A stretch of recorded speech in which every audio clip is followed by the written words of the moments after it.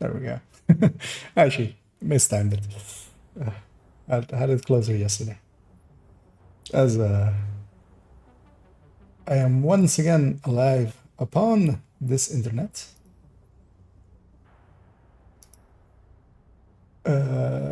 Seems to be a good thing. I wanted to change the title, but I totally forgot, of course, because I always do. But that's fine. I'll just keep it as is.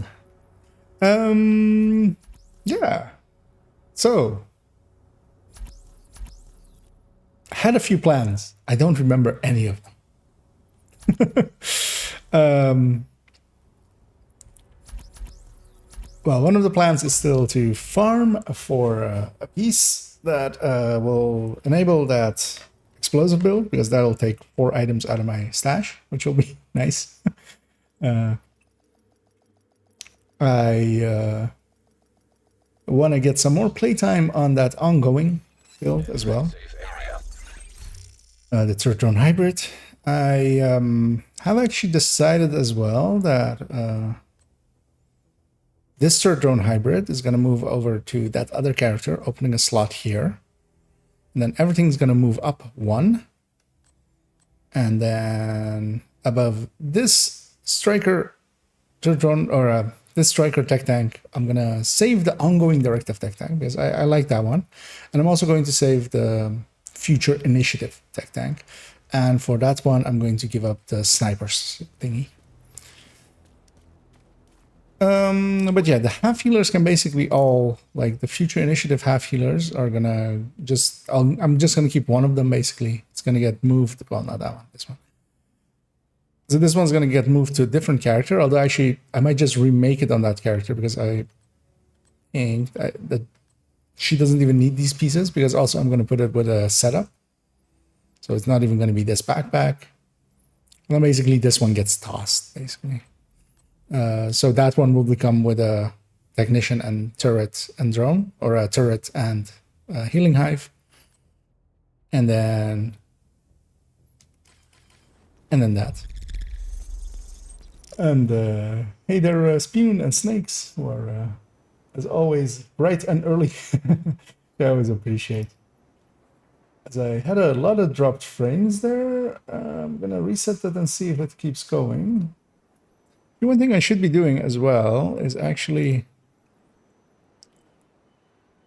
because yeah, it is hot. My PC is decently well set up with fans and stuff to be cool. But it was one thing I was kind of looking at, like yesterday's stream, and sometimes, especially early on, there was some choppiness. But I was thinking maybe it's temperature related, but actually, looking at temperature readouts now, it's fine. It's 60 degrees, which is high, but it's not like nothing should be throttling. Because it's 60 degrees CPU and 68 GPU. As I'm pushing a lot of air through that thing, so it better be cool. Yeah, there's like, well, I mean, of course, modern cases have like 15 fans or something, but in here I'm running 1, 2, 3, 4, 5, 6, 7, 8, 9 fans without CPU or, well, no, 8 fans, and then without CPU or GPU included. And yeah, also for today, later on, we're going to get angry at someone once more. Except not the same person.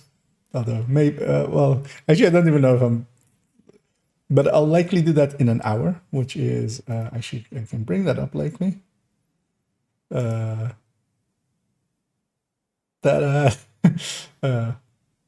actually, I'm cutting off the... But yeah. Let's see if I can get as angry on at Dodd as I can at Fog. We of course have correlation. Both of their names are 3 letters when you abbreviate it, so there is. I likely, but yeah, I likely. Oh, we heard. Oh, Oh, he was streaming, of course. I did catch like 5 minutes of it right before here. Actually, it's annoying that,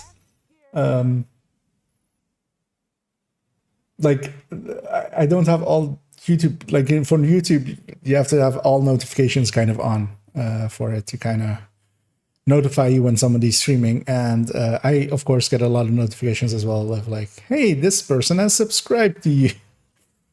Hey, this comment got a like. It's just like everything gone. So, but I did catch like 5 minutes of it. But I'm gonna guess he said it then because he's one of the few people that I've told that I'm gonna do it. So, which is fine as well. Like it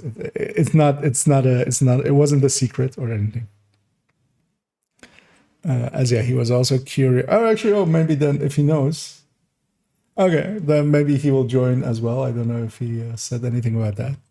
Then he can react live to me reacting live to him because I haven't watched it yet. I had a busy day today, and I watched like the intro yesterday. I was like, I'm a little bit too tired. I'm just gonna watch it tomorrow. And then today got very busy. That's also why the DPS video or the damage calculation video didn't go up today. Annoyingly, it won't also go up likely tomorrow. I'm gonna, because yeah, tomorrow and the day after is actually gonna be pretty busy for me work-wise, so I can't really do it. What I will do is make a quick only tips for reanimated. So I'm gonna, oh yeah, actually that's what I'm of course gonna do. Turn on a reanimated.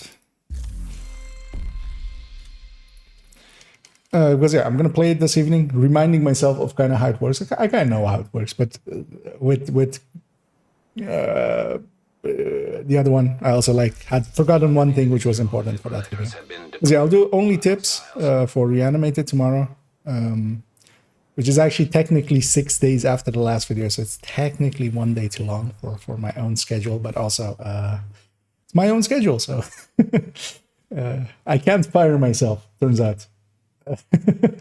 Yeah. I mean, I can fire myself, but it's not recommended for the person in charge of me. I don't know why I'm on this. Actually, I know why I'm on this character because I'm gonna spend some of these resources to take them down a little bit.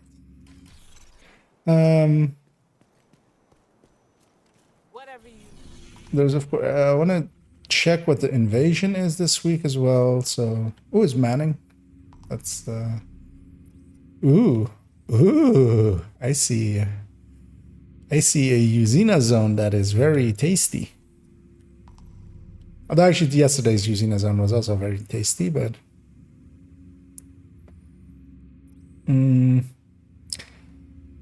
Also trying to see if I see Petrov somewhere. Because yeah, one of my main goals is still to get that contractors. Because yeah, I'll clean up a few items out of the stash as well. Will let me get that build done, basically. No contractors. Wait, is it? Oh, Petrov's on Lincoln. I get a feeling I'm going to be in this zone quite a bit today, later on.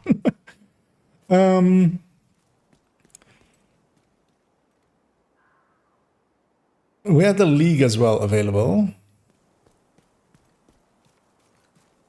And I think... actually, well, later on, maybe some others will be on as well, and then I'll do that all together with people that are interested in doing them. I don't know if, for instance, Palmek or Toasty as well, if they load in, or others as well, or Muddy, if he says, hello there, Muddy. Are interested in maybe doing the League later on. But I'll likely do that after watching God's video, which I'll do in like an hour from now. Just letting people trickle in a little bit. Yes, I'm going to swap characters. And what I'm going to do is actually grab this character real quick. And actually, let me catch up here as well. Tell everyone. Oh, that's very nice of him. Yeah, he keeps doing that. He's being way too nice to me. And now he's made a video that, according to some people, has actual errors in it, which Safe area detected. there might be, like, that isn't out of the realm of having a factual error in his video. I'll see if I can catch it. Because yeah, also on first viewing, it's always, because yeah, it'll be the first time I'll be watching it. So on first viewing, it's sometimes hard to catch everything. Like with Fog's video of like what that DPS calculation, like his real DPS was. Like I didn't catch that actually on first viewing. I needed to sit down and go like, wait, what the hell is this? And then go like, oh, but yeah. And yeah, this G is one of my favorites as well. This very much as well is kind of a skill-based, kind of. Personally, I like polarity better, but that's me. Like mechanically, it's a little bit more interesting. Especially, yeah, trying to improve getting headshots, especially like getting headshots here. Even if you miss a few, you're still better off going for the headshots. Because you'll make up for it by the damage that you do, and also the enemy's not getting back up. And there's also a lot of small tricks to it, which is stuff like shooting enemies on the ground before they get up. Because yeah, if you're eclipsing, for instance, with this global event on, then everything's gonna get back up unless you like execute them on the ground. I'm gonna turn on this character on as well. I'm also gonna spend this stuff on this character as well while I'm on him. And I'm sitting here dilly-daddling. What I'll do actually to warm up a little bit, I'm gonna grab the negotiated tech tank here, which I already have as I see a few bros as yeah. I'll give him a slash wave. Because actually, yeah, Chucky Starfish. I actually been in the chat as well. I feel at some points, but I've definitely seen him on the bro Discord. When you talk to that and others on Discord, is it public? Usually, well, I mean, some of it is, some of it isn't. It depends. We meet each other in. Oh, okay. Then yeah, that likely is the Grey Wolf being, I'm gonna guess, then Wolf-Eye. But yeah, also quite regulars here as well. As I see also Pomic and Toasty running in there, and but yeah, to answer that one, Snake. So depends. Sometimes it is. Sometimes it's on the like the official Discord or on Bro. That's usually the two that I'm like a little bit active on, but also a lot of DMs. Just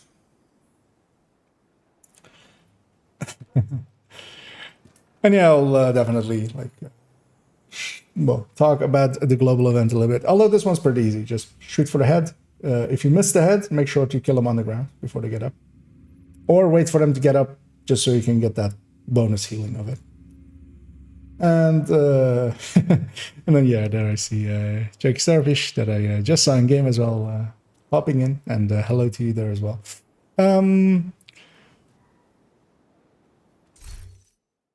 Well, actually, seeing as most of the regulars are already here, I wonder if any of you guys are interested in doing the league. Because yeah, I'm going to indeed, as apparently Dodd has spoiled it already. Actually, like there was no spoiling there. That I'm gonna react to his video because he's very, of course, like I've already have gotten some messages of other people of like, maybe take on this one. So I'm guessing there's some stuff that I'm going to disagree with him on there, but we already know that because what I think of sustained DPS and what I know Dot thinks of the sustained DPS is very different. Rossi as well, and even there are even like if I'm like here and then like Dot's like over here-ish. There's also like people on the other side of me even as well. Like I'm the centrist, I feel kind of in here, which is weird. But oh yeah, indeed. Well, all three of you have me on the friends list, so feel free to hop on me on a first come first served basis. So yeah, we'll bang out the league, and then I'll do. Because I do want to play a little bit because I've worked the whole day. So all work and no play makes IKEA like not fun. So I'd much rather have played a little bit, get some of the stress out, and then go watch Dod's video as well. Usually, as I do those videos at the end, but I think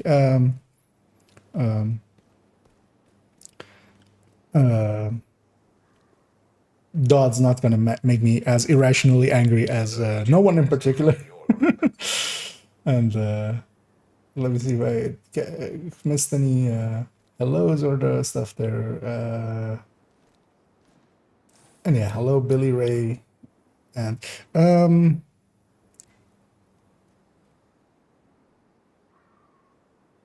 let's see. Sorry, yeah, Spoon, you were a little bit too late, but maybe if someone is willing to after maybe 2 or so to give up their spot for Spoon, and then we'll alter you in,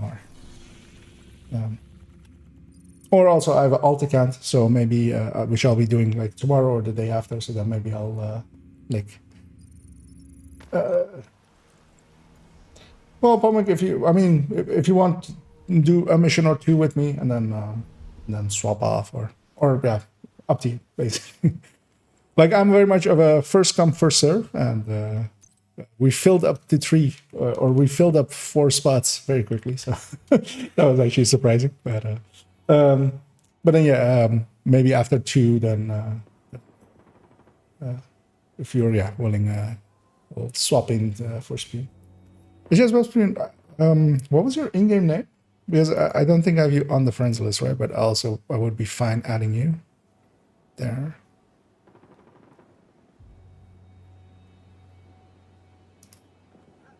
Because yeah, we've played together as well quite a bit.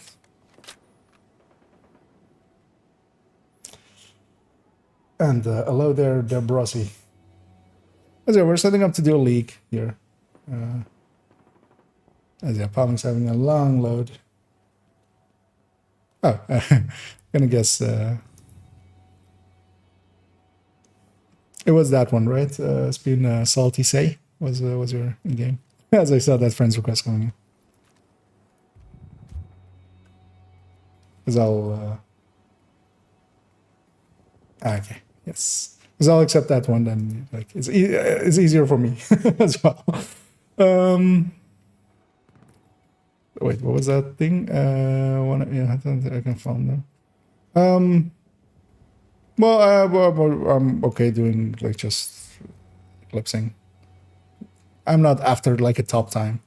We can because I'll clean up after myself. Basically, everything that dies for me will have a hive on it.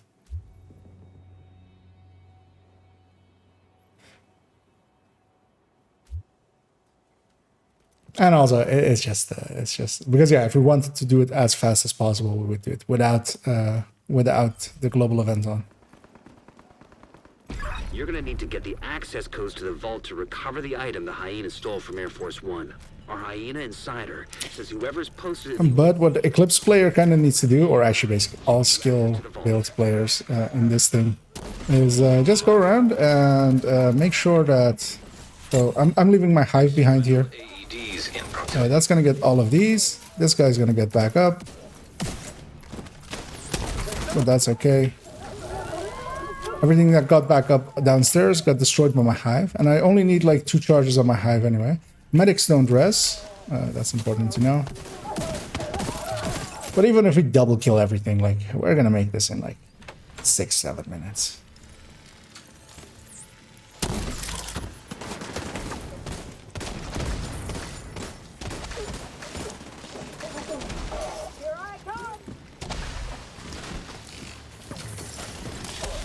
This as well, once they get up, I can just set them on fire.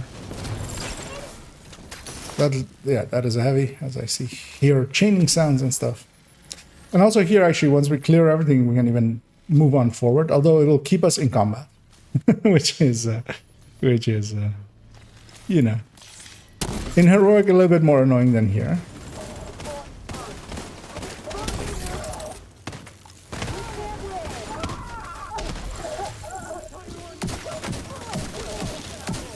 If you shoot them on the ground, it is a little bit wonky. It doesn't work 100% of the time, but yeah, if you just shoot them while they're still on the ground, it will, yeah, zombie style. It will end them. Hostile radio intercepted. It's a fucking division. Hey there, Dan. Oh, are they? I'm gonna guess the two bro or. I was gonna say the two bros, but Toasty and Palmer. I actually think because I caught a second of your stream there as I was setting up to go online here. I was like, let's check YouTube for a second, and saw you guys doing the manhunt with Comic and Toasty. Just up ahead. For a second there in my head, I had that Toasty was a bro as well. No.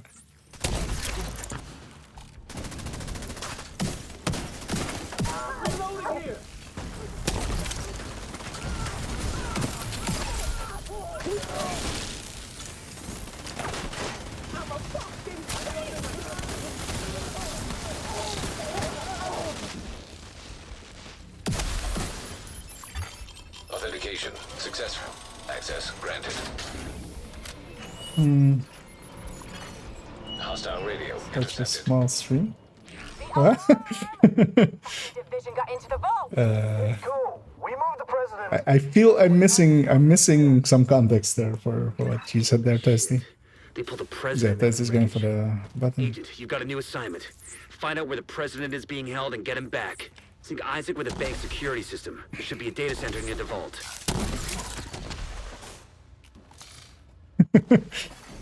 Beginning search query. Well, only the heavy's gonna survive there most likely. It's that guy. No, actually, that's that guy. Actually, that's interesting. I didn't know you could actually hit like that side from this side. It's actually pretty cool.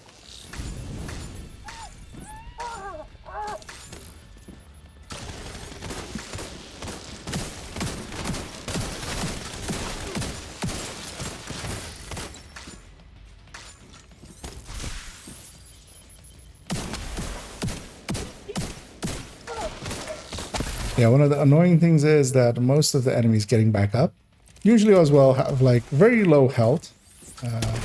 So they die to just the explosion of the oxy, or the, I'm saying oxy again as I see oxy, say oxy, the explosion of the fire camp. That's about bullying that.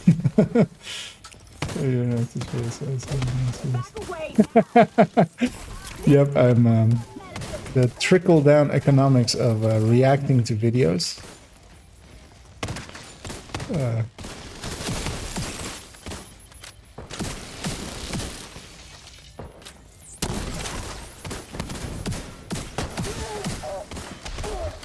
So yeah, that's some some ribbing towards that there. Then.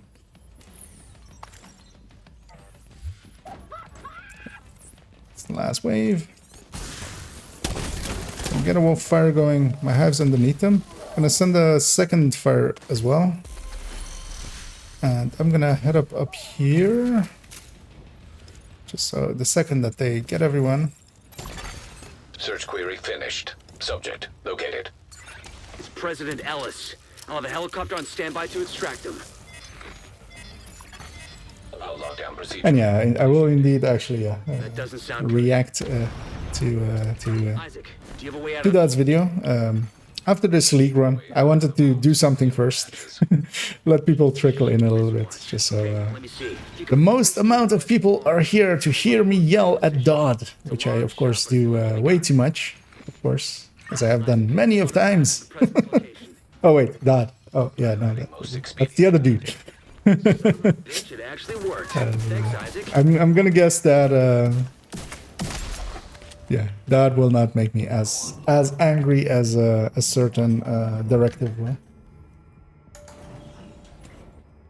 I kind of want to make like accounts of all the other directives on YouTube as well now, kind of like just fracture fragile armor and stuff like that.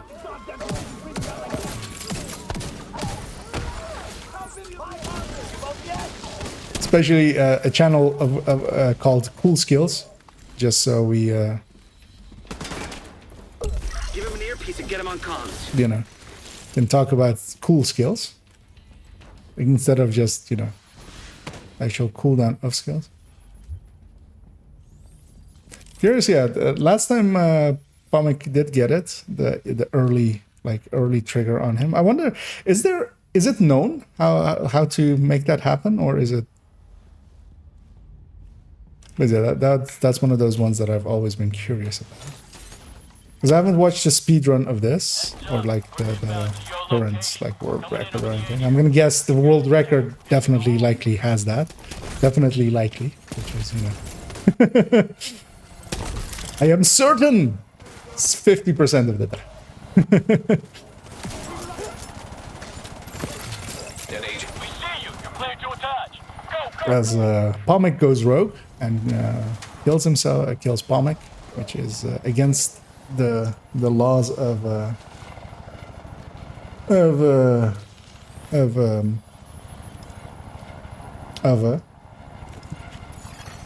Hostile radio. the revision. Well, that's a load of shit. Kill every last one of those.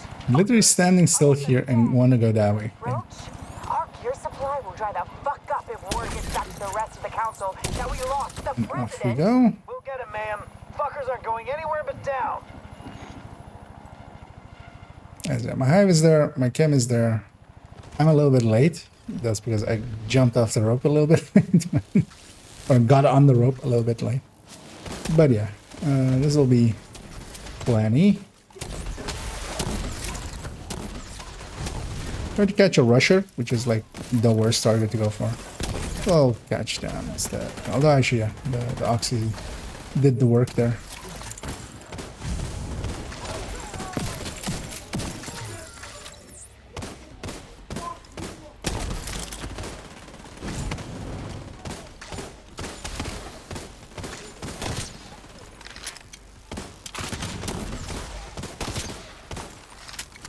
I tried to go for the helmet, but I didn't. So we'll just have to murderize him the old-fashioned way. And yeah, once he dies, last wave, he's over there.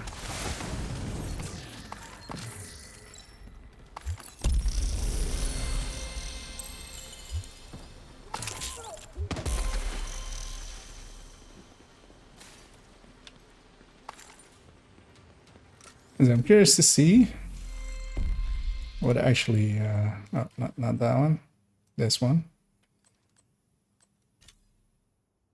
Well, those are pretty much in line, even with the extra global event. Although, like the last, I don't actually remember the last run if it was like good or bad. I think it was with like, remember Pomic being there. I don't remember the rest. But then, yeah, let's move on to viewpoint.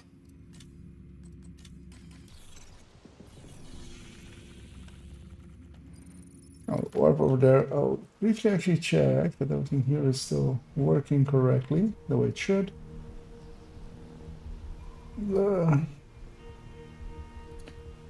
Tux did a really funny video as well, comparing time to kill on apartment to Dark Winter.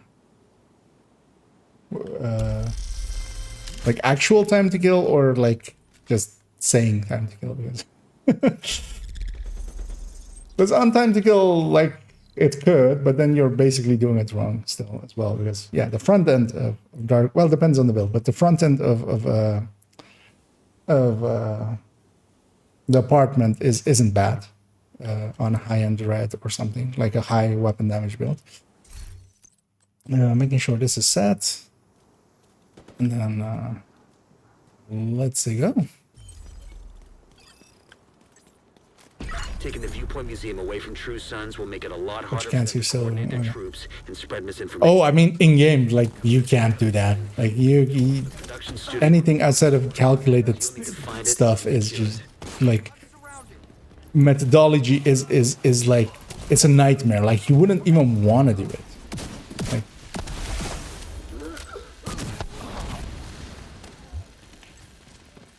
Like you're setting yourself up for so many pitfalls. There's some feet sticking out of this truck. I feel we might have to check this thing for some contraband. Holy shit! One of his leg is. That's gross. Sorry, I got distracted. I'm a coming.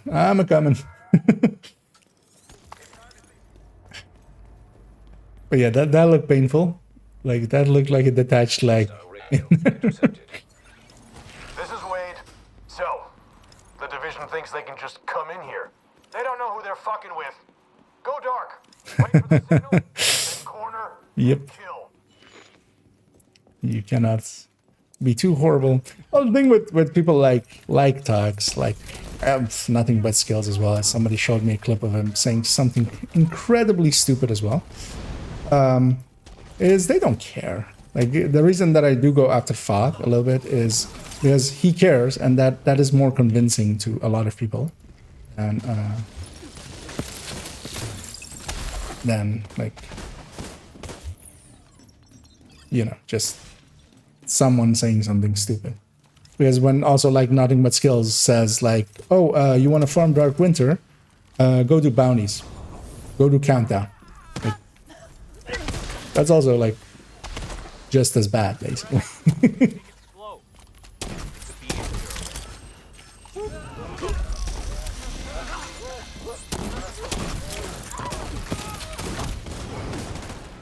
Because that shows a lack of understanding. Because yeah, it can drop during a bounty. It's just one very specific bounty. Like everything else is wasting people's time.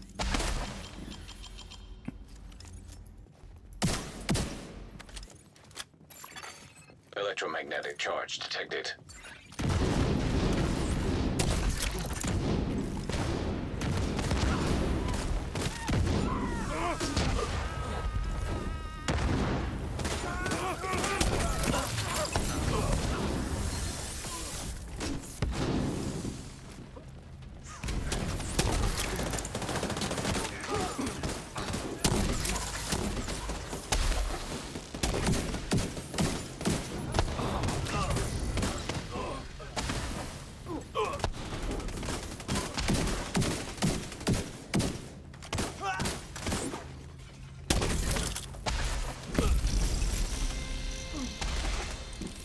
And yeah, as a club is what you can do as well, especially on like hard difficulty here. Just what I did, like leaving behind a flame grenade, like cremating them. Because yeah, once they get up, they'll be inside of that fire, get set on fire by it. Die instantly. I'm gonna push up to here, put a fire cam up there. Once they spawn up there, do the same thing to them. Although as well as an Eclipse, like the poison on one hit of Scorpio will of course also just like put a tick of like are we on that wave already? Okay. Because it's hard and I'm forgetting the order. Oh, that's my flame grenade. Although I'm just a normal Eclipse, not a glass one, so I can't stand in my own fire.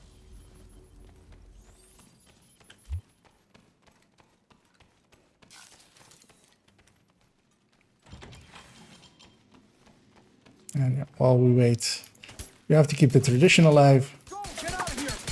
See if I can make a good looking one for once. That must have been Wade. Bagging, but it's not your primary objective. Get to the TV studio and get these guys off the air for good.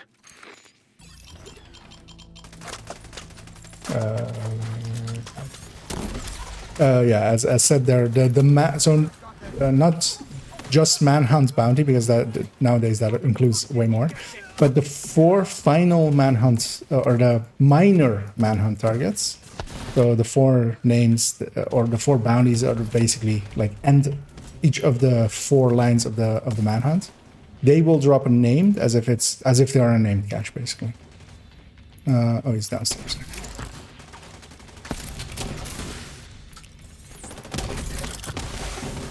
So they can drop any of the like DZ PvP items, Look for the transmission control but module. of course Handles all they're just like a named item cache. Like you're way better off just going off and just farming like named item caches during global events. Stay by the module and make sure You might get it during just your doing it, but it's like not worth going and resetting over and over again, because you could, if you really wanted to, you could keep resetting over and over again and redoing the manhunt over and over again each time you reach. But it's such a long thing, basically. All site Because you could facilities just do, reset. if you're resetting anyway, you can just do one arm of it. So there is that. That's good to hear. Our comms are coming online, and the true sons are in the dark. But yeah, it's not really like the way to go. Fluctuations. But yeah, conflating that and just saying just bounties, What the hell? especially going like just go SMG targeted zone and then do bounties there, like It's Wade. He's trying to say that is just to not know anything about that. Get to the roof. Gotta stop him from taking out the mast.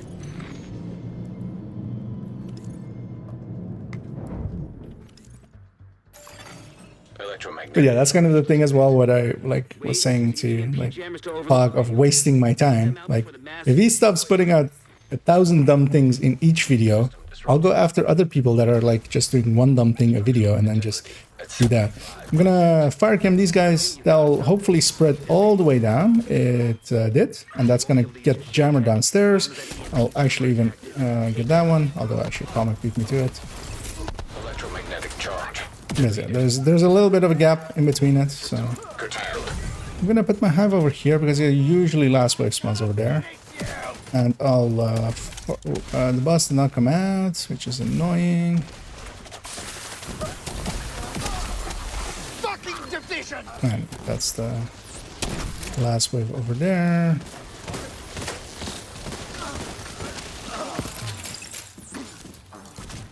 And yeah, we'll get mission completion here, and then these guys will get back up. Like the mission and stuff will complete even with like enemies waiting to be reanimated, but seeing as nothing is alive, it'll just finish it.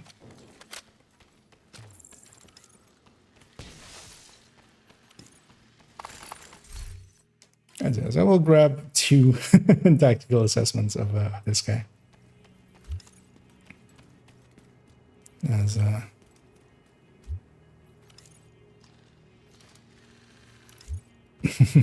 as Palmek got an exo drop, most likely then. Of a Sacrum Imperium, which yeah, is indeed, as he says, an exotic component. So yeah, let's move on to aerospace. And actually, I briefly check. Civilians in danger.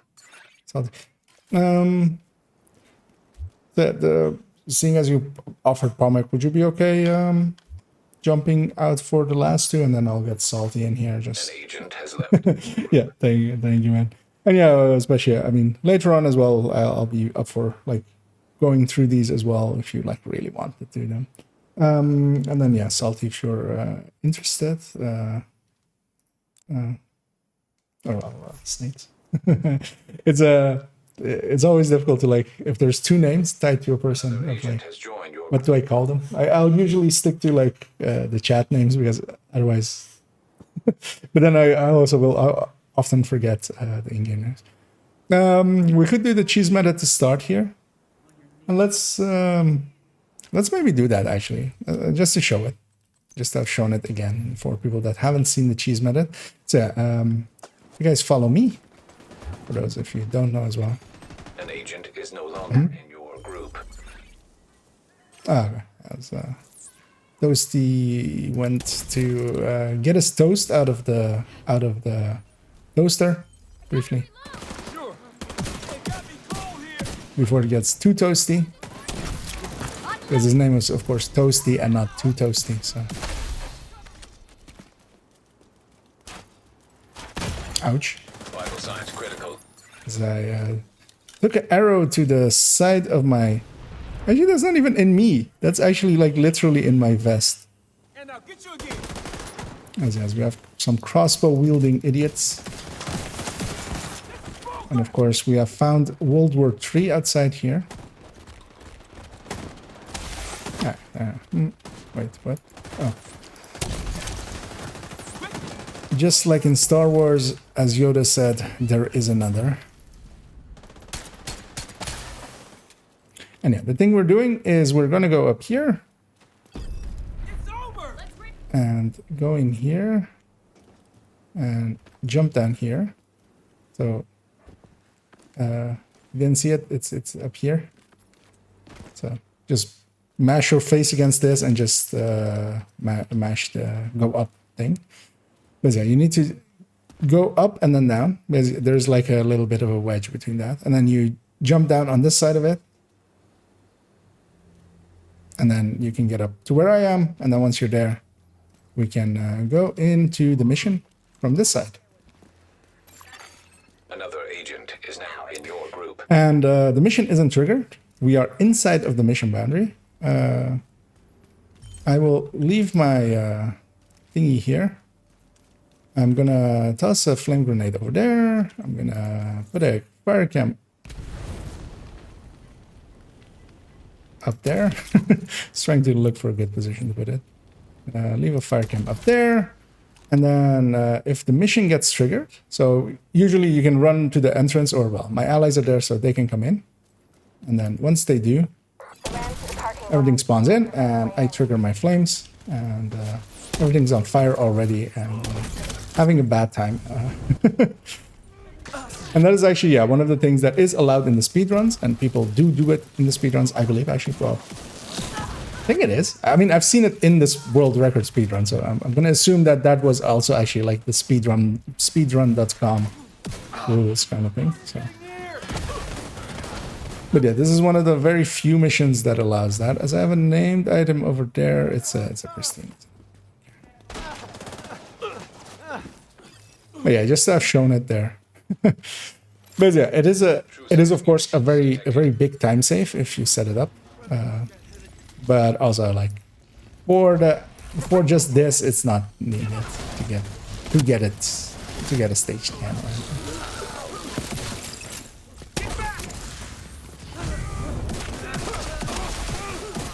We need to figure out what they're doing here. See if you can find any intel on their operation. Seems like these guys are salvaging and repurposing anything they can. They're crafty bastards. I'll give them that.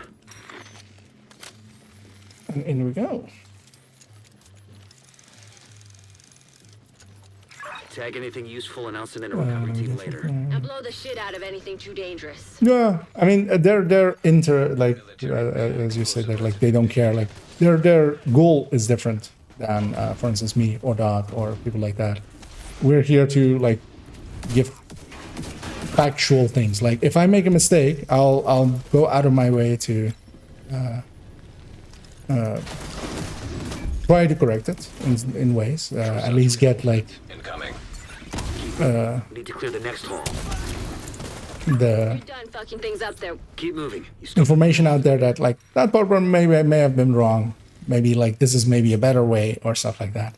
But usually as well, like if we get stuff wrong, it's usually not the big things. It's just like a mistake. It's like we put like Division's on my 6! this talent at like this amount instead of the amount that it is. Ordnance. Third rock from the sun. Because like the main systems and stuff are pretty set at this point, so. So far, it's the only way to support life as we know it. In the vast reaches of space. Because yeah, we're human, we make mistakes. That's like the important thing is what you do when you do make a mistake. Like that's actually what people will remember you for usually. That many of the elements found on Earth could only be created in As that flame grenade is there to catch anything that revives. As we go up. planet. Our solar system sustains life. It's possible that the building blocks that allow Yeah, no sugar on your toast. That's a sin. I like my coffee the way I like my sugar, and that is with sugar in it. all the way through. Like, it is a delivery system. To me, coffee is a delivery system for caffeine and sugar, and preferably as much of both together at one time as possible. The surface of Mars was once home to flowing water, as evidenced by these images. At one point, more than 3.8 billion years ago, the 1/3 of the Martian surface was covered by ocean. Martian explorers Of course, True Sun's Burned is still one of the things, and yeah, the kills when you kill them with headshots, the enemies. This cloud that they leave behind is basically like an oxy. It acts like an oxy basically to them, and it acts like a healing clam to us. So it's pretty good. Agent, have Isaac scan the parts. Because one thing is as well, when it's big groups like that like die altogether, they'll just die to like the remaining. If you had one of the things be with a headshot, then it'll basically count, and just when they get up, the cloud will still be active and just kill everybody. I'm sending a recovery team. Link up with them and you'll be done there. Components identified. Suggested use. Missile construction. They must be using a casing from the museum's collection. If they can rig it with a warhead and some means of propulsion, they wouldn't even need a guidance system to hit the White House or a settlement. Whatever, everyone, so I'll hit this button. If you see any missiles lying around, make sure they can never, ever be used. Database match indicates designation LMR-90. That would be the missiles. Please neutralize that fucking thing by any means necessary. Damn it.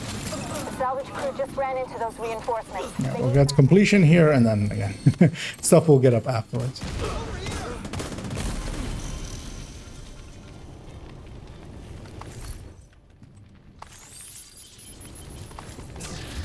Yeah, might as well get the ski chest indeed. And yeah, we have one left, which is Space Admin, as I'm still in combat. Considered in combat. You'd have to go up if it lets you work through. Sometimes I need to jump up. I mean, you will likely win. You are a little bit more knowledgeable than most, I would say. Speedrun things. As well, yeah, I feel like we did it together, right, last week, and you, especially with your help, yeah, we had a sub 5, which is like really high. Is everybody here? Gee, let's Snitch is here. Let's grab ourselves some bounties, and also Cassie's position for tomorrow. Hostile control point nearby. This is one of the common places where Snitch can spawn. Free bounties are always nice. Everybody's in range, so I'll just. But yeah, that will put Cass. Well, Cassie, of course, only opens tomorrow, but she'll be in that same position, so you will already have the position. I'm gonna cancel that bounty just so it doesn't annoy us. It did put it, of course, in there because it's a True Sons one.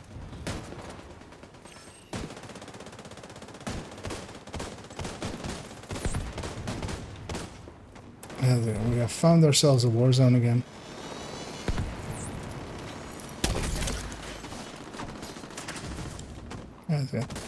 Put an artillery shot out there.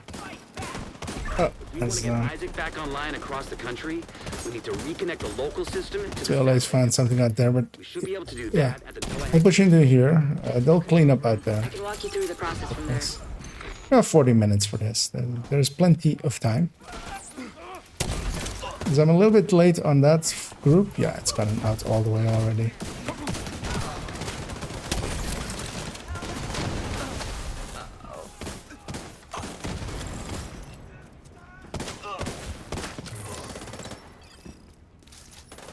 The control room is at the top of the atrium.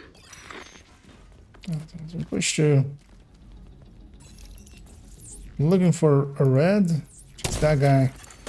Hostile radio intercepted. It's the division! leave my hive behind there. I'll try to catch that wave. And again, I'm a little bit late, but I still got most of it. What is it? They all spawn from one door, so that's always handy. Now yeah, here, like just pop in some heads. Trying to see what's still alive.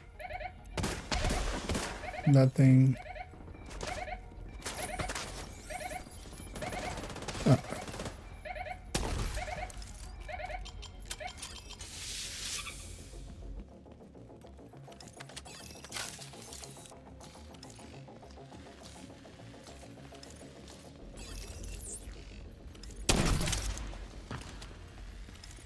That will catch that guy as he spawns, although I actually didn't for once. That was weird. That usually is like 100%.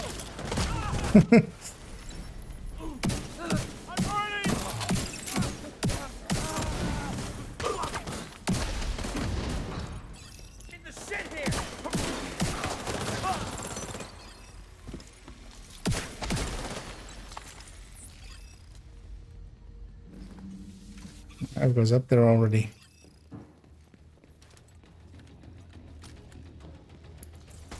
So apparently I put it somewhere weird where it's not actually going out correctly.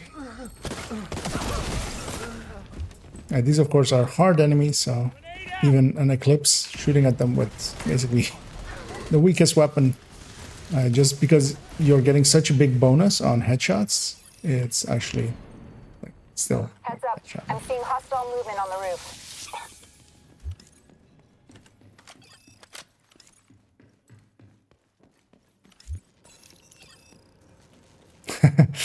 As Thirsty says there, he's hitting 60 million with the Regulus, which, yep, Headhunter, well, actually Glass one as well would likely hit a lot, like that. I'll go get this one. I've sent the coordinates for the dishes through Isaac. It shouldn't take too long to align them. You're still gonna have to adjust each That dish. works out, actually. Speed up the process. 'Cause I'll stand in his cloud, which is healing me. And the healing is actually pretty decent. Actually, it's not healing me. I'm just outside of it. We'll have to disengage and re-engage.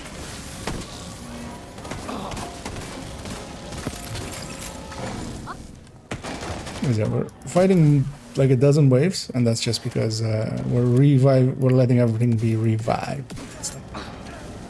Isn't recommended. As I'll go cover Toasty. As I tried to direct impact there, but that wasn't ever gonna happen. So far, so good. Now we just gotta find a transmitter to boost the Just need to signal. do cleanup.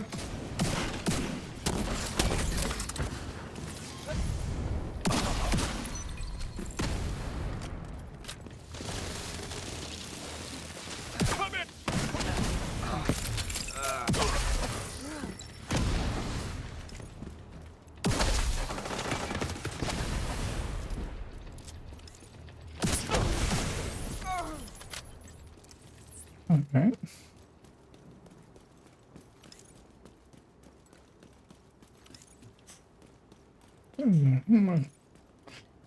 And this will work out as well. Then after this, we'll go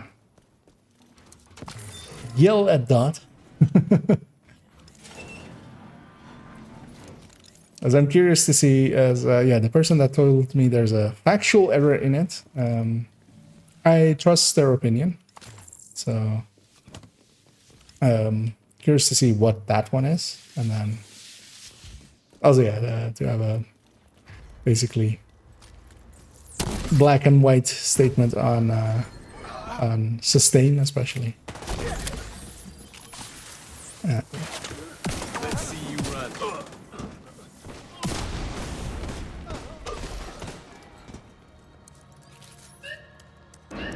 So I'll push the button here. That's it. I'll go leave my hive behind here, Stocked. covering kind of both doors. Oh, actually, one door turns out. About catching this door as well. And then, yeah, once the other waves spawn, I'll go chasing them. Although here we're not like we're bound to that thing moving.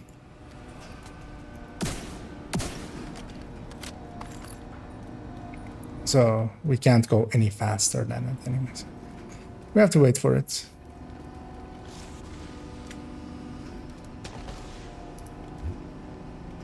So,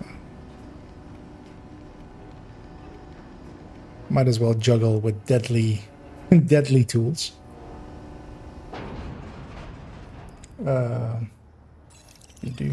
Do you know how much that bonus? I don't think anybody has taken the time with any of the global events to actually figure out what their bonuses are exactly. What I do know is that it's a headshot bonus, so it's not just weapon damage or anything, because it is working in, it's like additive to crit damage and stuff, so especially if you don't have any crit damage and stuff, it's actually like percentually bigger. Even though, of course, effectively it's not like the biggest number, but it is percentually bigger. But the amount of it or how it exactly works is I would love to one day. Well, actually, I wouldn't love to do it. That's the thing. I've chosen to not do it. I'm hoping somebody else basically takes up that torch and just goes through with every global event and like does all of the work on trying to figure out all of those things and what it exactly is. Or well, especially what like the exact values are.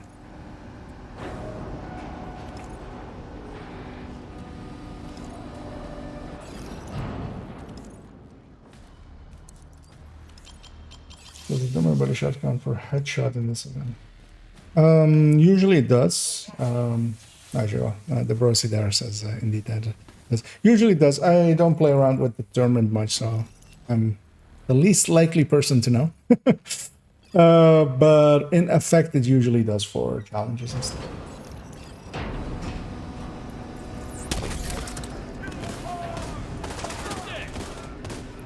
Because yeah, also, for instance, in Summit, I believe it does count for headshot honcho, or a headshot. Like they had the two headshot ones, basically.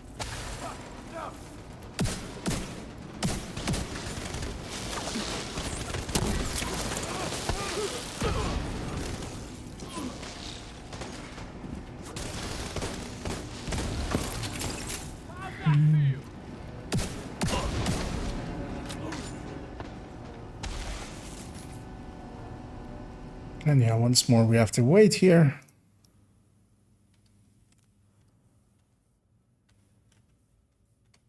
It's actually readable. Not like fully.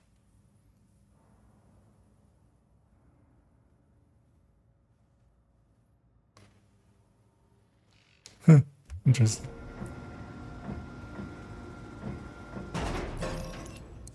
All right. This will extract the trans. Oh, in that way, actually. Connect it to the rest of the facility. Yeah, this is the first. I'm gonna guess the Brosi knows there's stuff there, as he says yes. Oh, that would make determined like way too good, especially for this. Actually, but determined is also way too good already anyway. So wouldn't surprise me if it was also for this. Got company.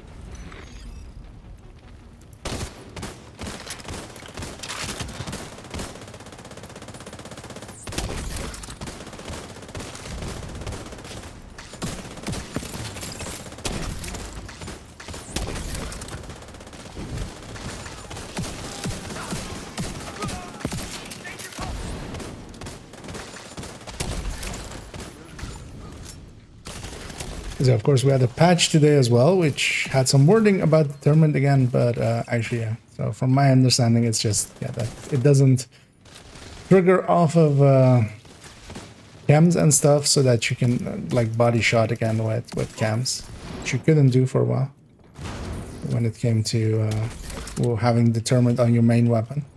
Of course, with determined, using foam cam isn't out of the question. I don't see where the last one is.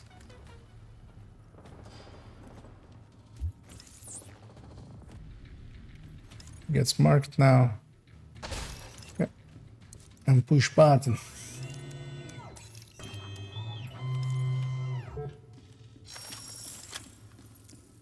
And also just out of curiosity what my allies were running, as yeah, I with a coyote, with galvanize, and striker in close to its optimal setup. Oh, it's optimal setup, very much so even. The flat line here is weird, but I'm gonna guess that comes from a Heartbreaker tech tank or something, and then yeah, Hunter's Fury Headhunter. Although the Dice City Holster variant. So yeah, there we got all of the stage 10s of the missions. Likely as well as I see Toasty already going up there. I can fast travel to him, I believe, here. Like, that'll work. We're outside of mission boundaries, so there's no checkpointing or stuff going here. He'll put me right exactly where he is, which it does.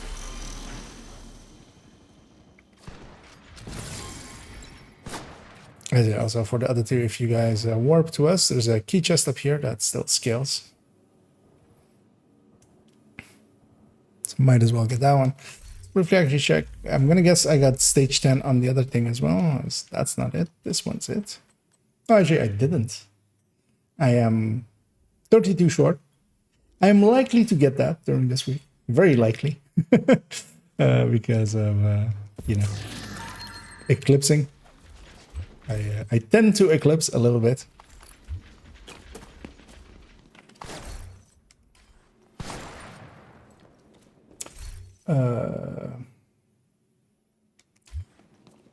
But then yeah, I'm going to thank you all for the runs, Muddy, Toasty, and Snakes, Salty, and Pomic as well. Thank you as well, and your willingness to hop on out to give others as well a chance to get in. Your group. Because yeah, I'm gonna drop group here. I'm gonna go set up that video. Gonna catch up on chat here for a second. I'm gonna clean up this character first because I'm gonna swap character.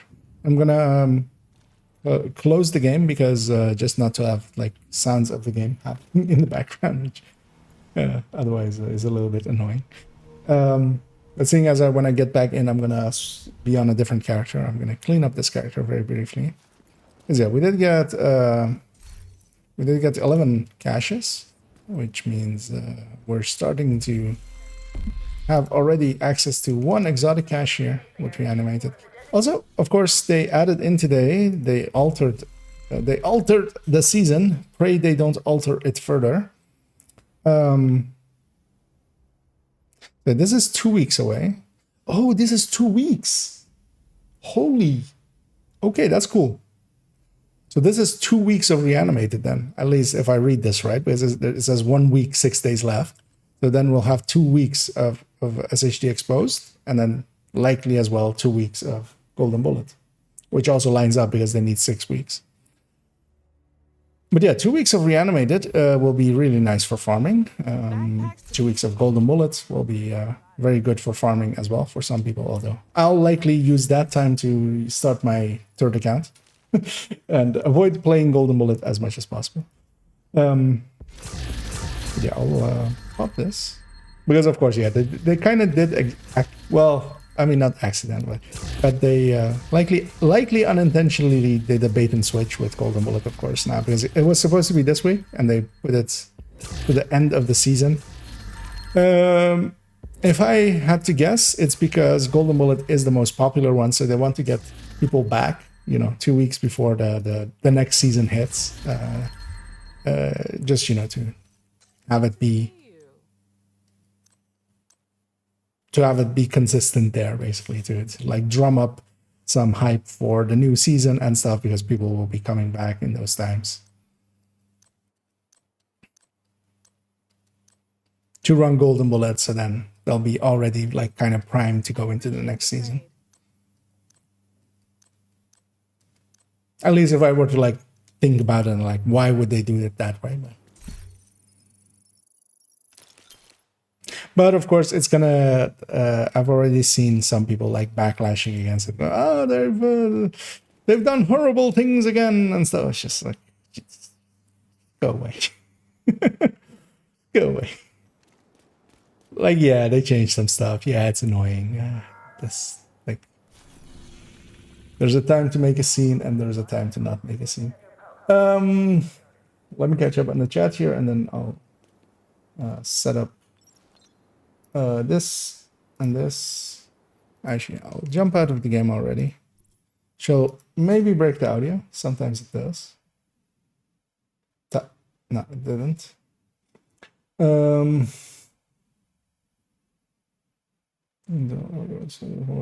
knowledge with the temperature extends the headshot hitbox to the whole enemy, so how the shots comes in. Oh, okay. Yeah. Well, we can test it in a little bit. It depends on actually how it, because it does basically the same thing as the Dodge City holster kind of does basically. It does count as the hitbox of it being the body being the like everything, but I'm not sure it will actually do that with this event as well, because they're not always coded in the same ways.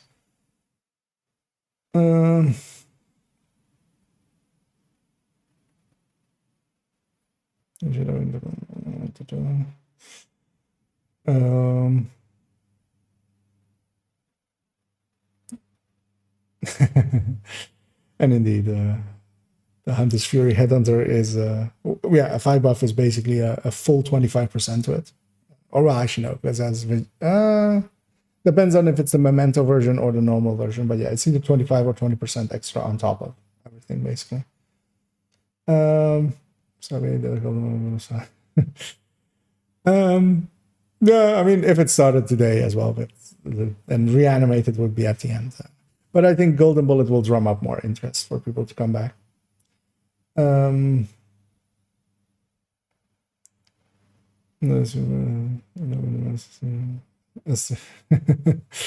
yeah, let me double check that everything's working. Actually, there's a tiny latency on my audio. I'll fix that.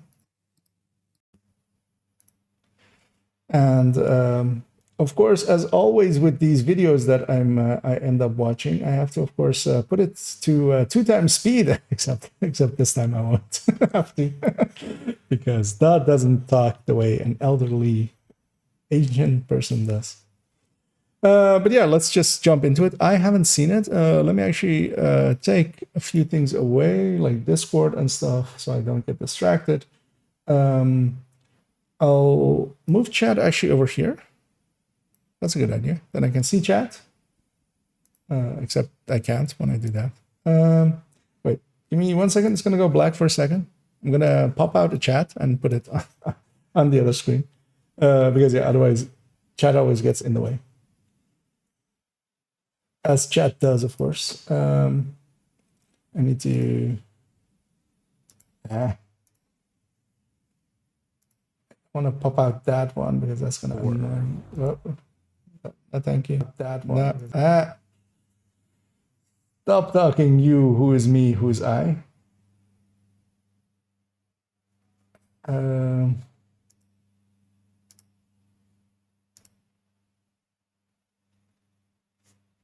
Yes, there we go. So I'll just put this here. Okay, there we go. Go back over here. Open up this. And go here. There we go. So yeah, let's see what this man has to say about Sustain, and Time to Kill, and Burst. Burst DPS versus Sustain DPS versus TTK.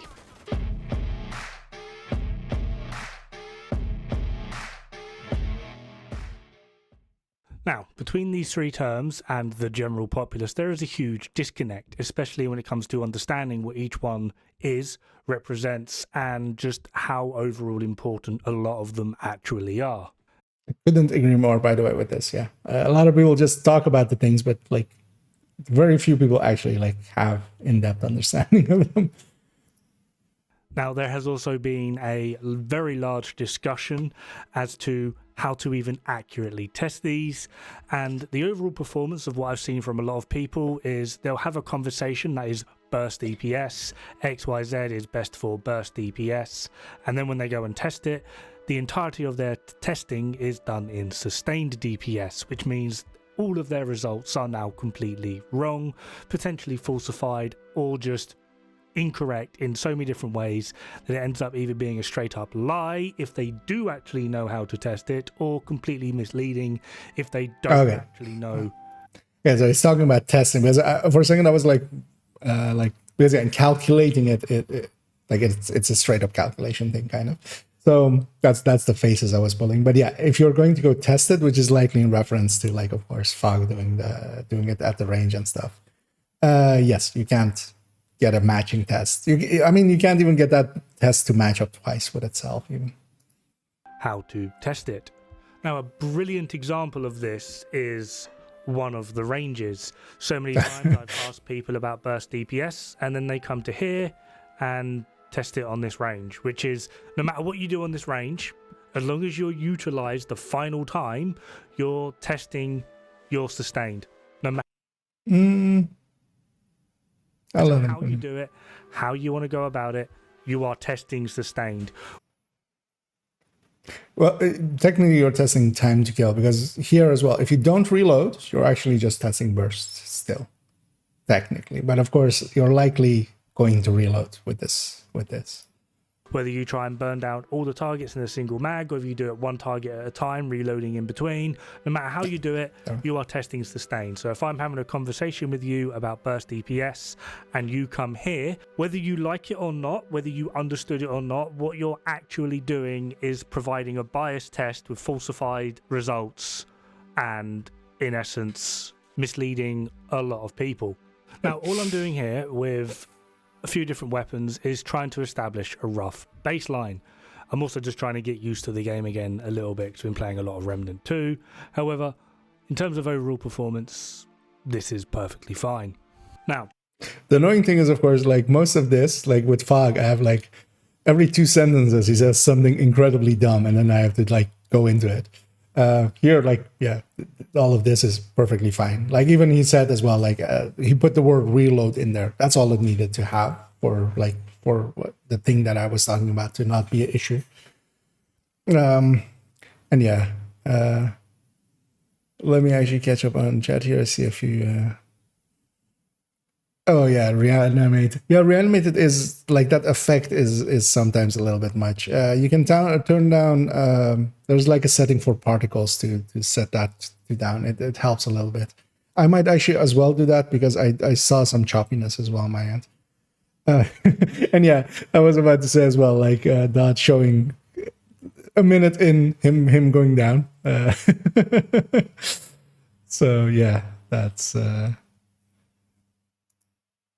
Where I haven't swapped builds, it allows me to test the weapons directly rather than the overall build individually. Using the Police M4 versus the St. Elmo's, I have found that my average time to kill for these 6 targets is 10.4 seconds with 1 reload. So if we were to convert this into burst DPS... Okay, I'm just gonna... sustained a time...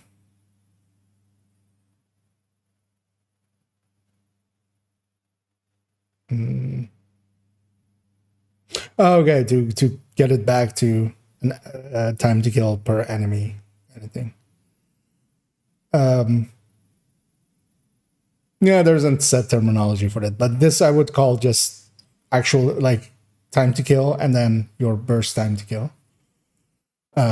Or yeah, just basically time to kill and then getting it down to like a time to kill average, because like saying sustained a time and burst a time.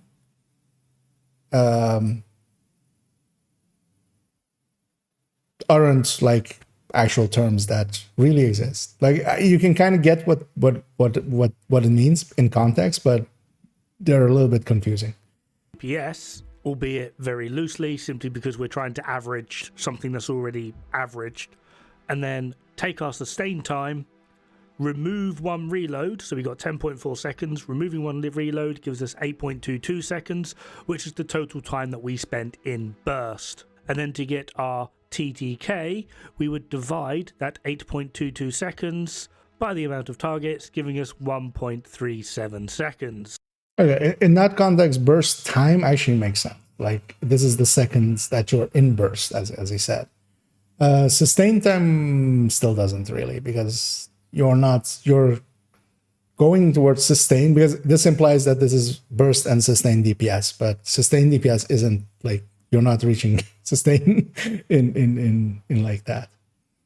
But yeah, it depends on how you use sustained, because some people do use sustained to mean like moving towards sustain, which is confusing, and why I don't do it. I then also did the exact same thing with the St. Elmo's without swapping build. Average time was about 10.8 seconds. Again, one reload. 10.8 seconds minus one reload gives us 9.09 seconds. And then 9.09 divided by 6 gives us... I love Dod's getting his production effects up, because first off, the text is much better than like most people's text on screen, especially Fog. Mostly because he has a black line on the outside of it, just a stroke, as like Photoshop calls it. That helps legibility a ton. But then also he had that like shimmer going over those numbers. And then 9.09 which divided by 6 gives us 1.52. Now, all Just this as shows is the Police M4 with Flatline has a higher burst DPS than St. Elmo's, but we should already know that. St. Elmo's is really nothing special. Now, this test was replicated, but in an incorrect manner, by another person who shall remain nameless. This is an educational video, not me trying to throw shade. They claimed that St. Elmo's has a higher burst because when they tested this, it only paid attention to the TTK number on the range. The numbers they got was the Police M4 getting 13.2 seconds with 2 reloads, and St. Elmo's getting 11.2 seconds with 1 reload. Now, at face value, if you don't know what you're looking at, this would say that St. Elmo's does have a higher burst. However, if we break this down, Police M4, 13.2, minus 2 reloads gives us 8.84. 8.84 divided by 6 gives us a 1.47 second TTK for burst. Then we're... Well, the thing here is as well, what's going to break this, especially for sustain side, is that you're not emptying the mag completely. So one of the bigger issues actually with that test that Fog had was that the Elmo basically ended the test on like 2 rounds left and like 4 rounds left. And the M4 had like half of the mag left. And when you have that, like if there was one more enemy, then the Elmo would lose again. And then if you had 2 more enemies, then the M4 would lose again. Like that's the annoying thing with time to kill. You can pick a point where like you can go like here, this weapon wins. And then you go like plus 1 million and then another weapon wins. Like it doesn't actually solve any issues or anything. With St. Elmo's, 11.2 with 1 reload, that gives us a burst time of 9.49. 9.49 divided by 6 is 1.58. What this means is, despite this person's claim, Police M4, regardless of what their test was, despite the fact that it was incredibly biased, still has a higher burst DPS. Now, the annoying thing with calculating things in TTK... One thing because if Fog is going to do a rebuttal here, this is an open target. The thing is that Fog is actually, well, he's talking about burst and stuff as well, but he doesn't understand that side, and he's just saying shit. But he's actually not talking about burst at all. He's more interested in time to kill, because he believes that is a better system. Like that is the crux of some of this discussion. Like he believes that if we did everything in time to kill, then we wouldn't have this whole culture of like, all glass everything, all red everything, which is dumb because maximizing in time to kill will give you the exact same builds that maximizing in burst will give you. Like this isn't the system that is at fault. This is like people want to min max. And then like you have to give them a reason to not min max. So some games do, like look at like stuff like even in Division, look at Descent. Like in Descent, you're incentivized to go if you want to go like into the super high loops, you're incentivized to have healing talents. For self heal, you're incentivized to go all blue cores, basically. Like the game mode is different, and that shifts the entire intention of what we do with our builds. And other games do that as well, of course. But in Division especially, like going all red everything is good enough for like 99% of the content. You'll struggle maybe with like the old manhunt missions or something. But yeah, let's continue here. Is that you actually have no choice but to calculate it as a pure average. Now, this might sound fine considering when we calculating things, still has a higher burst DPS. Now, the annoying thing with calculating things in TTK is that you actually have no choice but to calculate it as a pure average. Now, this might sound fine considering when we calculate burst DPS, it's an average. When we calculate sustained DPS, it's an average. However, when it comes to our damage, we are mostly in control. If we lose vigilance, that's on us. We want to get our average burst DPS up. We just wait a second, and when vigilance is back up, we continue firing. The problem with TTK is this is infinitely harder to do because every faction has different health values, and every enemy type within those factions also has a different health pool. Anyone notice that shotgunners are decidedly squishier than a lot of other enemies? The outcast LMG dudes, their health value is closer to legendary than it is typical heroic enemies. The medics have a slightly higher health pool. Shotgunners have lower, like I said. Heavy weapons tend to have higher. And then we can just throw a spanner in the works and say Chunga. Working off of TTK is generally ill-advised, simply just because it is going to change for every mission, for every area you're in, for the RNG of what enemies even spawn. Directives. Are you running rages?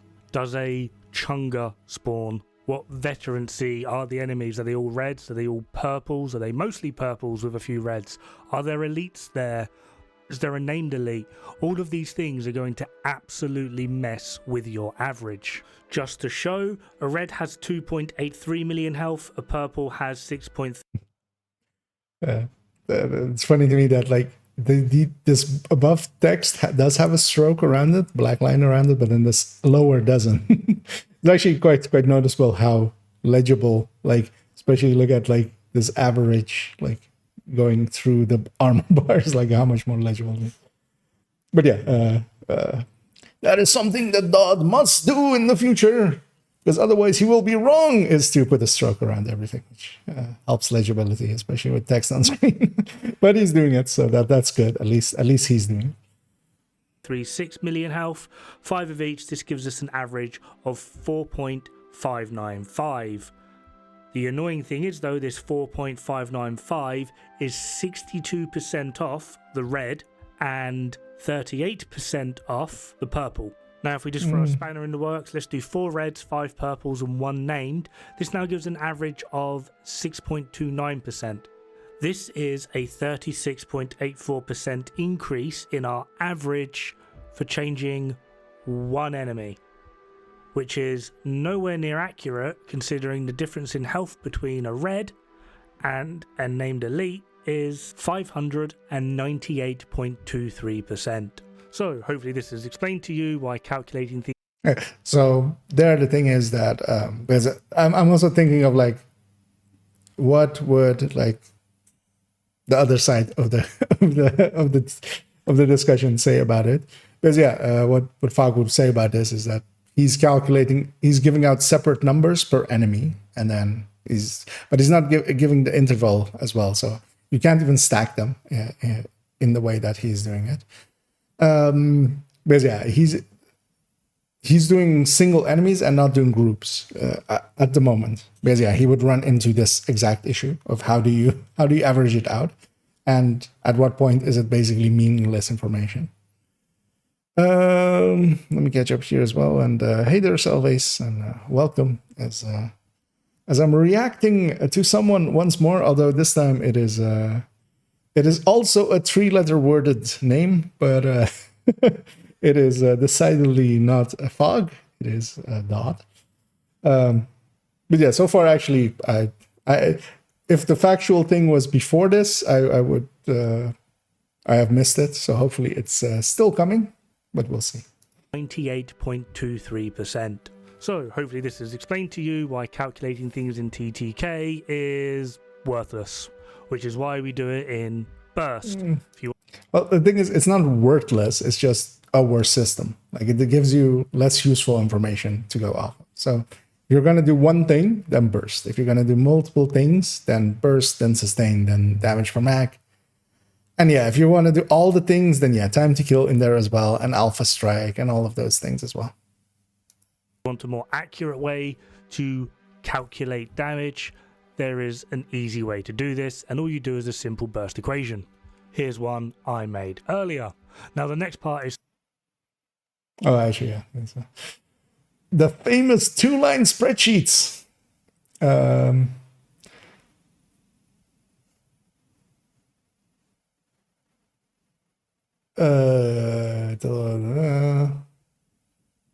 so this is just a glass rat. So the thing is with providing just your numbers and stuff as well, which Dot does, of course, I do as well. My numbers are basically linked as well, always usually with the... I can person that knows what they're talking about will look at this, and you can actually say what the build is already. So I see here 44191. That's either a FAMAS or a M4 or a Elmo. Those share that same base damage. The RP, is this the RPM? I'm guessing then it's 900, so it's a FAMAS then. It's with 130 weapon damage, so that's just all red core build with specialization and the weapon. It doesn't have a Fenris piece in it because that would be 140. It has 25 total weapon damage. That's likely vigilance. It has 164 crit chance, which likely means or crit damage. So that likely means as well having 8% detox here. I already know it's a contractor's variant, so it's likely three piece of Providence together with contractors and a Fox at the very least. And then likely for this, it would be with a Coyote at a specific range. 18 detox, saying that is with a Fox. And a 0.3 amp, meaning that that's glass. There is no other 0.3 exact amp. And when you provide your numbers like this, if there's a error somewhere, you can kind of catch it. That's the whole point of providing your numbers. So others can basically replicate or actually recalculate. Because yeah, we're all using different calculators. Like Todd's one is, he's famously said it's based on mine. Although he's of course gone way further than mine, splitting stuff out more, getting a lot more numbers out of it. Because yeah, mine are intentionally made to be simple, to be basically one line calculators basically, instead of the two lines that Dot uses. But yeah, just providing numbers is already like, that's science. Like neither me or Dot, actually, I'm going to assume Dot doesn't have science in his like about me or anything. Let's go find out. As doesn't want to load. Hello? I was hoping to open up this channel. Something went wrong. Thank you, Google. We'll come back. But yeah, neither of us have like science in our like bios or anything, unlike a certain someone. Wait, is that maybe my connection? Let me briefly do this so I can check over here. No, bitrate seems fine, so that's fine. Let me catch up on chat here, as actually the chat, I see now that the chat actually that I had popped out is actually running behind, which is annoying always. Let's go back here and I'll minimize OBS again so I can see actually. Nameless, particularly, exactly. 0.3 is a perfect glass, of course, because the other was be 0.25. So, and yeah, assuming as well, of course, that Dodd knows what he's doing. So with a red build, if there's glass in there, you're going to go with Providence. If there's no reason not to take that extra 5% usually. As Palmic got a really nice time there. I see. I am jealous. Although actually, I mean, I'm a little bit jealous, but also not too much, not enough jealous to actually go and get it done. And either Kano and well, the thing is, once you have these numbers, as you say, like a forensic accountant, is like when the numbers are in front of you. That's why we provide our like spreadsheets and stuff. Dot does that on screen. I usually like do because also his spreadsheet is basically like one big file. So I completely understand that he doesn't. I separate mine out into separate ones, and I'll just put them underneath the video as well and stuff. So, and I show them, of course, on the video as well to get the numbers out, because this will let you see that, for instance, of course, Dodd famously had that one mistake of having flatline in one of those things where Fog went after that, where the line of that 2-line spreadsheet in that video, basically where he started that. Dodd had flatline as 20% instead of 15%. He had perfect flatline instead of normal flatline on an M4, which of course cannot be done. It's a mistake, but also just having gone back and just because he put the numbers up there, so you can just go look at it and go like, wait, this 1 amp, why is this one 20 when we're talking about an M4 with flatline? And that kind of thing is super easy for peer review, for just double checking each other. But here, for instance, as well, if you put these numbers into basically my calculator, it should spit out the same numbers. Like that's how like math should work. If you're all using it in the same way, you should get the same results. That's the whole point of math. I've totally forgotten what he's talking about, so we might have to. I'm gonna let him speak again, and then might have to jump back to like get context. Something that is decidedly more difficult. It is quite simply, we need to find the exact amount of health of what it is we're hitting. Now, annoyingly, I only know one of these for sure, which is going to be a True Sons Grenadier woman thing. I believe they just have a normal chevron above their head, and they're always running around going, "Fire in the hole!" They have 9,894,612 health. All we do is divide the health by our DPS. Now I've gone for body DPS here. As you can see, it's come out with 1.59. The actual real number is like 1.592758435579, but we'll just go with 1.59. It's easier.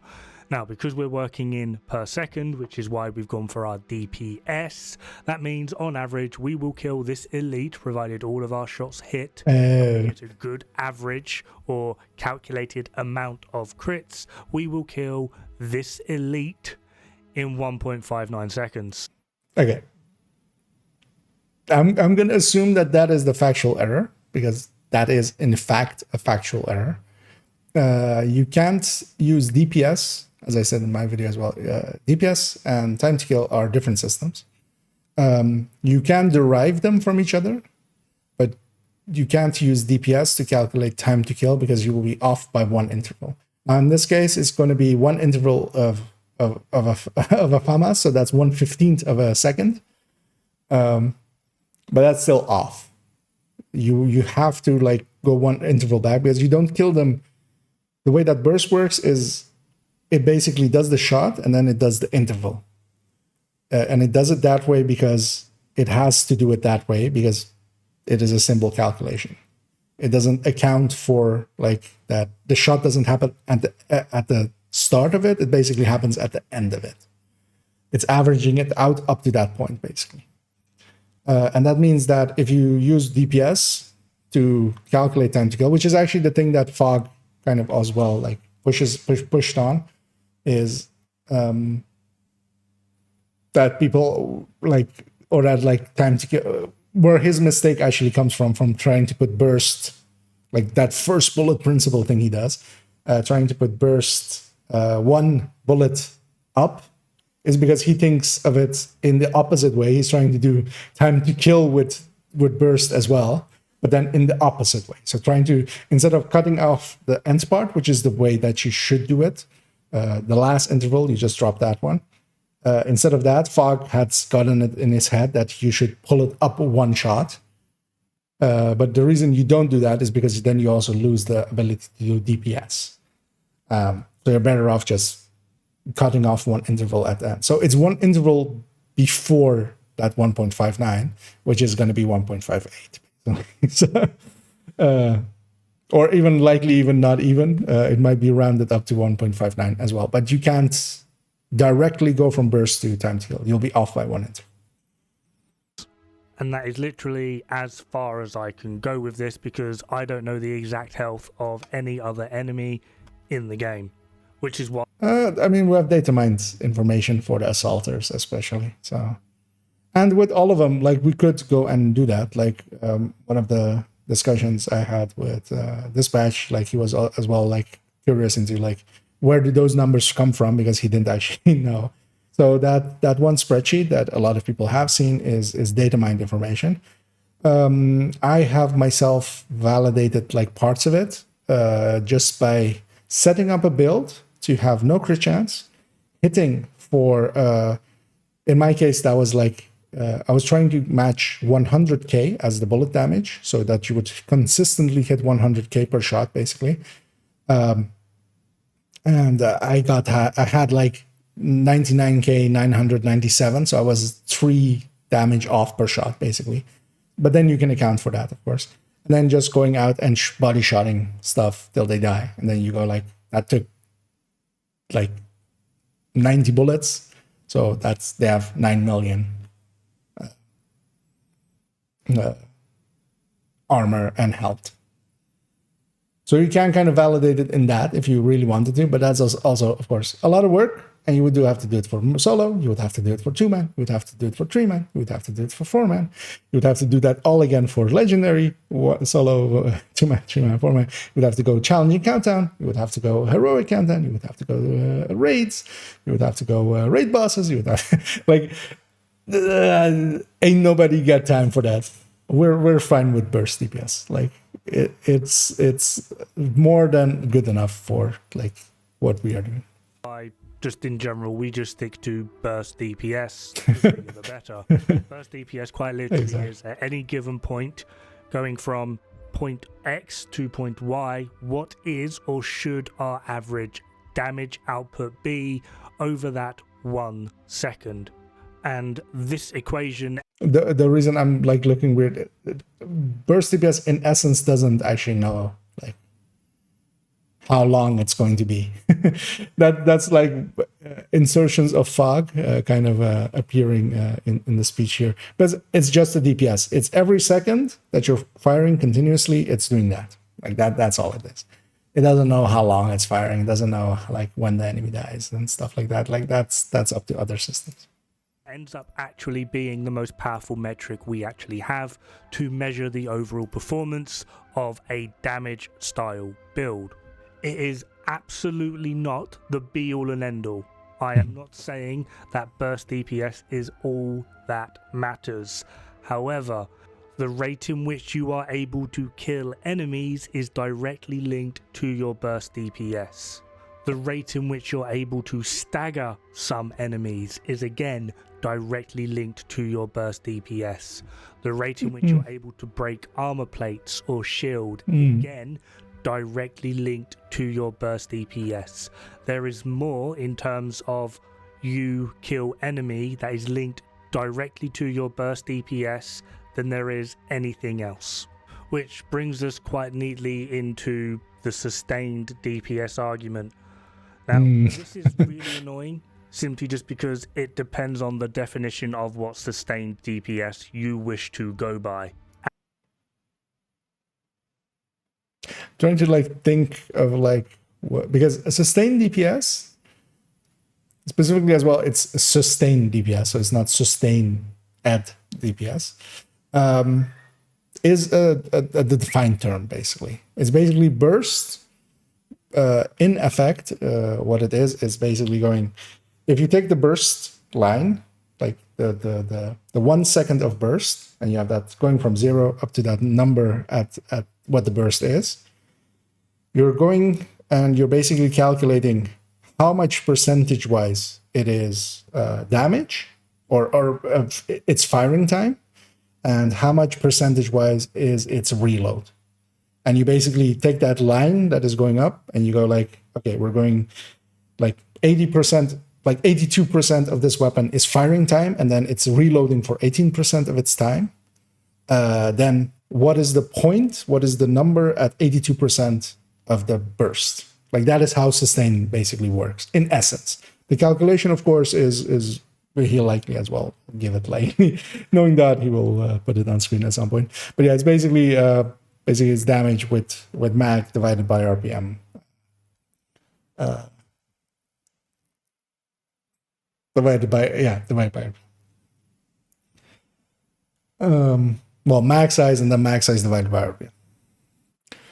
RPM. But yeah, I'm curious to see what this leads to. I also briefly see that there's some new chats. Let me actually refresh this because it's showing in OBS, but it's not showing here still.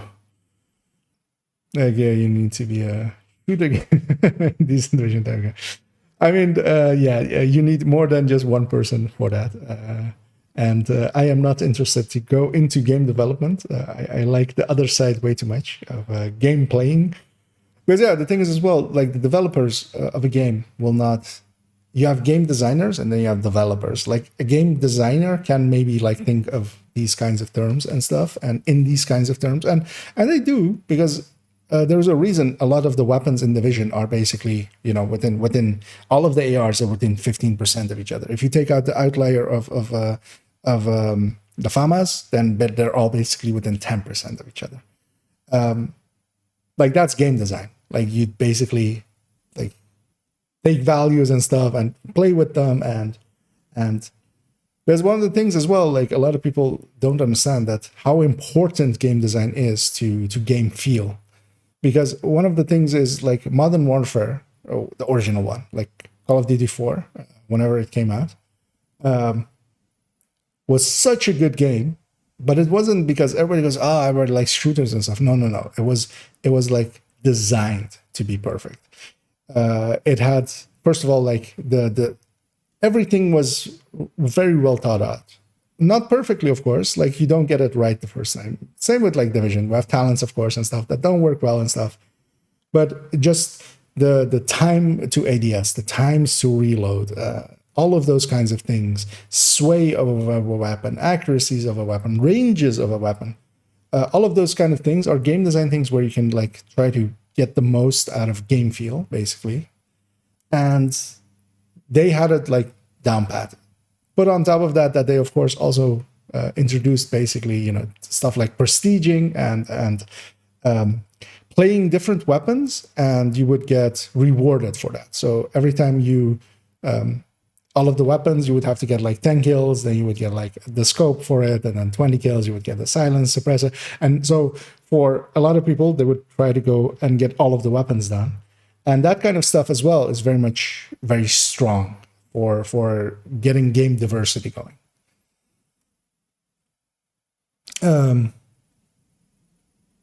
But yeah, let's... And even among the endgame community, no one actually has a straight answer. For example, I personally feel, which I'll get into the reasons why in a minute, but the thing is, I would say that with all of the community that like actually does burst and sustain calculations and stuff, sustain has a very set metric to it. Like it's not. There is no like. I don't think I've seen anybody else do it in any other way, except like some people like trying to use the range or something, but that's also not the people that like Dot is referring to here. Personally feel sustained DPS is mostly useless. I've had conversations about this with Rousey. He actually agrees with me. He feels that the only time you really go into sustained DPS is going to be on raid bosses. That is I mean, also no, but literally it. I've had this conversation with IKEA.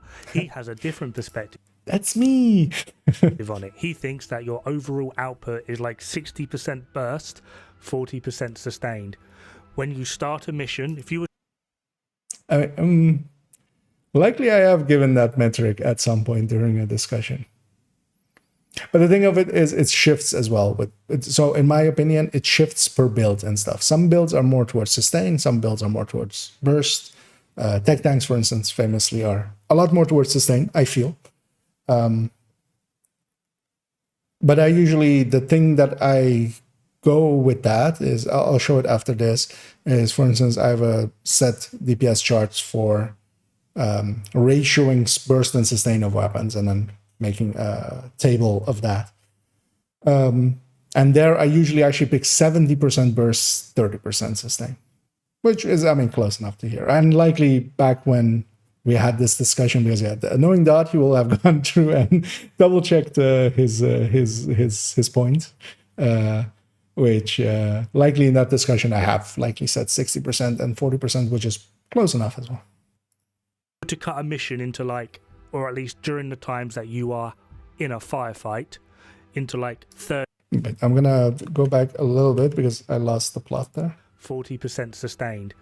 When you start a mission, if you were to cut a mission into like, or at least during the times that you are in a firefight, into like 30-second intervals, so for every 30 seconds you basically just tally up the DPS that you did. At the start of the mission, your burst DPS will be more in line, if not just ever so slightly higher than the calculated burst DPSs that both he and I show in calculations. And by the end, that also no, because you hit your burst on the first mag. Basically, during your entire first mag, up until the point that you hit reload, as long as, of course, you also like do not account for accuracy and stuff, then you're outputting at the very least, like out of the muzzle of your weapon is coming burst DPS. If it's hitting or not, that's the second question.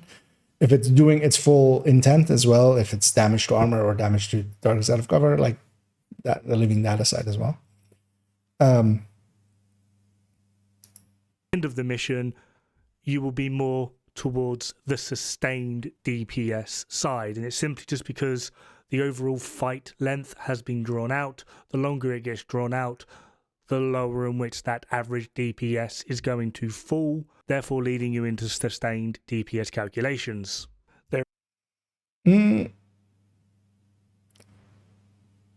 The thing is, sustain is just the lower bound. Like, and the reason it's important to have it is because we have talents that can alter the reload time and the firing time and stuff like that. So if you don't have a metric that also includes reload and stuff, you can't discuss those things. Like, you need sustained DPS to actually compare weapons because they have different reloads. Especially, for instance, if you want to go between like ARs and LMGs and stuff, because they have very different firing times, they have very different reloads, and then we have talents that can alter their reloads by a lot. Because that's also one of the reasons why a lot of people discount LMGs, but then you actually kind of have to take like the fast hands numbers of both of them, and then especially on sustain, to see that, like, yeah, the burst is lower, but in their sustain they're usually matching or even a little bit higher than ARs. That is their strength. The downside is we don't have those long fights. Like, even the raid bosses don't die in like, you're not firing for several minutes, where you're like going much more towards sustain. There is also Merc, who is a very, very capable speedrunner from Medkit Clan. He, from what I've heard in the conversations I have had with him, he basically just thinks burst DPS is utterly useless and we should only ever look at sustained DPS. Yeah, and as I said, like, there are people on the other side of like even me. Like, I'm kind of in the middle, and then it's like, and Merc is very much, he's very much into sustained DPS because also, well, actually, so Alpha and then sustain, because they are legendary runners. They run legendary, and in legendary, you are actually more leaning towards sustain. Although actually nowadays, of course, they're just 90% of it is a headhunter with double shoddy and Regulus. So it becomes because once you go into that one, that's a completely different thing. The headhunter build, all of the headhunter builds, you basically have nothing to do with burst or sustain. You basically are somewhat in the realm of time to kill, but also not really, because it's literally one shot, so you can't really time to kill that. It's 0 seconds each and every time. Like, and yeah, you can't stack time to kills, and that's the reason why. but it's very much not about actually DPS or things. It's about completion time at that point, which is a completely different metric than both time to kill and the DPSs. Now, I'm not saying my opinion is more accurate than theirs. However, no one is able to tell me how to calculate the sustained DPS for what I'm about to do. I love and respect both IKEA and Merc. IKEA has a lot more knowledge in game than me, and Merc is a better player. But calculate the sustained DPS for that.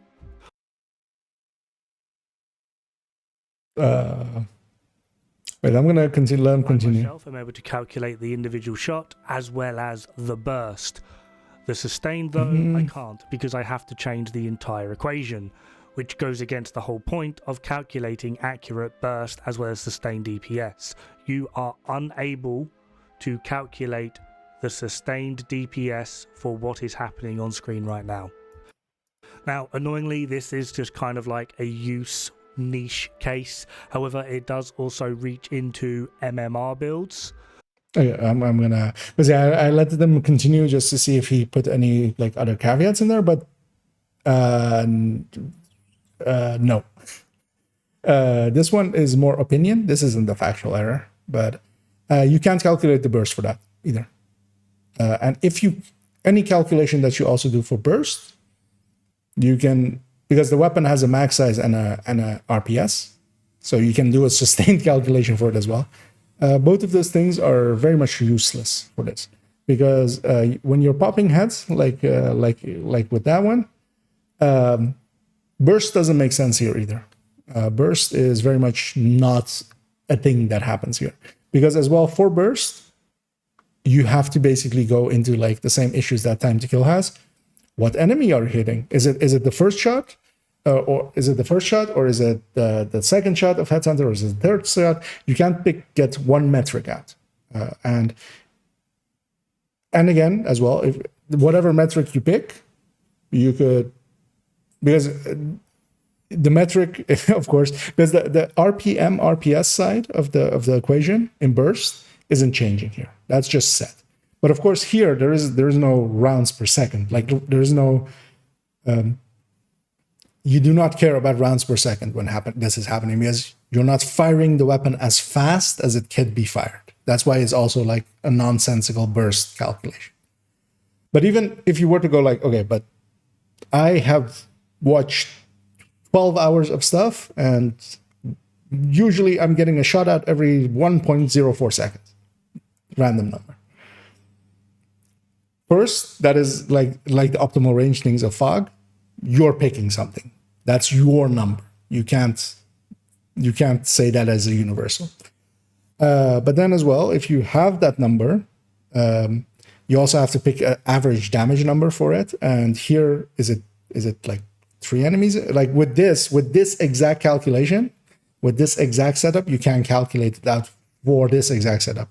But you can't go like, okay, I'm shooting a red. It's my second shot of Headhunter, or Headhunter is full. Let's make it like a little bit more realistic. Headhunter is full. I'm getting a shot out. I maybe even have a Dodge City holster or something. This is the shot. I'm going to say there's 3 enemies around it. Okay, so you've picked the enemy. You've picked that it's full Headhunter. You've picked that there's this many enemies around it. Once you have that number, like you have the max size of the weapon and you have the RPM of the weapon. So you could use those same metrics to get a sustained DPS calculation of the same thing. But both of those are completely nonsensical. This whole setup is not a setup of DPS. DPS has no power here. Take your DPS and leave us. So yeah, so that. So this I disagree with, and strongly. Calculating accurate burst as well as sustained DPS. You are unable to calculate the sustained DPS for what is happening on screen right now. Now, annoyingly, this is just kind of like a use niche case. However, it does also reach into MMR builds, in which point sustained DPS is kind of null and void. There's literally no point to it even existing, simply because you are... So the thing here is as well, like burst also like doesn't exist there. The second you're not firing the weapon at the RPS of it, or at least trying to. So for instance, with rifles as well, you're of course not firing at the exact RPM of it, but you're trying to. You're trying to reach that optimal RPM. But yeah, whenever you basically don't have, when your intervals between shots aren't consistent, which of course, like a Regulus build, you can't say anything about the consistency between shots because that's not how you play it. You just fire when you have a head inside of it. So yeah, both burst DPS and sustained DPS fall apart there. But the thing is always that those two DPSs are actually linked together. Like anytime you can do a burst DPS calculation, you can do a sustained DPS calculation. All you really need is that max size and that RPS, or max size and reload time. So if you have that, you can take a burst DPS and take it into sustain. Might not make sense, but also burst would not make sense here anyway. Are doing 1 bullet, 1 kill. Now, although we are able to calculate the burst DPS for this, it is also, despite the fact that we are able to do it, it's also not exactly relevant. We are going into now what is called alpha damage, which is just alpha strikes. 1 kill. Yeah.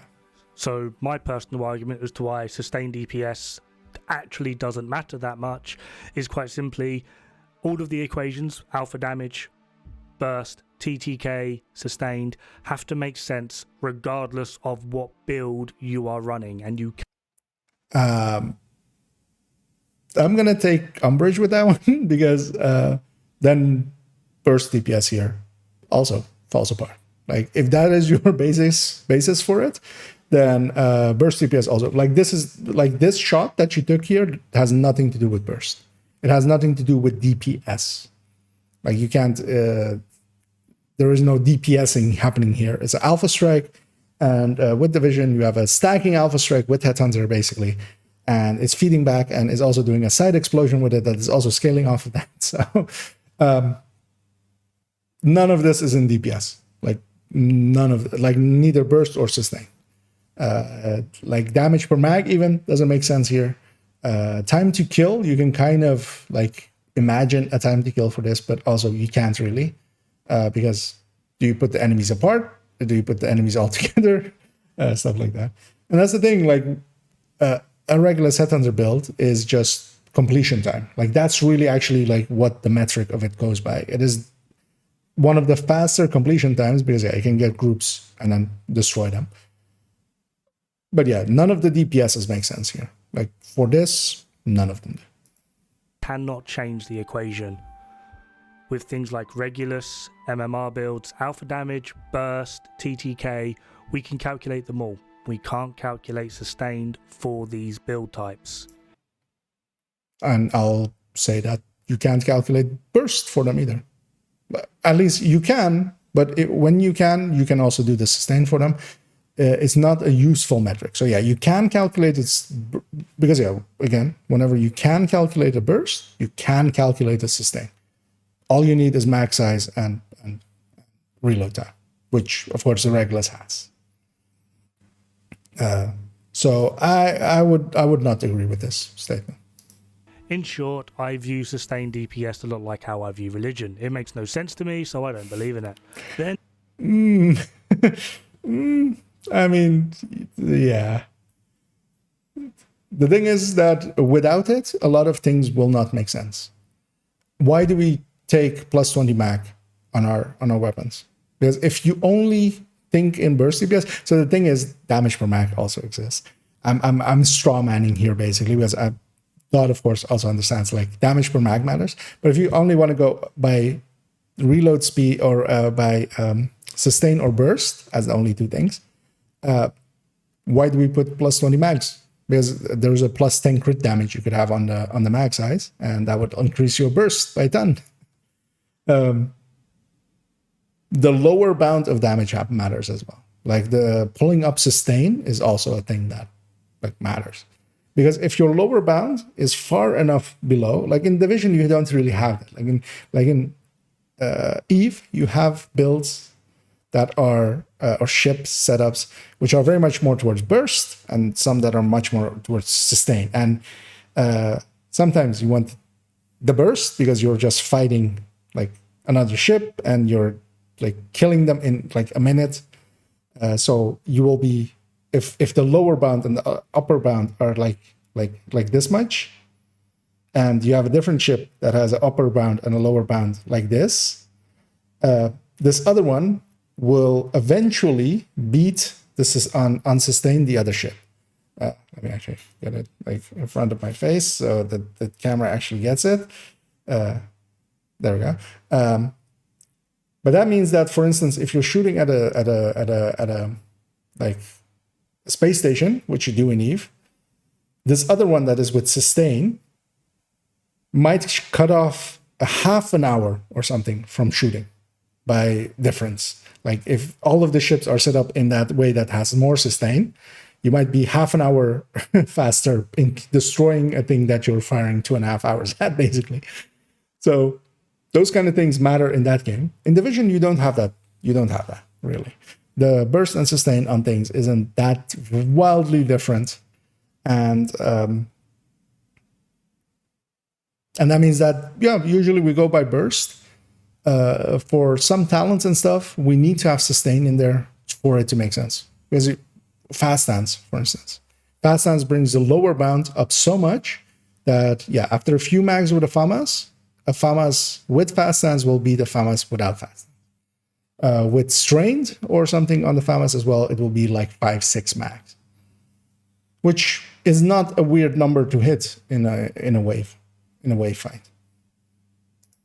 We have a rudimentary thought experiment. This is just a random build that I've made up. It's utilizing FAMAS, 900 RPM, mag size of 50, reload of 2 seconds. We have our mag damage, our burst, and our sustain. If we reload, we go from 6.2 mil to 3.9 mil. Brilliant. However, all this is doing is calculating the downtime of us not firing with our total mag. So what happens if we replace the word reload with downtime, and then say we got shot and we wait for vigilance to come back up before we continue firing? So vigilance has a downtime of 3 seconds. Luckily during that downtime we can get a reload off, but we've gone from 3.9 mil sustained down to 3.2. What if that thing that hit us was a grenade and it staggered us out of cover? So now we need to get back into cover, use an armor kit, and then reload. Now, I am just making this up here, thinking that the stagger from the grenade hit is going to be 3 seconds, armor kit another 3 seconds, and then reload 2 seconds, so downtime 8 seconds. But we've now gone from 3.9 down to 1.8 mil in sustained DPS. But this isn't the I'm going to introduce it. That has nothing to do with sustain. Sustain is a specific term. Like that is like actual trying to simulate out what will happen with your damage. Nobody does that with sustained DPS, because sustained DPS uses the same metrics basically as your. Because if you're going to take that, you might as well just cut down your burst by that much, because yeah, you're not bursting for that many seconds either. That's kind of how you could see it, and especially downtime as well doesn't really matter. Well, I mean it does, but like.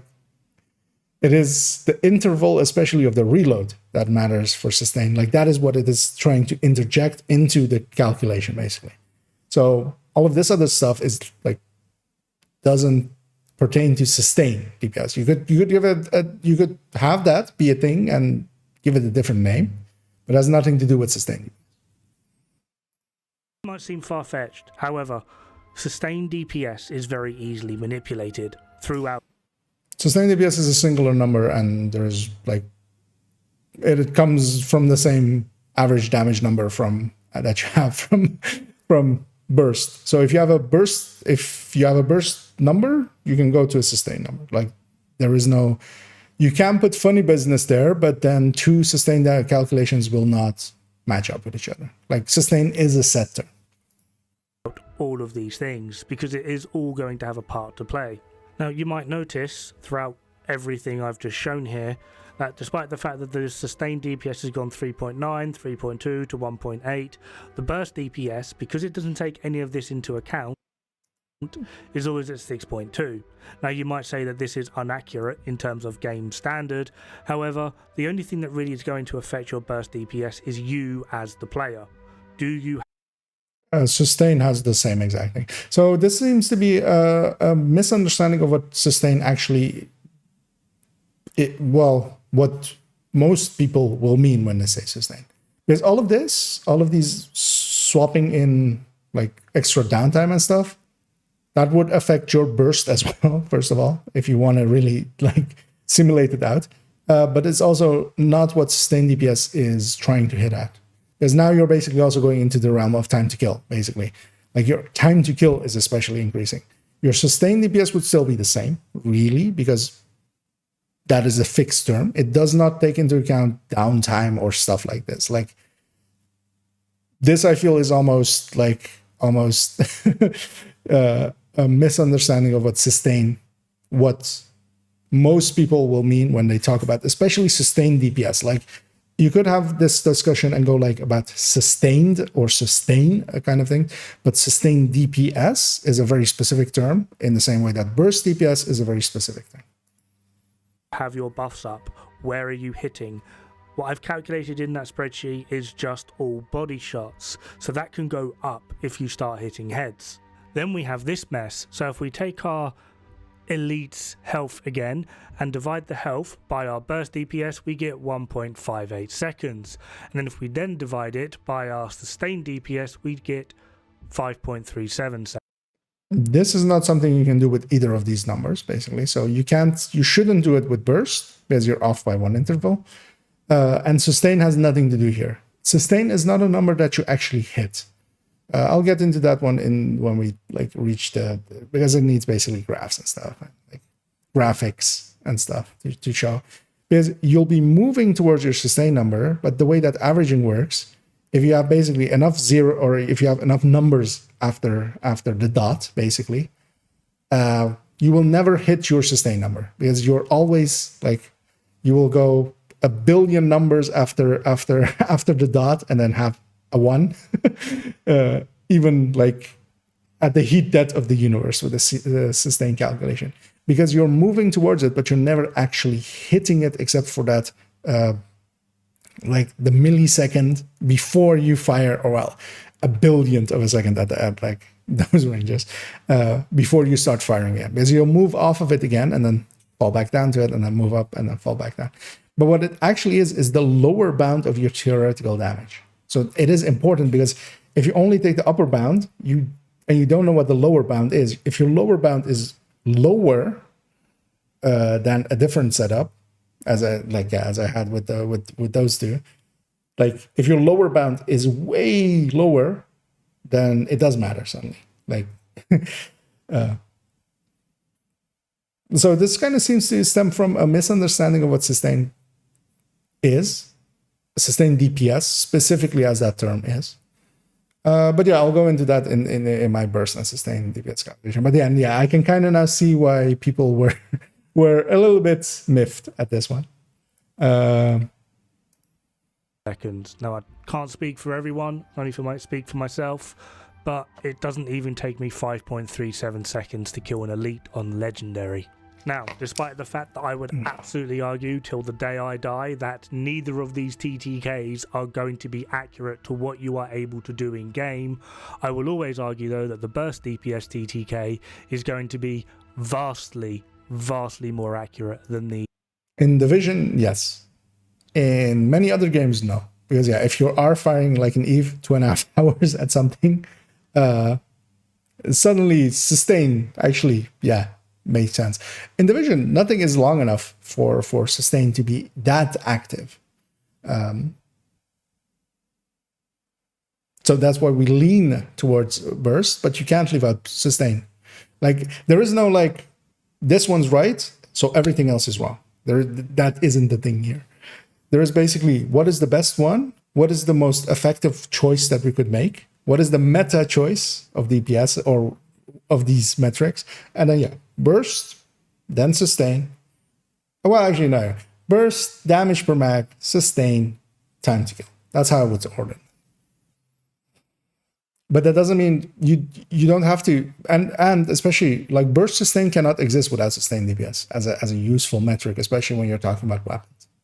You need that sustained DPS number and you need that damage per mag number. Like both of those things are required to make an actually holistic choice between choices. Sustained TTK, and that is why I don't tend to get into conversations about sustained DPS, simply just because the way I view it and the way people explain it to me just don't make sense for me. This is also why I get really pissy when I'm having a conversation about burst DPS and someone goes, oh no it's not, look you can do this, and then all of their testing is sustained DPS, and it's just like, so you sustained DPS. The community is completely in agreement of what sustained DPS is. So maybe it's not sustain, like if you just want to talk about sustain, but yeah, sustain itself like doesn't have to mean exactly that. But then also then burst is not just burst, it's burst DPS. It is a DPS. The DPS part is actually more important than what it if it's burst or sustain. Because you can basically go off of this DPS. Does it include reloads? Does it include firing time? Then it's a sustain. If it doesn't, it's a burst. And yeah, alpha as well. Alpha striking. I don't know why this is in if this is in reference to what Fog is doing, then that is the point of Fog's end of it. He believes that burst isn't a real representation of what happens in the game because he's leaning more towards time to kill. I would lean more towards burst DPS, mostly because I don't care about the real world effects of things. Let's finish this off, and then I might go into. No idea what you're doing.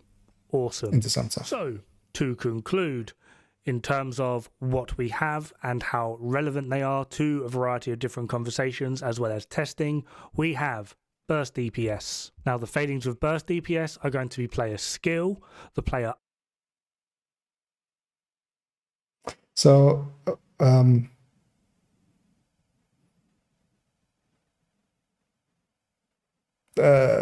player should not be in here. The point of burst DPS, it's like the stat sheet of a car. So actually, one of the things that I'm going to do in the burst DPS, sustained DPS and damage per mag video is I'm going to make analogies to cars and then to like racing. Burst DPS is like the stats of a car. I'm going to basically in that video as well, I'm going to relate burst DPS as to horsepower of a car and then sustained DPS to the torque of a car. Both of them are kind of linked together. They're kind of like metrics that kind of intermesh, but they're different things for different uses. And it's very much especially that there is no person in the car. There's no person driving the car when you're talking about burst DPS specifically. If you choose body shots or headshots and stuff, that is up to you, basically. You can put out these numbers or not put out these numbers. And the crit ratio is actually inherently inside of burst already because that's what your average damage is. Actually, why is crit ratio? Uptime, such as is vigilance up, etc., etc. Are you hitting body or headshots?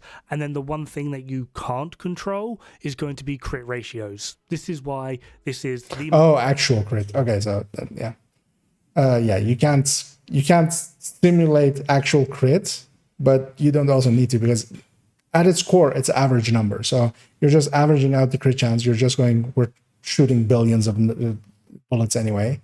Eventually, and it'll line up to that 60 crit chance, hopefully, or something is wrong with the system. But that's not really because burst just doesn't care about it because it just takes the number as given from the game. Accurate metric and the best metric in which we measure damage style builds. There are 4 problems, 3 of which you control. Then we have sustained DPS, which has a few of the same problems: player skill, uptime, body or headshot. And then here again as well, player should not be in this list. Like player has nothing to do with sustained DPS or burst DPS. They're the metrics of a build, a weapon and a build, or just a weapon. So The uptime here actually, so he's talking about actual uptime of it on the player. So yeah, you could metric that some ways, which I usually do. I usually basically, when I calculate stuff for myself, I usually put vigilance in as 20%, going by like it's like a 80% uptime of it for it. Like is what I pick kind of for myself. But that's just a rough number, just averaging it out basically.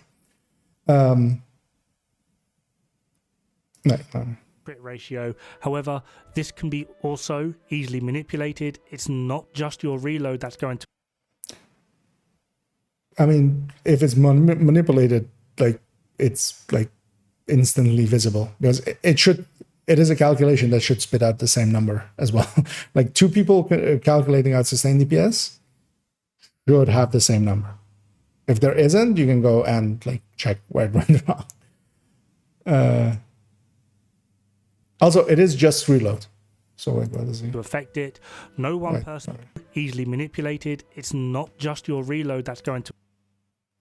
It is exactly just your reload and max size that go into it. Like to affect it. No one person has the answer. I would disagree with that. Like sustained DPS is a setting. Like this is actually like the camera was like, I've had enough of this. I'm gonna get out of here. I'm gonna fix that up. But yeah, sustained DPS is a set metric across many games. We can multiple people calculating it out because it's also it's basically the linked metric to burst DPS. Like the two of them need to exist basically together for you to have a coherent answer. Because without sustained DPS, even in a game like Division where burst is so much more important, so much more like in line with reality, you can't do it without sustained DPS. Because leaving out sustained DPS or leaving out damage per mag would have us all running vectors, and we don't. So why is that? Because sustained DPS exists, damage per mag. And everybody does agree on what it is. And it is the exact same testing. You can't test it because it's the exact same principle as burst, except that it's more of a theoretical number and you don't actually hit it except like the millisecond before a reload. And how are you going to test that in game? It is a metric. It isn't an actual like thing that actually exists. Everyone agrees on what sustained DPS is, and because of those last 2 points, this is near impossible to test. I could run one test that says my sustained DPS is XYZ. You can't go by test. This is a calculation. A different test under different parameters because no one knows exactly what it is or how each individual person is defining it, and he will get vastly different results. Okay, so at this point, I'm very much like, yeah, that needs to... I need to have a chat with him so that he actually understands what sustained DPS is as a metric, which I would have thought. I mean, Rossi usually like they hang out pretty well together. Rossi does know what sustain is, even if he disagrees with its usages. But his points towards it are also very different than this, actually. This is also why we have a very simplified equation that is just going to take into account the reload, which is what the vast majority of people use. This gets it. Not the vast majority. That is sustained DPS. Like the term sustained DPS is that calculation. At least most people singing off of the same song sheet, so we can at least get an equatable number that everyone can reach. But as for overall testing, yeah, it's impossible. It's not going to happen. Then it's already that. Like that's all sustained DPS is. Like it's that calculation. There is no testing of it because you don't also test burst DPS. Like you don't. You calculate it. Like you can't actually metric it out. Like at least at the very least, yeah, burst will be your first mag output for that first duration, but we don't have a DPS meter in the game that works. So like there is no like working that out. And then yeah, sustain is the same, has this exact same issue that burst has in that same way. we have TTK, which takes into account crit ratios. What buffs do you have? Is vigilance up? Do you have FI? What difficulty are you playing on? What specific type of enemy are you fighting? Is it a shotgunner or is it a chunga? Support elements. Is the enemy sat in one of those really annoying Black Tusk healing pools? This feels like a straw man to me. Like I would attack, if I wanted to attack this, I would attack this as a straw man, because it kind of is. Because he's bringing in metrics that would also exist for burst and sustain.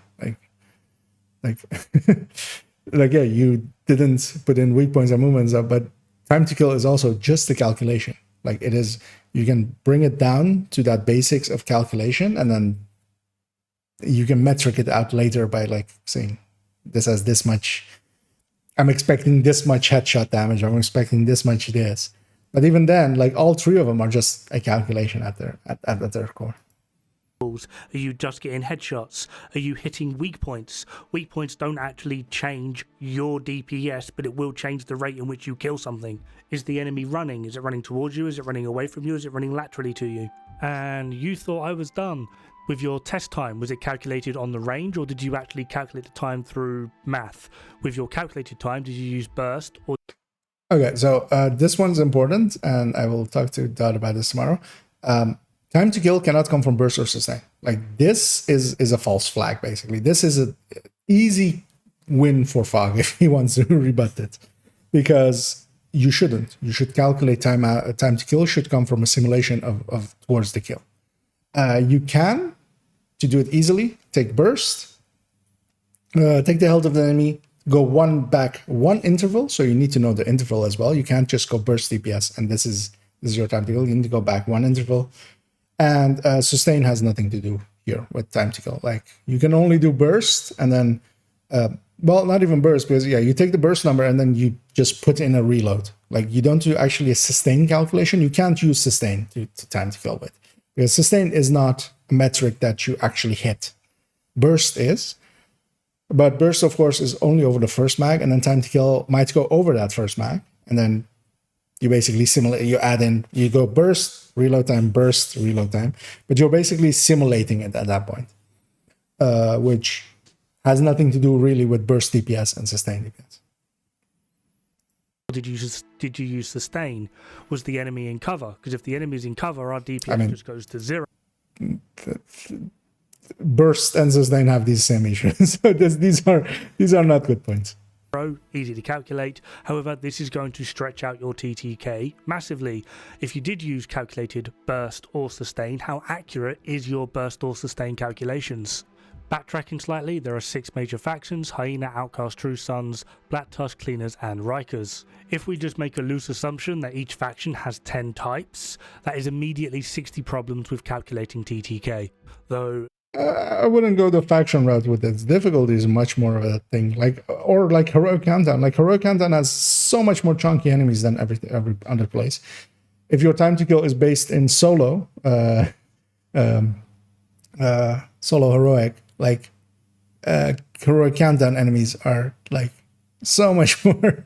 Yeah, like your results may vary, will vary, basically.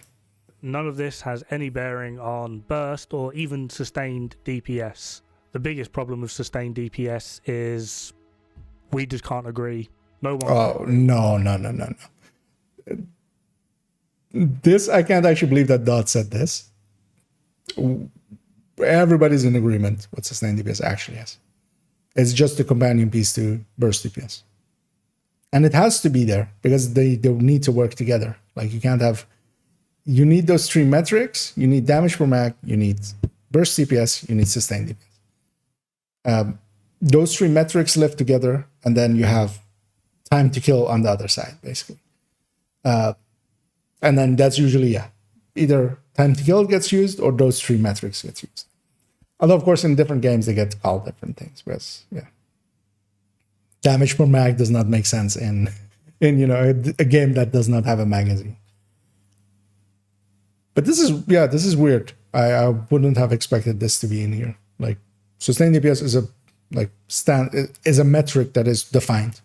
There is no discussion here. There hasn't been a discussion on it for like 12 years or something. on what it actually is. There is also one huge difference that I have not mentioned so far. However, the biggest difference between burst DPS and sustained DPS versus TTK is your burst and your sustain within the parameters already mentioned, regardless of whether you're solo or in multiplayer, will be the same. Your burst DPS solo is the same as in 2-player, 3-player, 4-player, same with sustained. TTK on the other hand, the higher you are in multiplayer, 1, 2, 3, or then 4, you will get massively different results in your TTK. Anyway, I've rambled on for 20 minutes. Have fun, good luck, don't die. It's bad for the health. Okay, that was interesting. I had a few more points than I thought I would have, which was interesting. But then, yeah, this is actually not great on Dot's part, especially the sustained DPS parts of it, because yeah, the DPSs need to live together. Like you need to have both. Let me actually launch up the game as well in the background, and this tab can go as I can bring up this again. As I'll try to catch up with the chat here.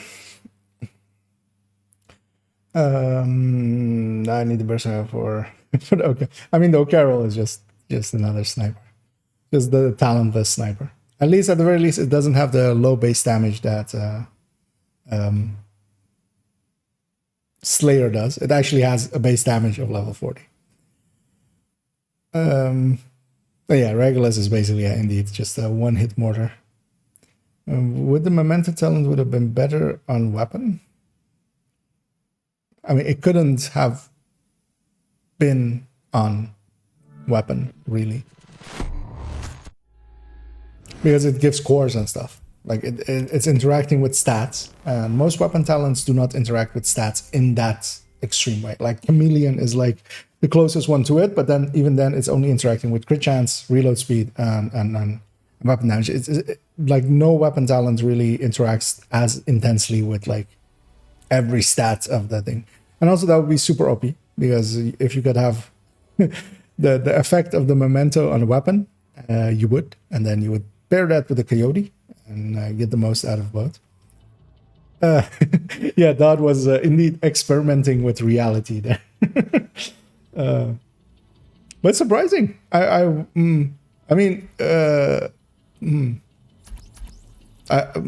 would have expected that to have a better understanding of sustained DPS. Apparently, that is not the case.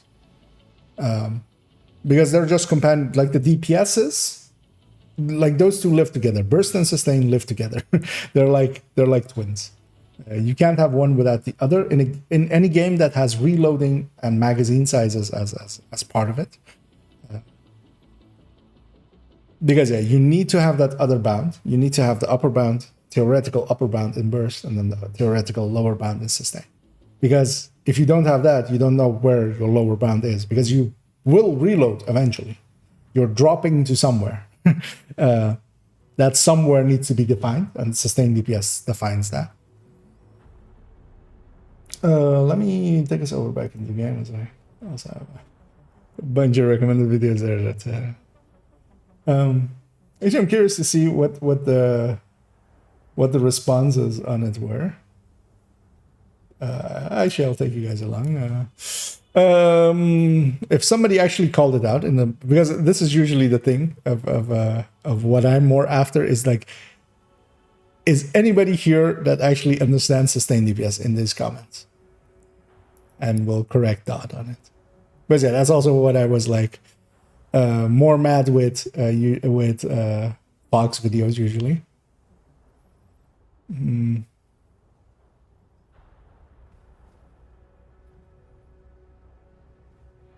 As I see a few names that also like talk in my or are in my comments as well. So we do share an audience a little bit.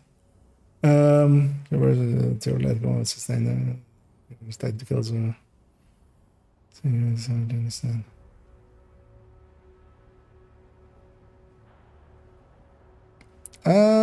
This is also really not true. That the easy way to look at sustained is your average damage over 0.5 seconds and then another 5. It's basically, it's just taking the percentage wise of firing time and then just taking your burst and then just cutting it by that much.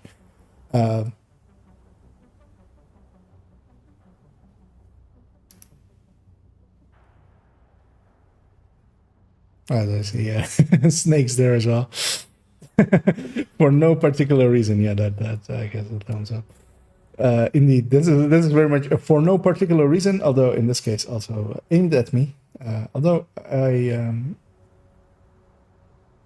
I feel that in my points I am very well defensible in my thinking. So, but yeah, I will actually send Dodd the VOD of this so he can see that. I likely won't do a separate video on it. I won't do it for a particular reason. If I wasn't doing a sustained DPS one, I would. Safe area detected. Or like a burst sustain and damage per mag video, because I'll do that eventually, and that will likely, hopefully, like clear up some of the issues that has there. And then, yeah, if anything remains after that, then we can discuss that afterwards. Come on over and take a Um, look. In the district. But yeah, if there's also still any questions or anything, if I said something that may have seemed weird, feel free to ask now, as I'm like still thinking about some parts of it, and it's still a little bit fresh in my mind, because yeah, later on I will be forgetting all of everything, which is my MO. I just forget stuff eventually, like 20 minutes later.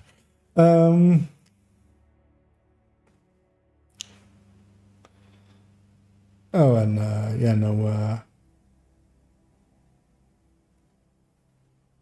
no props there. There's the thanks for joining, and yeah.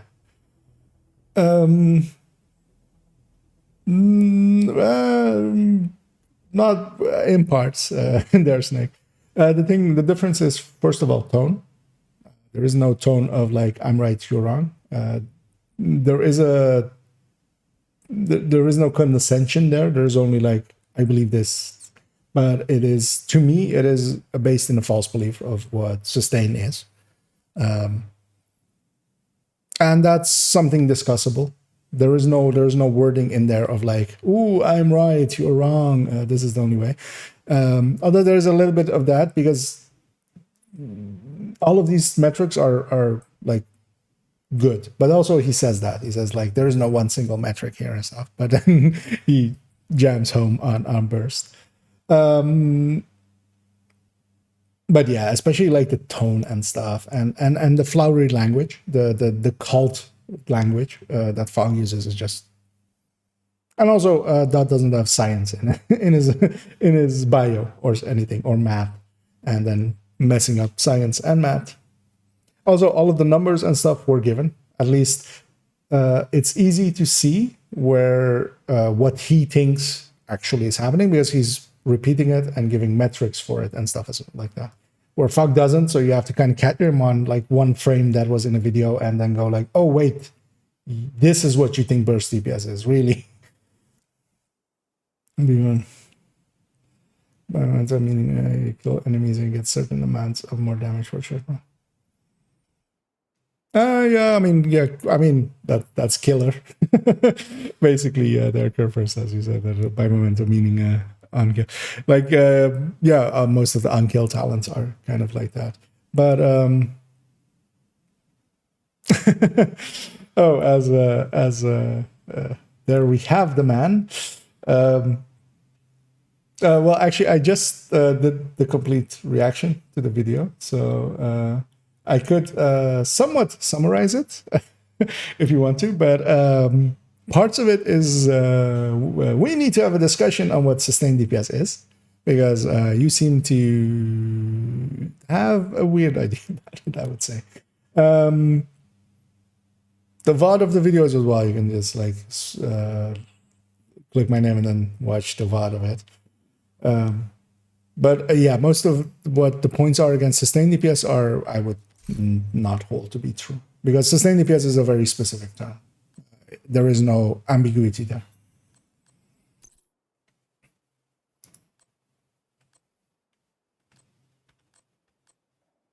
To briefly check what backpack I had here.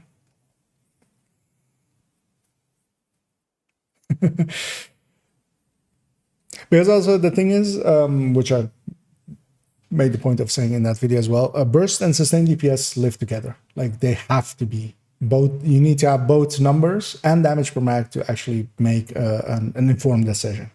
Because burst without sustain is just the upper bound.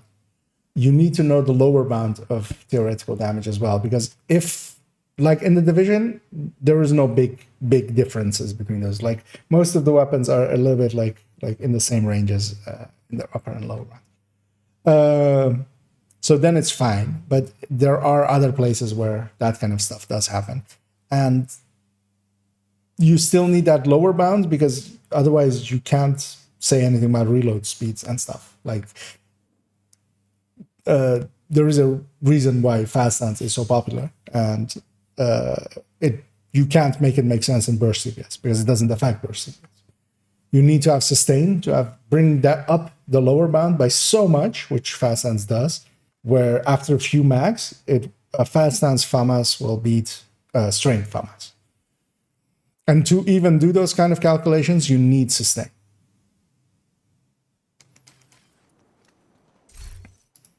And also, there is a factual error in it, which is if Fog responds with, that will be the point he attacks you on.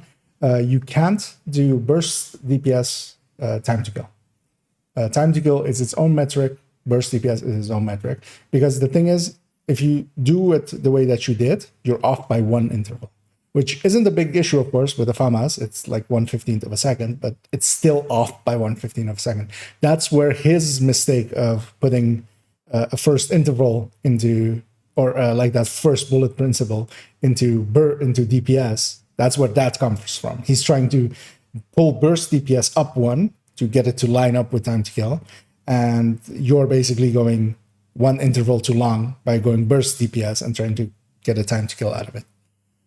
Because time to kill is one shot shorter than burst, because burst is still going that interval after the shot because it wants to like be stackable. It doesn't even care about kill and stuff.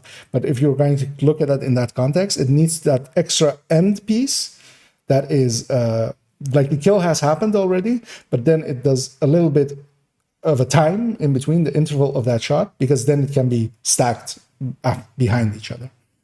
Time to kill wants to avoid that because that's the time to kill, but then time to kill can't be stacked in the same.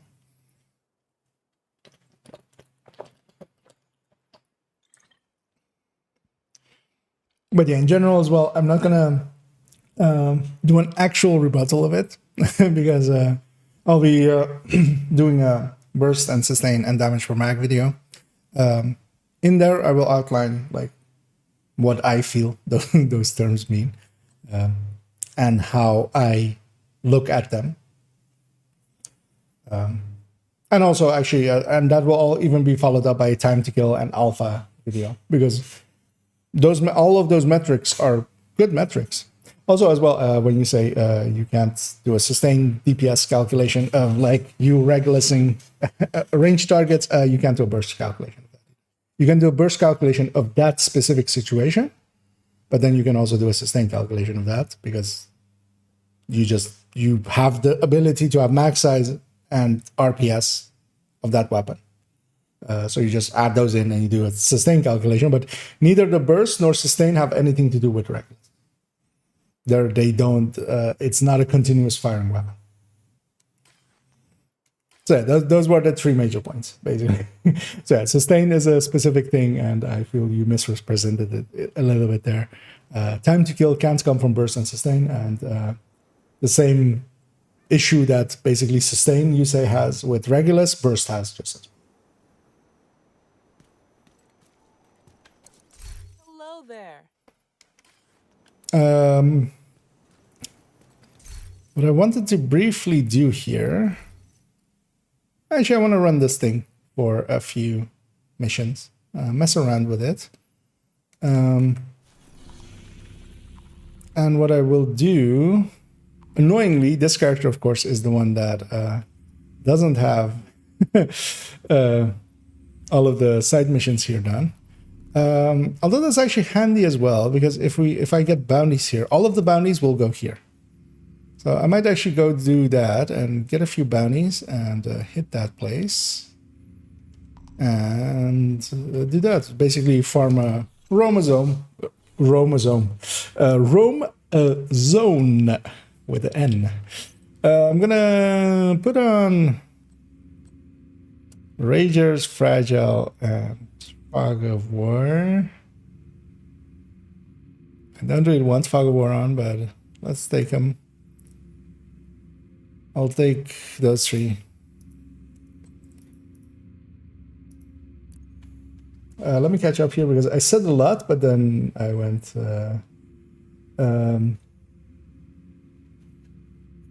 I didn't actually read any of the responses. Wait, that would show he made mistake.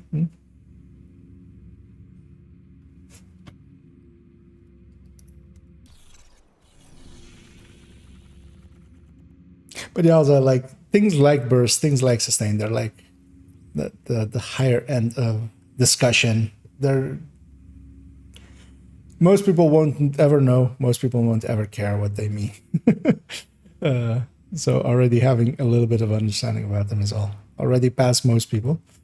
I'm gonna go hit the territory control. Also, if anybody's interested in joining me, especially as this is a Usina zone, so feel free, if you have me on your friend list, to join me. It's with 3 directors. We're just gonna roam the zone a little bit and get some bounties and do some bounties and stuff like that. And if you aren't on my friend list and you want to join up, if you're willing to give me your name, I can give you a / invite.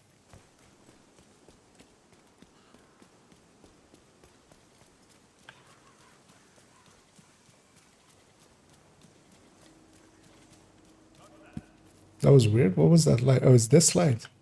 Can you shoot this thing? No. Horrible game. It's 0 out of 10. You cannot shoot at this light.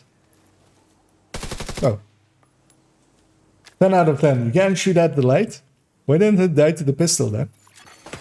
Oh. These people are very mad that I killed their light. Murderer of light. They're Destiny players, of course. So like,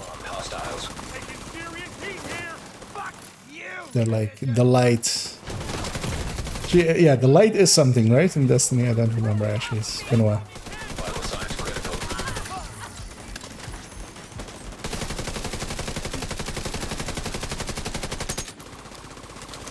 As Snakes and Kurfürst, Salty and Messiah join me here. Yeah, we're gonna go hit this elite territory control over here first, because there's nothing there right yet. And yeah, kind of. Oh, as we get jamming effects, so there's a hunter, stalking hunter.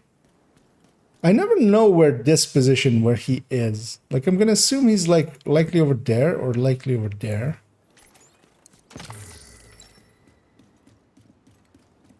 But yeah, let's murder us some Black Tusk. And I'm gonna start engaging. And I need to get my ongoing going, so I'm gonna use that dog to do that with. Let's try to save my drone, but it didn't want to listen to me.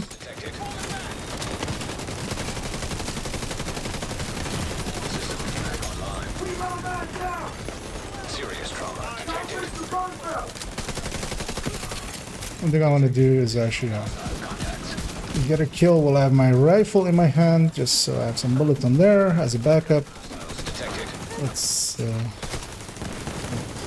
boss is out.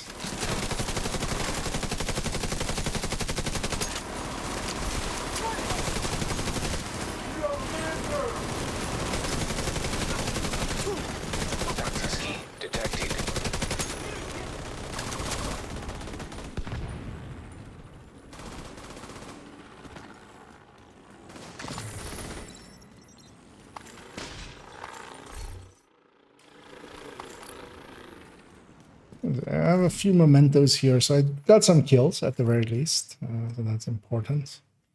Just checking what those were. Let's see. I'll pop these.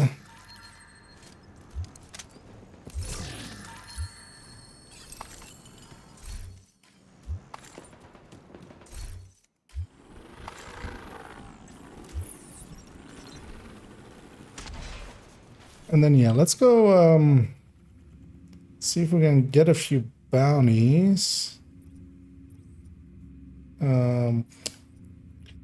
Let's go to title and actually let's go hit this. Let's go hit the CP. Because might as well. We're here.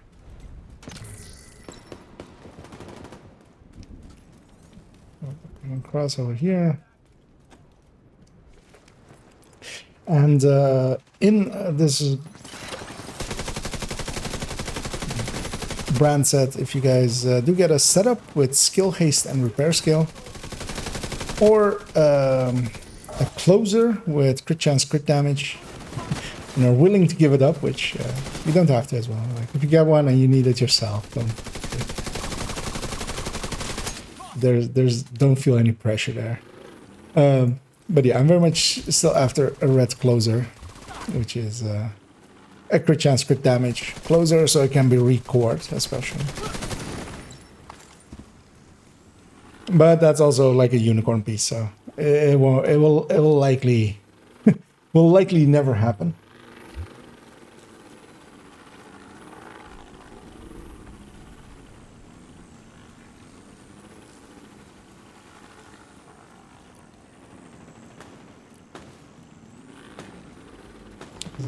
These guys are already fighting something.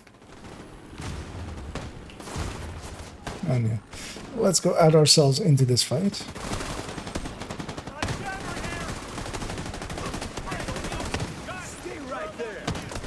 Oh, my turret landed weird. But it'll still work. I'm kind of curious to see how this thing kind of operates. Yeah, here we have Black Tusk and True Sons. They used to fight each other, of course. They no longer do.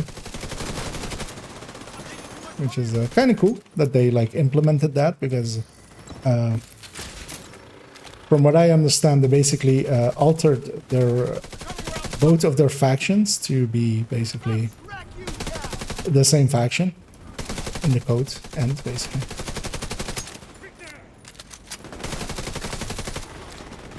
So I ran out of special ammo there.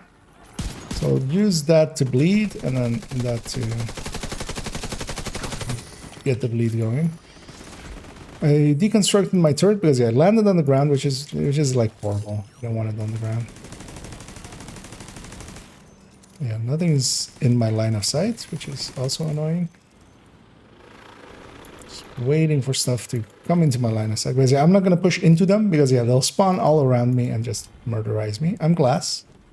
I'm gonna play as if I am glass.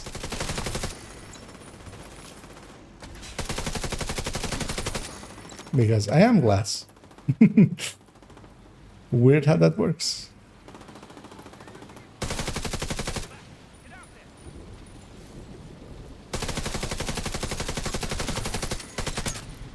That poor engineer got rezzed, and then he got killed milliseconds afterwards.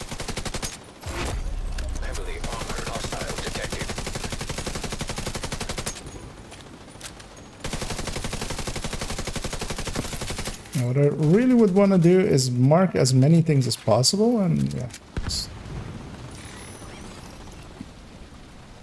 Oh, seeing as we've had a chat, or a patch, although I did it too late there. Reinforcements incoming. Kind of want to see if we get rogues and see if they fixed the CP rogues, because yeah, the CP rogues were still broken. The open world ones were fixed. And here we have a rain, heavy rain, which was a, I was gonna say a bad game, actually it was just boring. But also that will affect the effectiveness of my turret and my drone. Like the turret here is not firing, And that's because it's basically like it can't see the enemy until it like reaches really close. The enemies kind of have the same issue. That's why like when there is heavy rain, it's kind of easier on the players actually. Snowstorm or snow. Dust storms as well are very much like that. They're coming from the other side now. Still deploy my turret, hoping that it like kind of engages some stuff. Yeah, I want to mark everything that dies, hopefully giving my allies as well some special ammo. Because yeah, that's the thing with this one as well. Like it's decently already compared to like especially the striker version of the third run hybrid. But it also has that like group mechanic, so it's actually should be decent. I'm gonna guess that that is actually not part of the defense. So they are likely coming. Okay, they're coming from this end.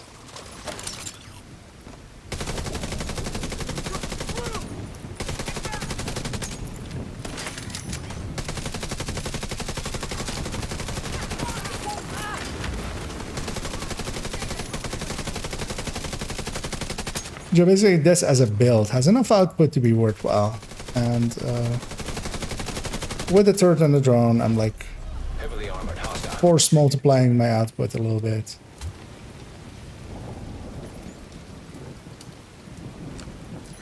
Yeah, there they are.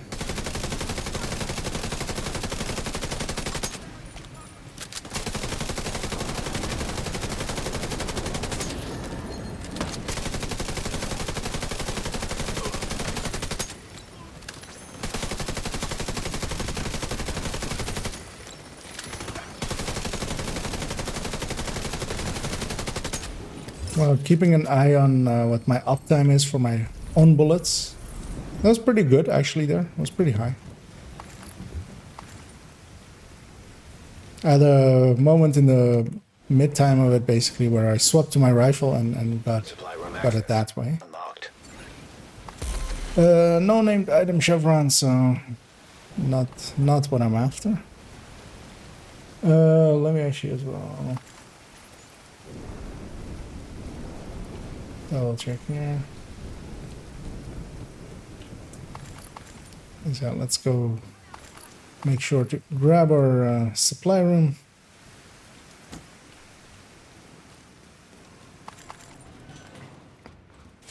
Okay.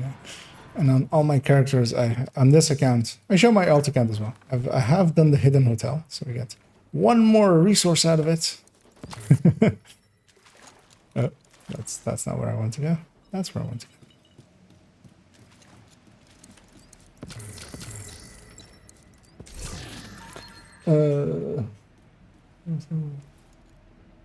Okay, do you have chat on separate screen? That would be much better for engine.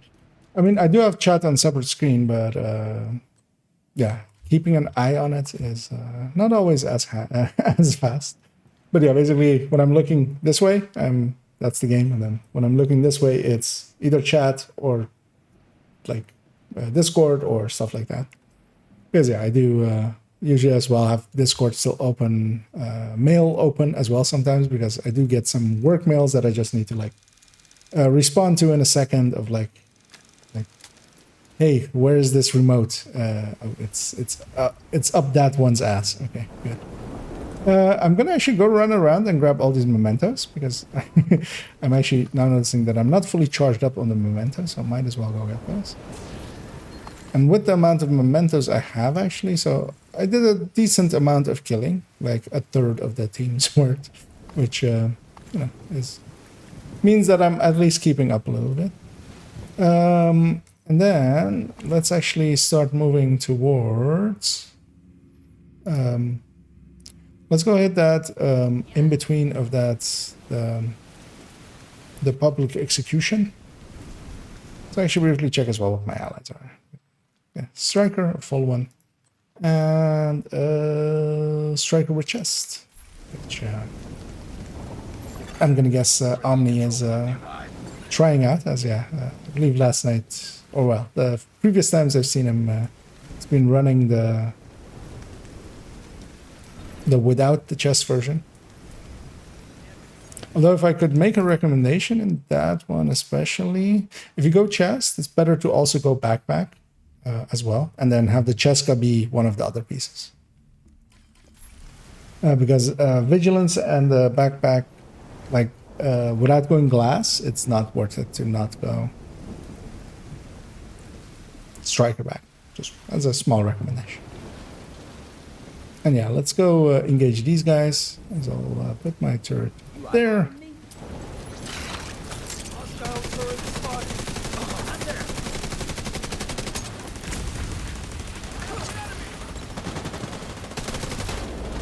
So here we have a Warhound. Warhounds notoriously don't bleed, so I still, of course, do bonus damage against them while I have the special ammo, but I can't make them bleed to drop more special ammo. I thought he was dead, but oh, there was a second one. Incoming hostiles detected. And they're coming from there. One of the nice things actually about a turret and a drone is that Q and E that it shows makes it really easy to just look around you and just see where the enemy is. Like, I feel that part is underrated a little bit about turrets and drones. Oh, okay. See enemy there.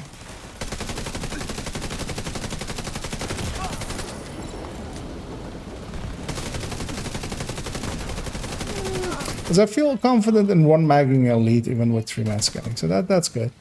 That shows that it has some killing power. Oh, as we have a named world named here. Because yeah, that is one of the common spawning points for, or well, one of the spawning points for world names. So it was off cooldown, so the game decided to spawn one for us.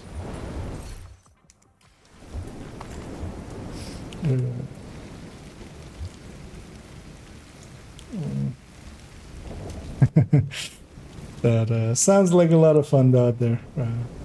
Sleeping short, but I'm gonna guess you are, as a true gamer, you're used to it as well. As a true military man as well, likely very used to it as well. As I only know it from the gamer side.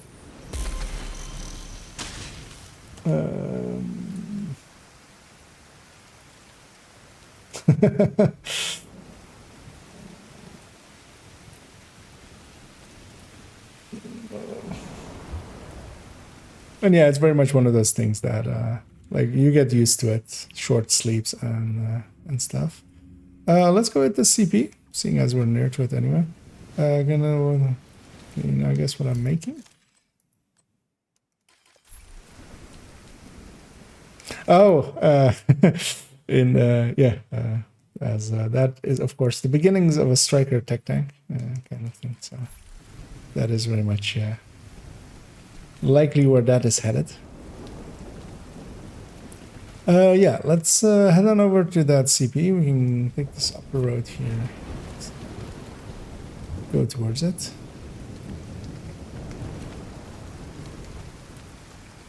Although we do have to take this route.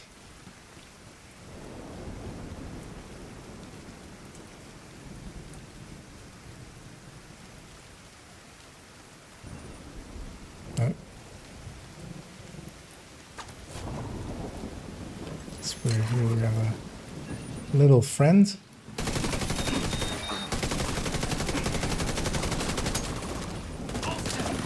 Oh, this was supposed to be outcasts fighting Black Tusk, but they couldn't see each other because they were on other sides of the fence of each other. So I'll recycle my drone here. We'll have a little bit before we actually reach the CP. Although it's just over there. But yeah, we can sneak in and put up our stuff, which I will do. You can go up here, especially coming from this side. Though you have to watch out where they spawn, kind of. But what I really want to do is put my turret, if it reaches, it doesn't. I'll put it up here. And they did spot me coming in.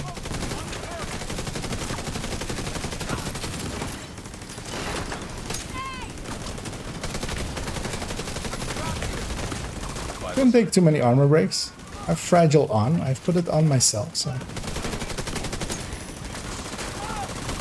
I'll shoot my ally out of the foam. That's actually one thing that I feel very few people actually understand, is that, yeah, you can shoot foam and get people out of it. So you can blind fire at your own feet. Like, that one is well known to most people, especially if they've done the raids. But also, yeah, you can shoot out your allies. Like, if you foam someone by accident, just shoot them out as your penance.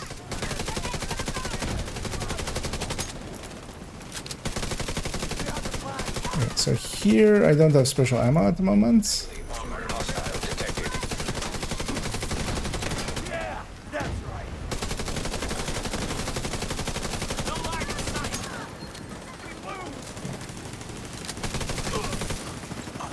Actually having allies and stuff as well. Like, basically they'll bleed stuff as well, meaning I can mark them.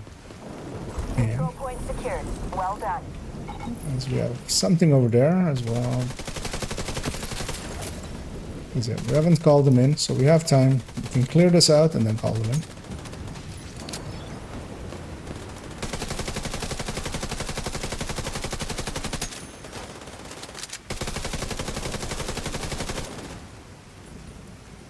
Get some ammo, recycle the skills. And I'm fully charged up on the memento now, so this build is at full potential.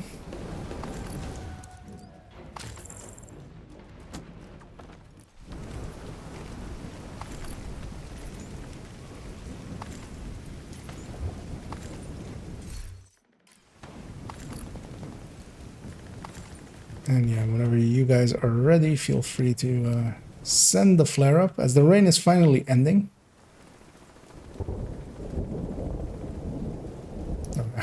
So I was trying for that edge.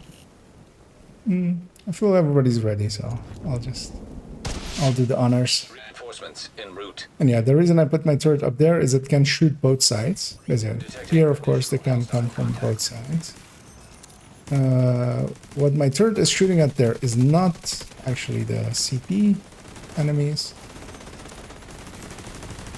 Because, actually, oh well, they're coming from that side as well, but there's also some black dust there. Actually, there now we see the actual enemies. I'm gonna mark multiple of them. Because yeah, my ability to speak is leaving me. I did get up way too early as well today. It's been a long work day as well.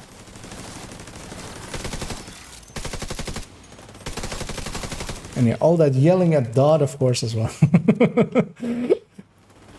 Hours and hours of yelling at him.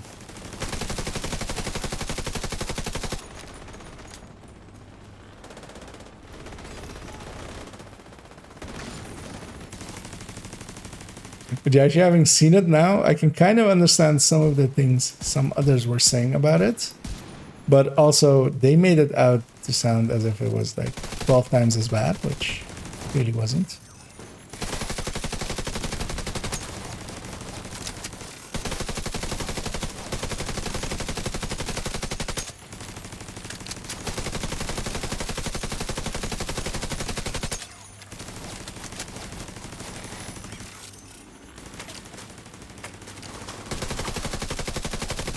This CP I always dislike because it gets spread out so much. Enemies will like get spread out all over the place.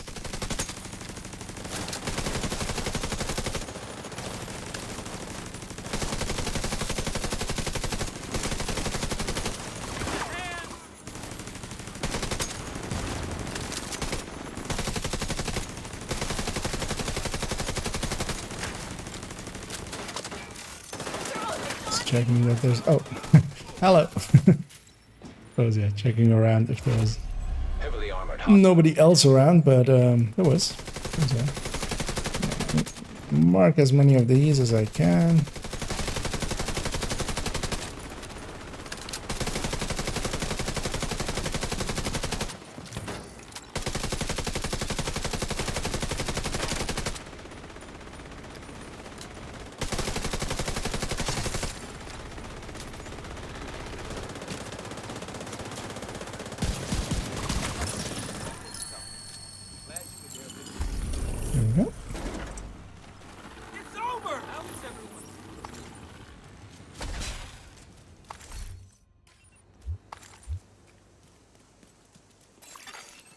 Supply room access unlocked. Oh crap! Surprised nobody said it, but I don't have reanimated on. We could just have reanimated on, and that would actually help us quite a bit, I feel. I'll turn that on after after everybody gets their loot here and stuff. I will reset the world, so make sure to grab your loot. Well, it won't reset the world, but it will reset. It'll take away all the loot that is currently on the floor. So make sure you get everything. We'll have a look over here, and I'll actually pick up this memento just to extend it. Although I think I'll lose my mementos as well when I turn them. Just gonna make sure that I haven't missed any loot over here, which I haven't. Yeah. Don't leave me behind. Coming. Because I'll wait for Spoon to or Snakes to or now I forget actually if I can go up here, of course.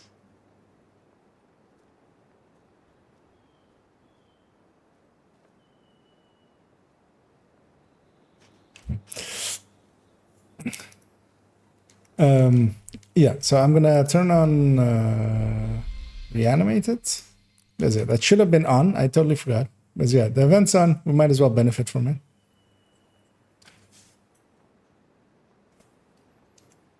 No, I would still lose them because I can't enter the share space without losing them anyway. In the area that you are, where you aren't in the shared space, I would get a reload as well there. But yeah, it's the reload that makes you lose them, I think. But also we'll see in a second. I usually don't change settings after loading it. Yeah, I was about to say like, but yeah, you're on PlayStation as well, right? Or did I get that one wrong? Yeah. Or you're on console, I believe, right? We could really use your help. So yeah, we've turned on the thingy. Let's go hit this elite warhound convoy. We still can before they actually reach Tidal.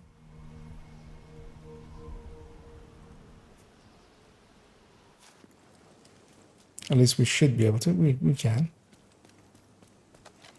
I'll wait for my allies here.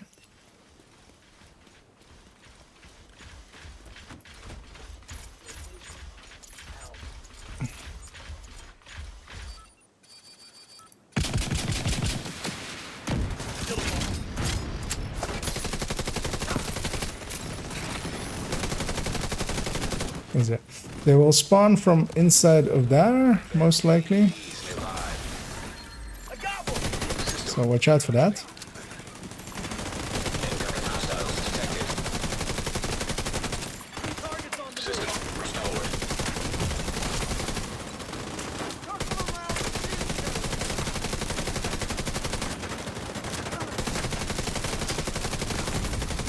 Serious trauma detected.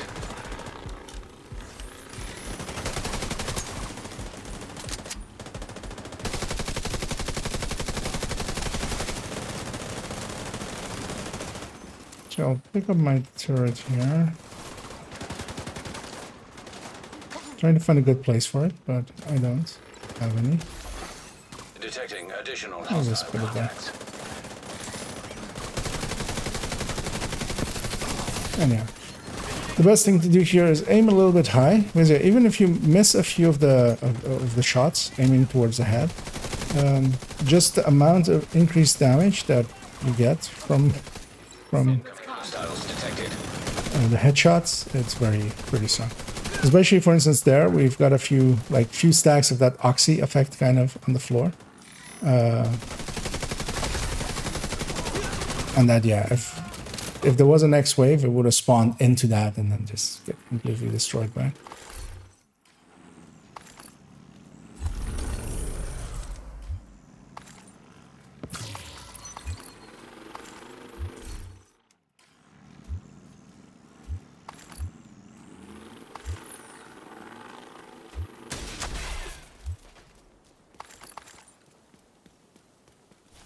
There we got that. So maybe go get this that public execution as well, and then we'll do a few bounties if you guys are up for it.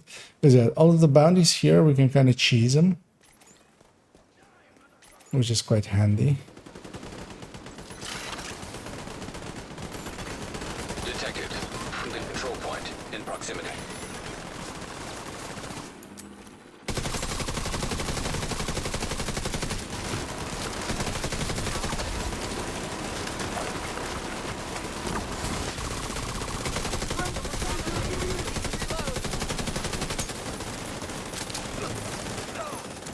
See them coming for me. Run!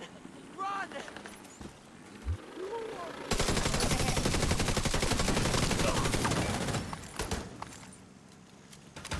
Yeah, we have to go a little bit more north. Because yeah, this character.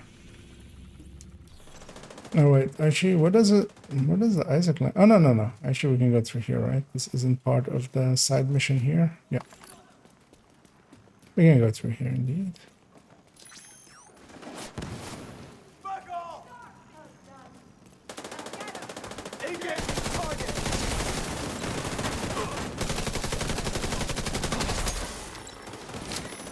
Oh, is this the execution? No, this is just a random patrol.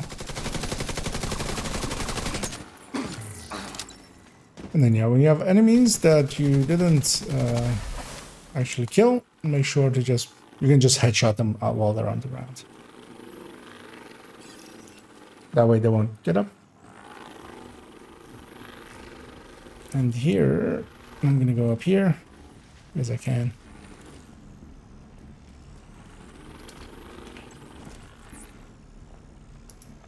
They've launched a drone! Cover me while I go for you guys! Target's in the hit!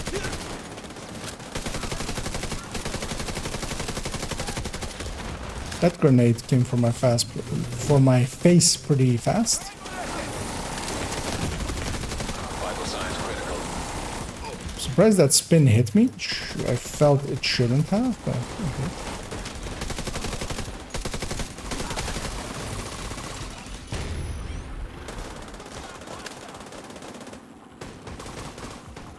I'm reloading here. Detecting additional hostile contacts. Alright, they're coming from in here. I'll take it out. Friendly hit!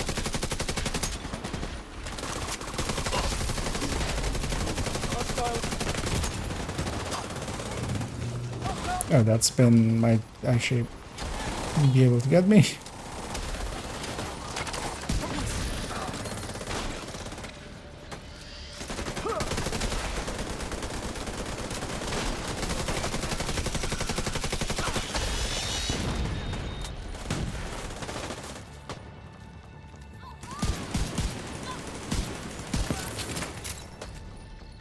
There we go.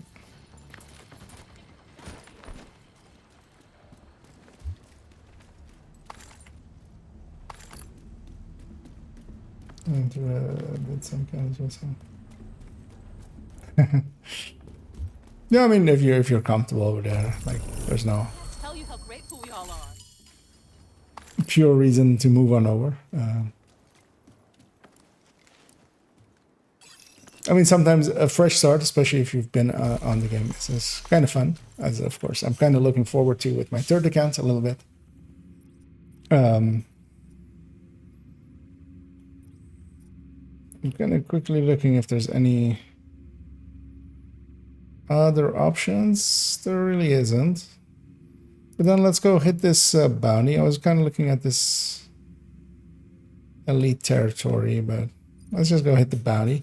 And then what we can do after the bounty is just leave the bounty area and then pop another one. And it'll be in the same spot. So we can just run out and run in and run out and run in. And we have a few saved up. We've hit 2 public executions, I feel, at the very least. Just going to check how much this character has. Wait, why is the active one normal? Why is this one saying normal? Even though it is heroic because it's 4 enemies. Let's go do it. Let's go see what is happening here. I'm curious now.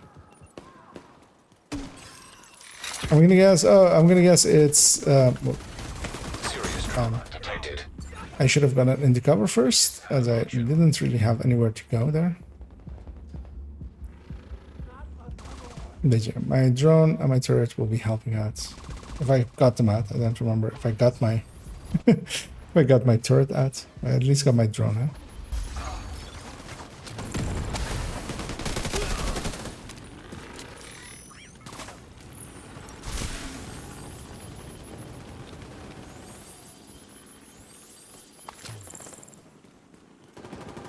As my drone went off to fight its war.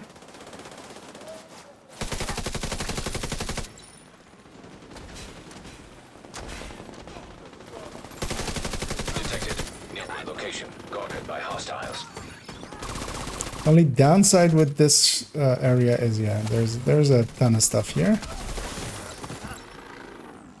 And all of it will be aggroed and stuff.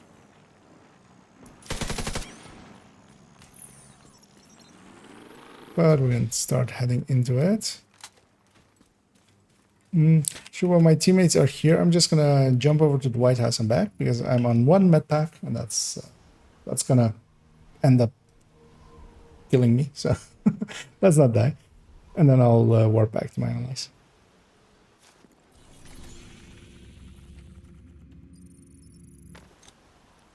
And I'll likely be there before the fight actually starts.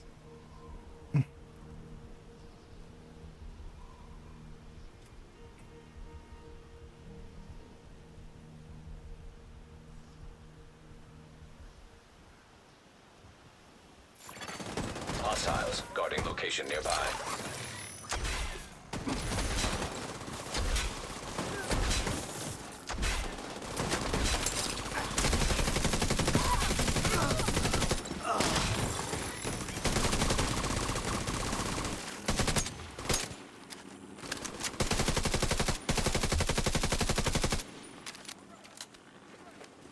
Okay, that's the downside with these open world bounty areas like this one, where there's so much fighting with us as well.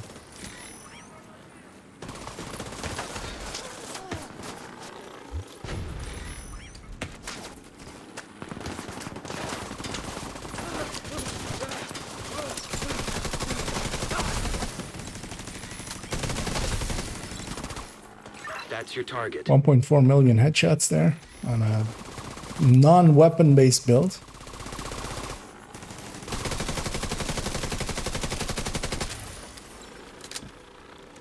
But also after a while, you'll get into the habit of just going for more and more headshots, and as the team does, you'll have fewer and fewer people getting back up and stuff. So randomited is actually really good for, I mean, all of the global events are good for bonus damages, basically. Just getting through stuff faster once you get kind of used to it. Just waiting for my allies to catch up. So we'll move in as a pack.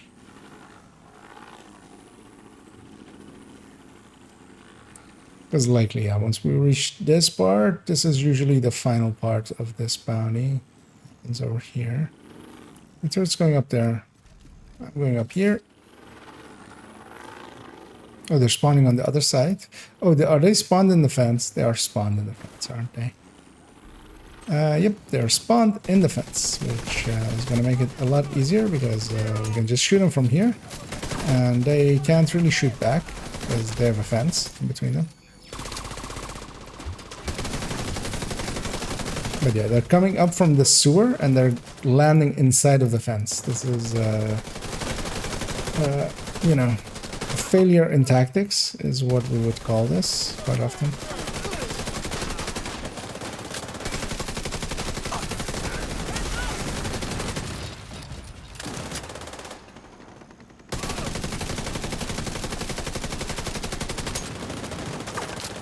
I did get a med pack off. He's a medic, so.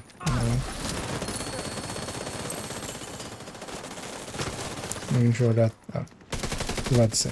Likely we've aggroed a dozen other things as well.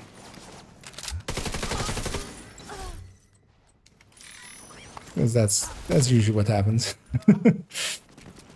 But yeah, if you're ever curious, don't all come up from a sewer into a fence. It's just a bad idea. Your superior officer orders you to do such a thing, maybe decline politely, or shoot them in the face and just desert.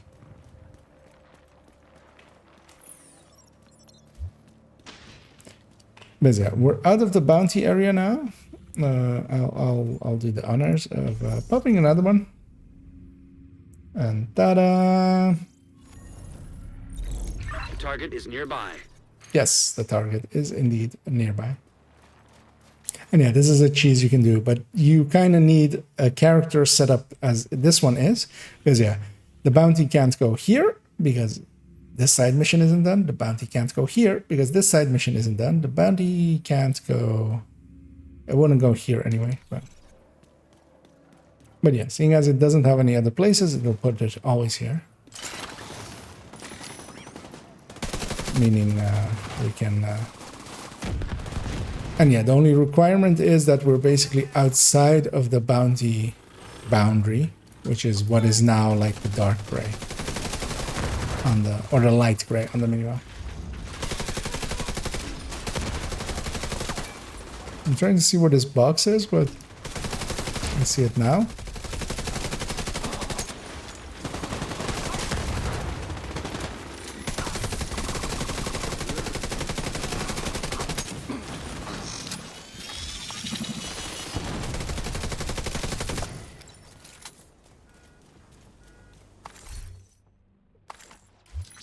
We'll take a 12 haste.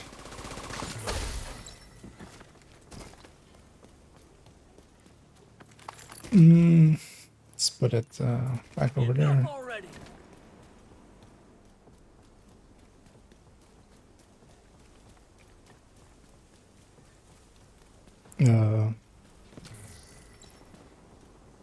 Oh, my allies have found the fight over there. I'll go help them. Because yeah, the bounty is the other way. But there's some stuff over here that we can get.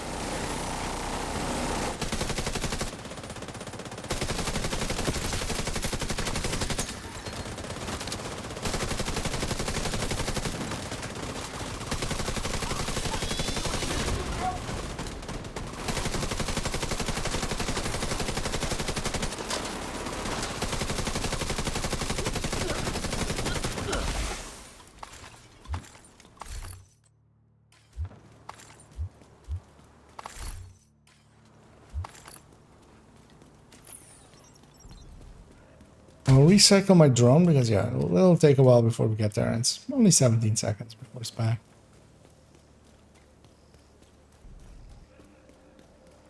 That's kind of the reason you don't put skill haste on these kinds of builds. Like, it's not needed. 17 seconds is fine. Or we're there, like, it's back already.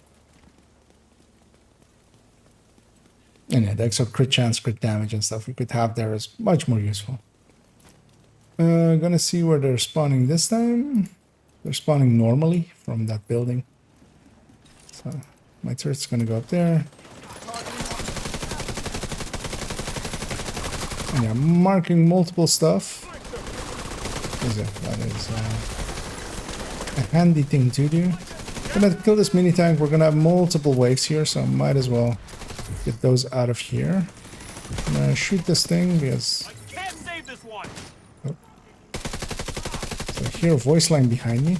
Gonna use my rifle here to mark and then kill with this. So special ammo again. And yeah. I guess those guys aren't actually part of the bounty, but I'll kill them anyway. Yeah. Vital signs I critical. assumed that would be towards me, but I couldn't actually see it. Agent down. As I should have picked a better spot there to get myself healed up. But yeah, I've been flanked. I saw it there. I was like, maybe they won't shoot at me. And then, of course they do. Why wouldn't you? Serious trauma detected. As yes, we're fighting multiple things as always.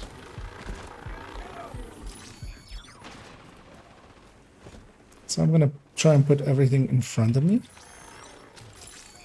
At the very least. Trying to get special ammo as well somewhere if I can. If I get a good target for it. Right there. Because yeah, also in a second we could have another wave spawning from this building here.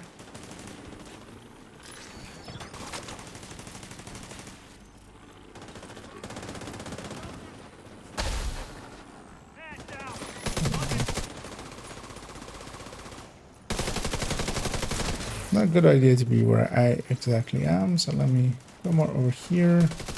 Okay, they're coming up from that sewer.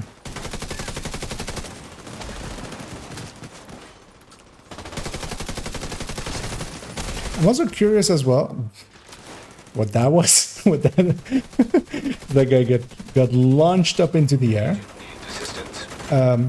But if there is 2 weeks of actually I actually know the answer. Cool.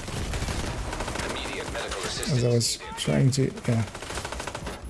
Kind of want to go help my ally, but also I need to not die myself.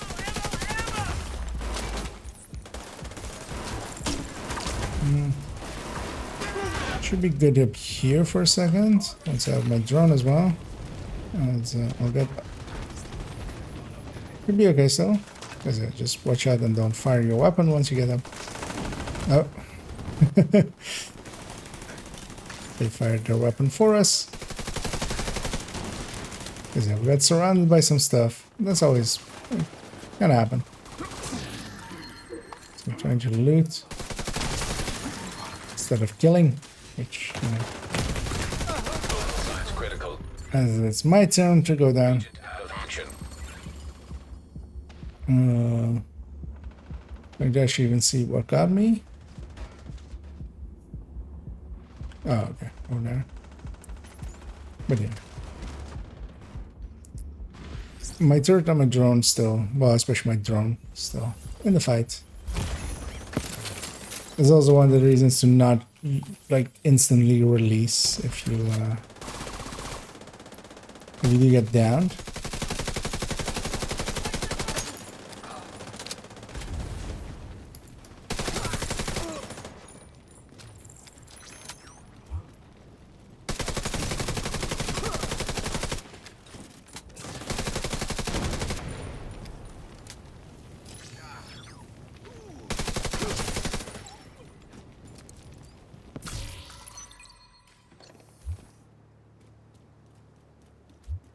And yeah, we likely did complete the bunch. It's annoying that that bug still exists and you can't exactly see when you... Bounty complete. Kind of thing. But yeah, seeing as nothing's shooting anymore, we're not in combat because we're regenning. Likely okay. There's the loot drop down here. From one of the bosses. And yeah, if one of you guys has a bounty here, if you can pop it, because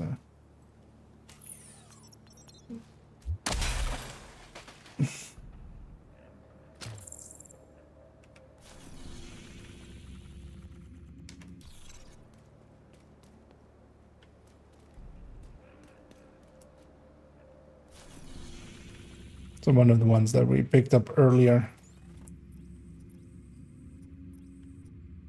Target is near you, Agent. Have a look, but Salty has dropped there.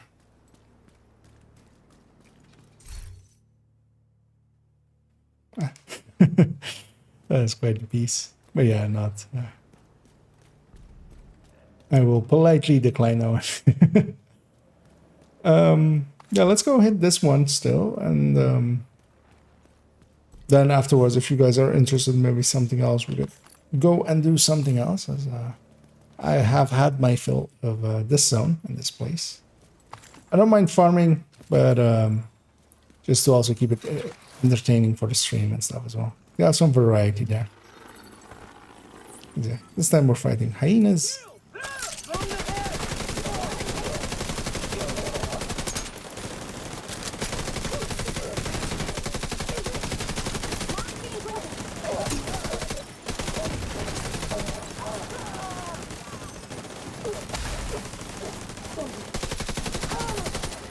Because one of the things I'm noticing for myself for gameplay here is that I'm getting better at marking multiple stuff and stuff and things and stuff, and that helps a lot with both my keeping my own special ammo up, but also like my allies' ones. Immediate medical assistance needed.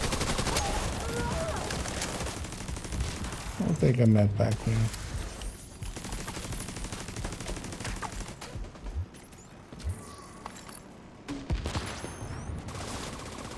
And yeah, as always, we have an entire war zone going on.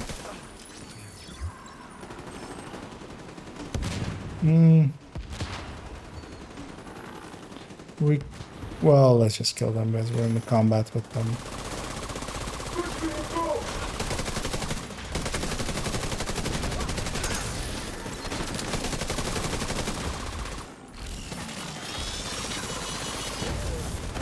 This dog is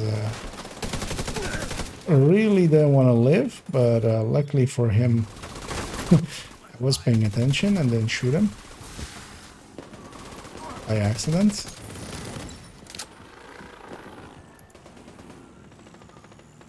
Can't see his head. Although as well, when they get caught up to some geometry and stuff, sometimes they won't get back up actually, like that enemy did. So you can use that knowledge as well sometimes. Especially ones lying out in the flat open, they will guaranteed get back up.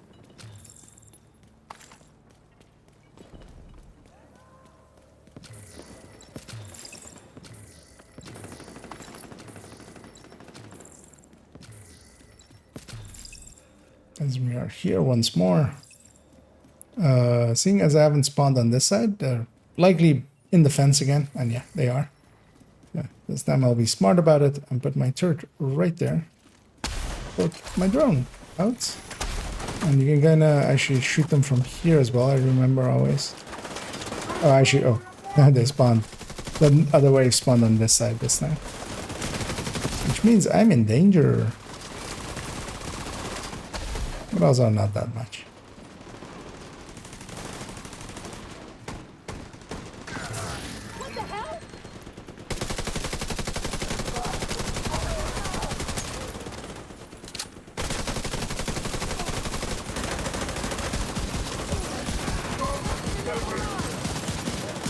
Just to mark multiple enemies, kill that one.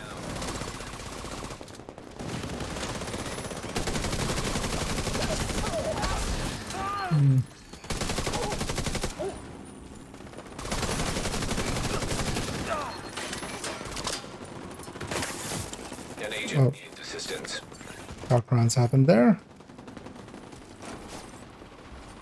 Now you can get oh. I'm saying actually crawled away from me there. Rogue striker drone Oh, I'll detected. get you. Hostile striker drone. There is something with shock rounds out there, which watch out for that. I should be able to get you now. Yeah, that's that guy.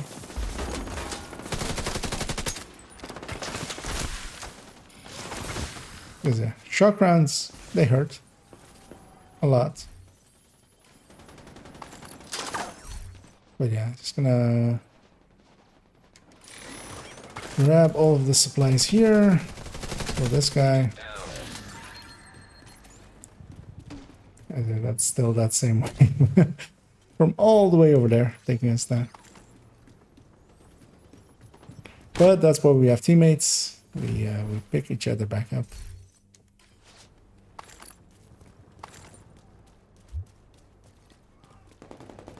There's loot on that side of the fence.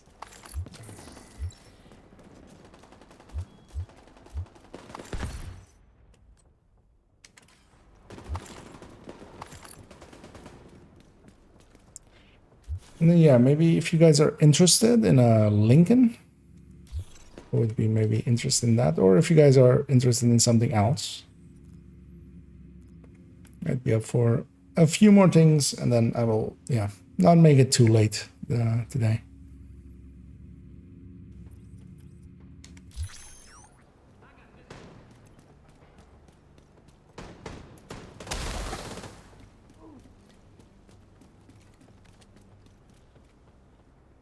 Also, if anybody else is interested in joining us for maybe a Lincoln or maybe something else, I would say, yeah, Lincoln likely. as I could go Eclipse for that. As actually, we are still in combat with something, but I can solve that by just going fast traveling over here. As yeah, it is Petrov, and I am still very much in the market for contractors with skill damage. So we'll drag these fine people along if they're willing.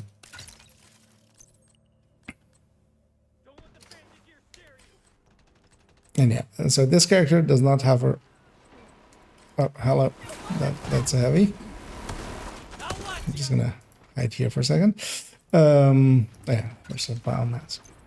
She does not have a full Eclipse as is, but she has all the pieces in her inventory to become an Eclipse from a high-end version. Skill damage, status effect, high-end version. There'll be more tomorrow.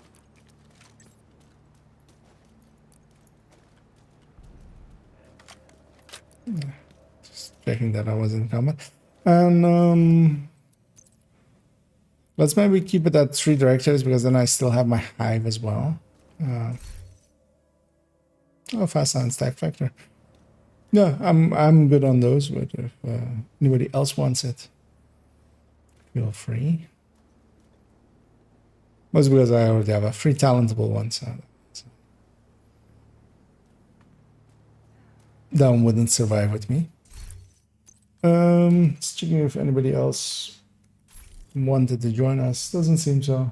But then what I'll do is just matchmake ourselves into oh yeah, actually just in time. Scooby. Did I have you on my list? I don't actually remember your. I'm horrible with names, so I always forget people's names. But or otherwise, if you have your then because I remember we have played before. But then what I'll also do is if you are okay with it, has joined your group. because yeah, the add friends thing started working again, and I feel it did there as well. Because yeah, I'll send the friend request for in the future.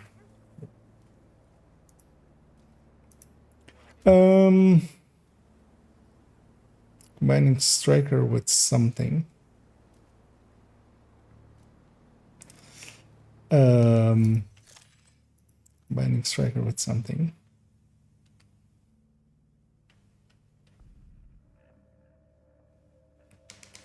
Oh, do you mean the tech tank? Oh, vigilant. Oh, yeah. So you usually don't want to go because you had a backpack earlier, right? You had a vigilance backpack and then a peyote. Usually, if you go the chest, you also want to go the backpack, especially because otherwise you're giving up too much damage. And in comparison to the striker backpack, basically. But without it, yeah. Because also usually the only way that works out is with glass. But yeah, with us for here, if everybody's ready, we'll just go through it in a 3-directive way, which isn't too hard. Because I want to keep my hive, because I'll leave my hive behind to deal with like reviving things.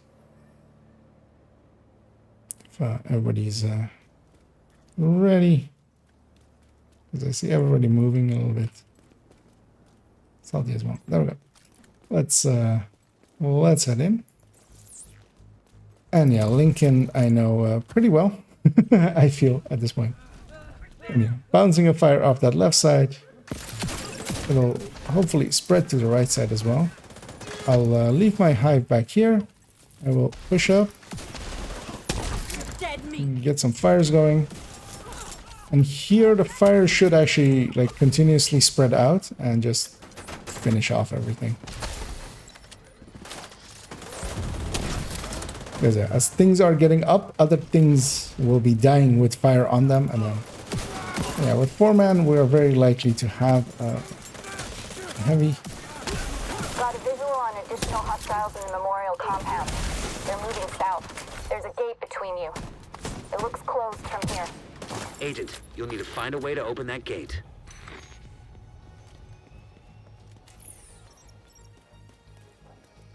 I've taken an armor break already. Let me clean that up. Oh, actually I'm bugged. Okay. So I should not take too many armor breaks because I have to keep stacking up.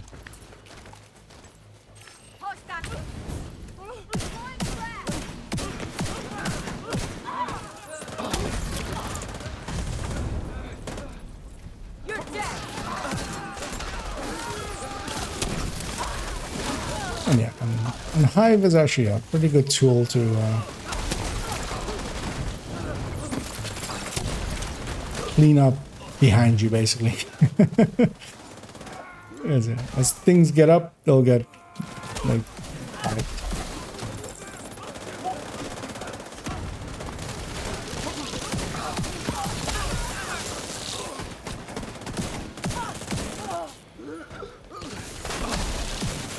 We end this now.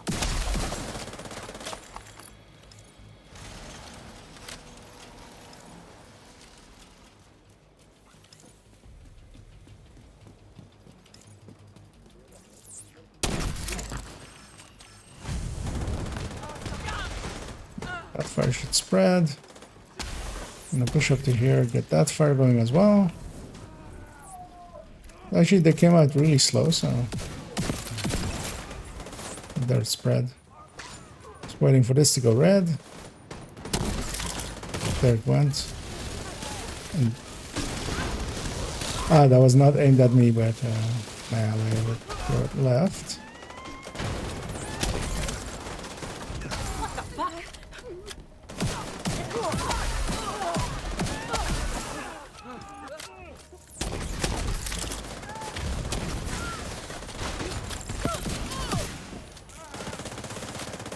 Especially Eclipse Fire is still kind of, even though it kills more things and makes it so that stuff reanimates, it'll also clean up behind itself a little bit. Just by virtue of like the fire spreading. Check the interior while I get Henry's people to maintain the perimeter.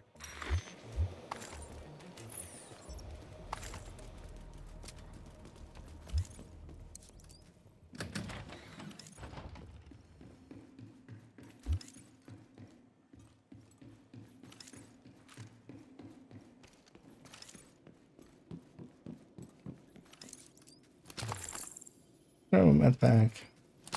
Grab a grenade. Even grab ammo. Just out of curiosity as well, so I know what Scooby's running. Yeah. We have triple strikers and an Eclipse, which is basically the dream team. For Lincoln especially as well. Well, I mean, Reguluses also work really well. But just strikers, like several strikers. I kind of want to use my hive over there still as well. So I will. I'll just clean up here with just... Because even that poison and just the Valtic will just end some of these guys.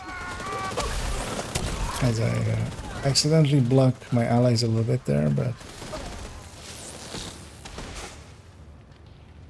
yeah, flame grenades as well will very much just clean up as well behind them.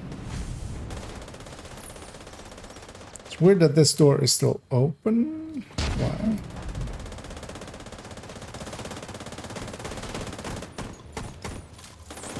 Oh. I moved a little bit too far to the right. Damn it. The true sons have turned the memorial into a base. Hey, let's go get our key chest. With increased security. Isaac can't access data on this location. Stay alert. I don't know what you're walking into.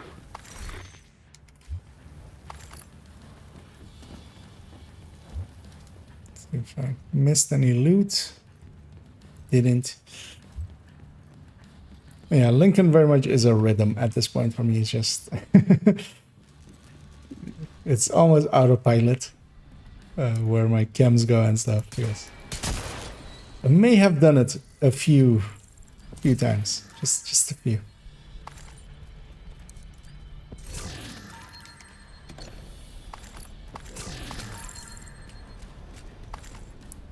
But at the very least, it's a decently fun mission, mostly because there is a little bit of randomization happening. It's not 100% the same every time. It's variation, of course. Yeah. After a while, you'll know its variations as well, but still. That was a damage to armor Mark 16. If that was a detox Mark 16, I would have kept it I actually. just ID'd those shells as chemical weapons. Because Mark 16 is one of my preferred damage per mag weapons, basically. It's low on burst, but it makes up for it with damage per mag. And accuracy, of course. The AKs and stuff beat it on damage per mag and stuff, but it's basically the first damage per mag weapon that is like actually not a hassle to use. As in we go, set that one on fire, pushing up on the left. Hive goes here. Get a fresh fire going. One enemy left, so that wave spawns. Serious trauma detected. I'm gonna in sync fire these guys.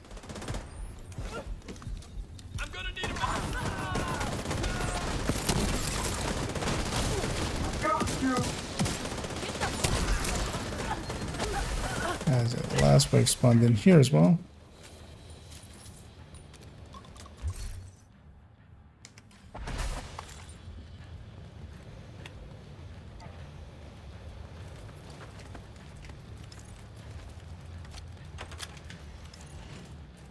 On we go.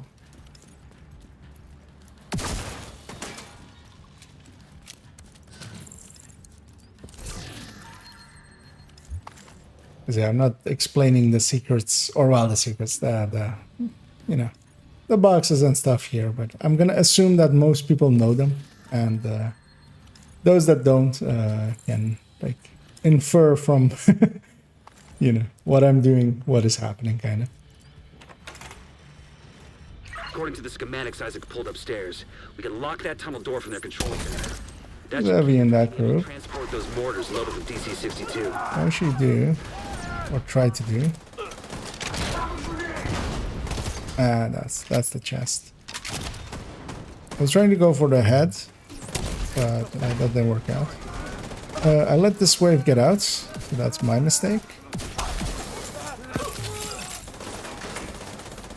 But also the hive should clean up the remnants of it. And I don't see them anywhere, so that means that they're over there. It went weird. Because I usually bounce it off the wall there and lands down there and sets everything on fire.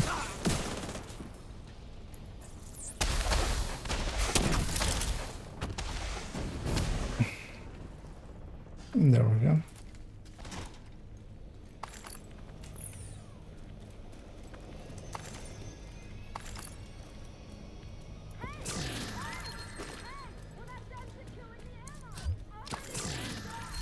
That should keep them from getting more of those mortars. You think closing the tunnel was smart? Fuck you! You slot yourself in with us. I'll make sure you rot down here. And then we have the boss fight. Yeah, I was just shoot that thing out because it's way too bright. I should need the med pack, so go around that. Might as well. No refunds.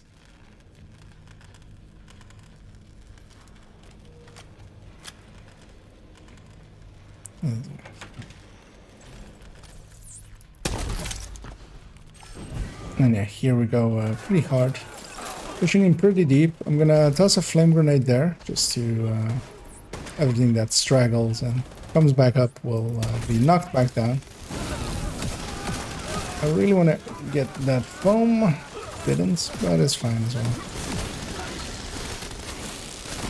Okay, all of these guys will get back up, so instead of letting them, I will do that to them. Gonna let these guys come out a little bit because, yeah, trying to get them somewhere where my allies can kind of shoot at them.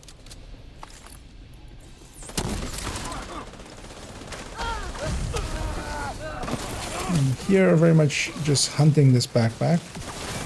Although, of course, it's very much Medical assistance needed. not making it easy for me. Good work. Go on and head back up. The team from the campus has taken position inside. And yeah, one important thing to know as well, named enemies will not get back up. When they die, they die. Medics as well. They cannot get back up.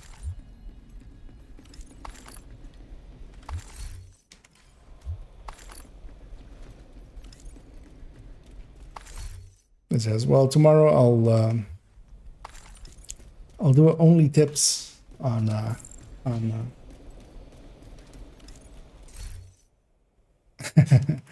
as a maxed out petrol backpack, but yeah, sadly not in a variation that is that seems very useful. Yeah, let's go get our completion here. If you hadn't stopped them, I know they would have used those weapons on us, and we would have ended up like Castle. Oh, and Tell you how relieved I am to have you on our hey, yeah. So second stick of RAM dying in a week. Yeah, that sucks. But also at that point, maybe check the if the motherboard is actually like doing stuff correctly. That's it. There we got another level. We're reaching pretty late here, so I don't know if you guys are up for maybe one more run of Lincoln here. But yeah, we've looted already. We'll have a much faster time going through a second time, and then that'll likely be it for me. Yeah, still attempting to get that skill damage contractors. But then let's go clear out the base here of it. That will likely as well be the well, it won't be the afterwards. I'll briefly actually like rework one build on this character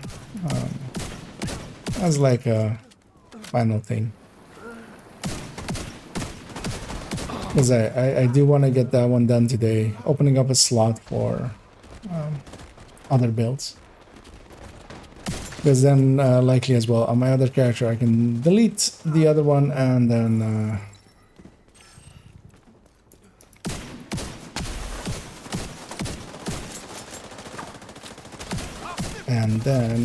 make a spot for saving the ongoing build on her, especially the ongoing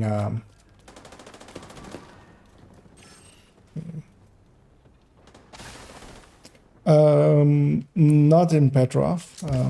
I am looking for a setup, but that was with the Usina in the zone. Was the target at the zone.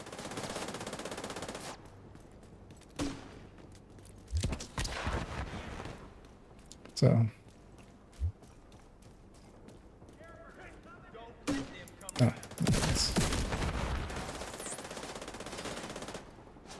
so one thing that is actually handy to do, especially if you're running missions, like if you're gonna do a bunch of Lincolns, what I would usually do is put off all of the directives in the open world. So that when we get out of the mission, first off, we won't have Fog of War active, so we can just see where the enemy is. Then as well, like Fragile, because it's off in the open world, then it would just not be like, I wouldn't have 2 stacks of it. But here, just because we're gonna do one more, I'm not gonna take the time to set that up. But yeah, I'll be fine with a few armor breaks.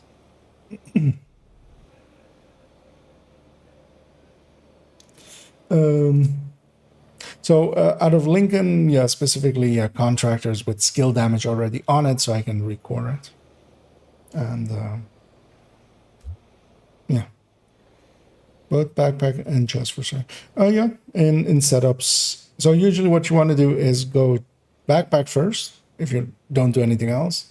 And then you can go backpack and chest.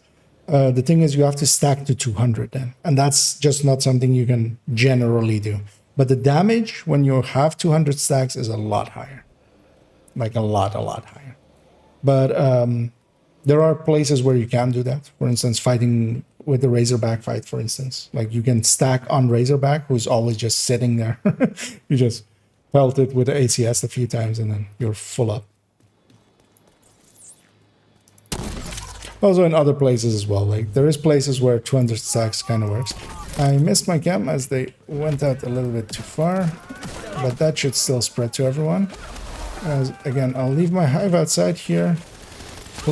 Because that'll clean up everything that spawns in.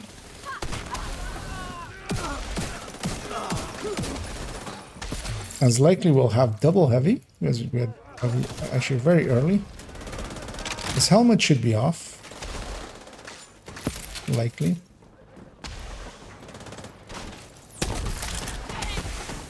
But that's like one of those places where like meta isn't just all out damage. Because yeah, the chest and backpack with Striker is the best, like highest damage. But it's just less viable than backpack with Obliterate. And that's where we go. Like, that's where metas come in.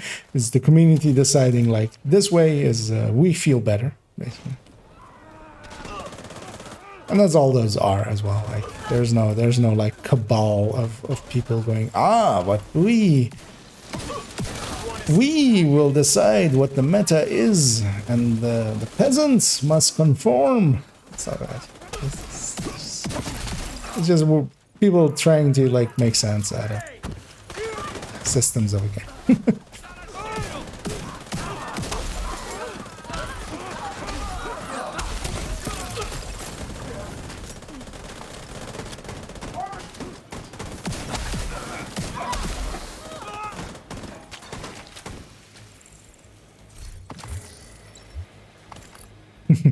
And yeah, these all of these particles with reanimated are actually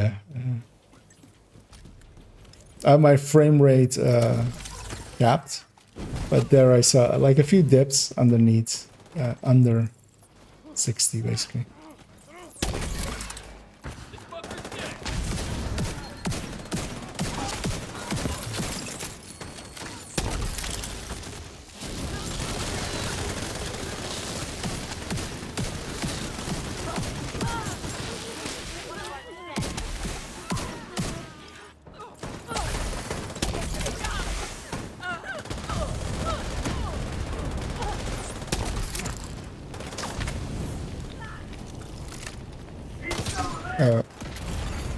Vital signs critical. There was some fire there as well already, waiting for me. So yeah, the grenade got me, and then like there was already fire. That one of them got me from the grave, basically. All clear. I repeat, the compound is all clear. No, that can't be all of them. Check the interior while I get Henry's people to maintain the perimeter.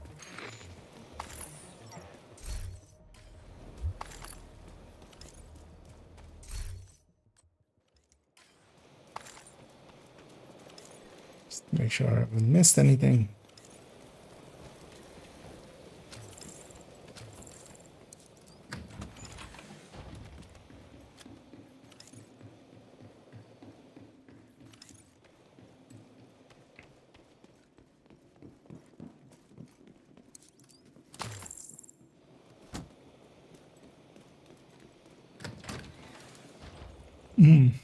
So yeah, today was a long work day as well. Annoyingly, unexpectedly as well.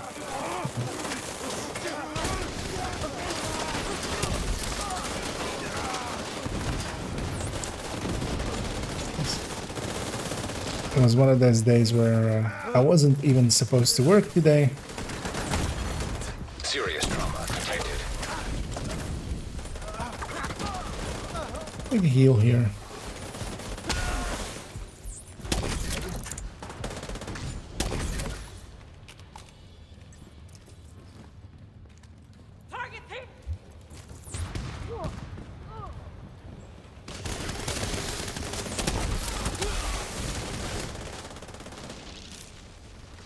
Was it there? I didn't really do it as cleanly. Was it? I actually missed putting my hive for that side door. I always put that. Damn it.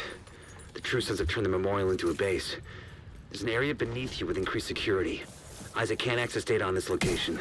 Stay alert. I don't know what you're walking into. And yeah, with this looted, we can get through here pretty quickly. And then even jump down here with the speedrun strat. You hear that? Pump this noise. I'm not dying to help the piano pound. DC-62 detected. Heads up. Isaac just ID'd those shells as chemical weapons. We can't afford to let the True Sons escape with those. You gotta find a way to close up that tunnel. Yeah.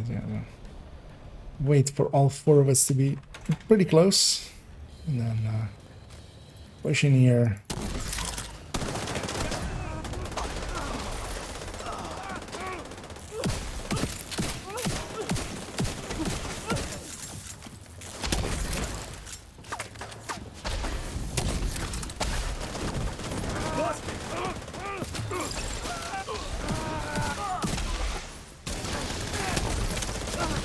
Fire going there.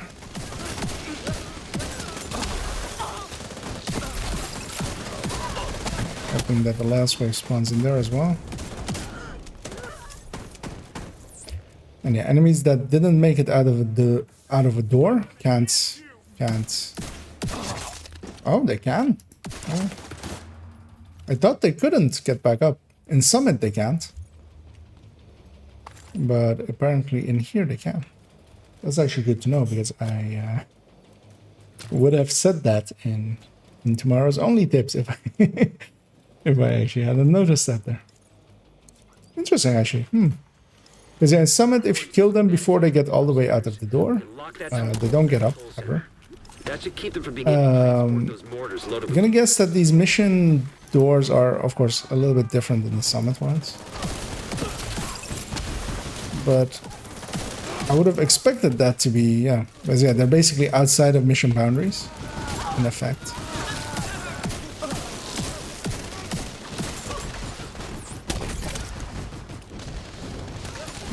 The next wave spawned in there as well. Gonna refire with the in sync again. It's gonna cremate the rest as well.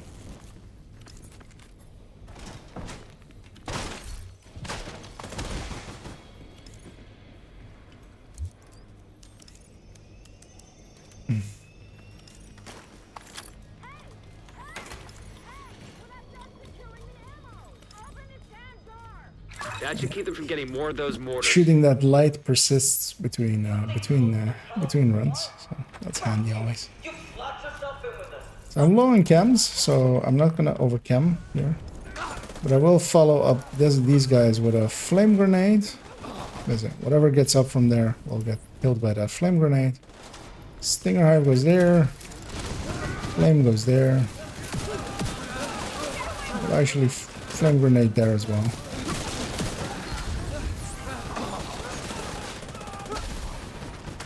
Let them come out a little bit.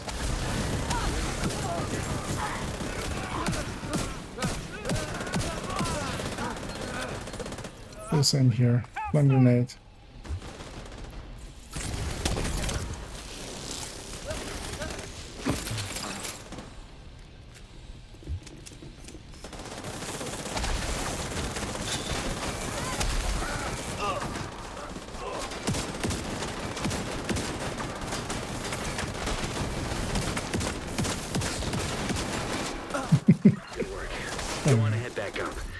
Team from the campus has taken position inside the memorial.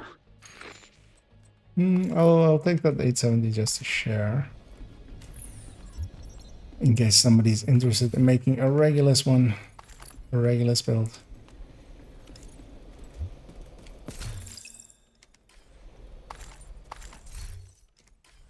Although that one's pretty expensive to optimize, but sometimes it's worth it for stuff like that. Once everybody's here, let's take it in.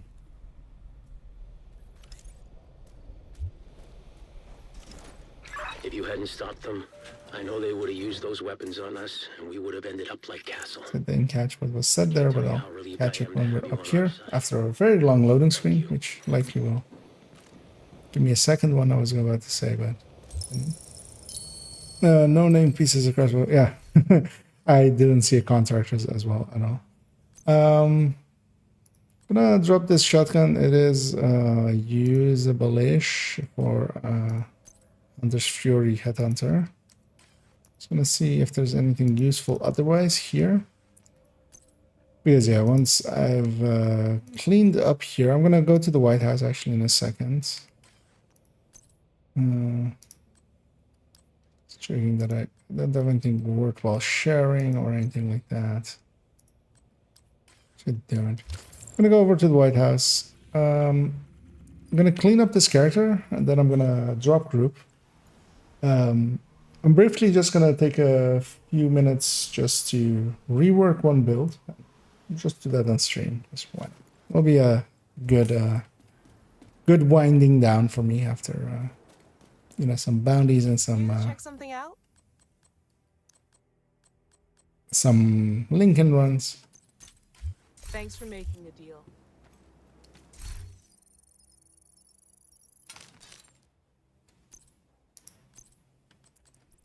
It's gonna pop all my caches as well as we do another 10 levels.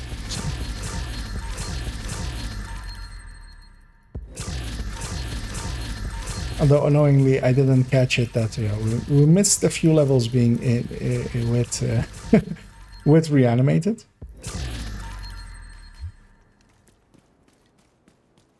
Because yeah, how many stars am I up to now? 27, so I can get an exotic cache already.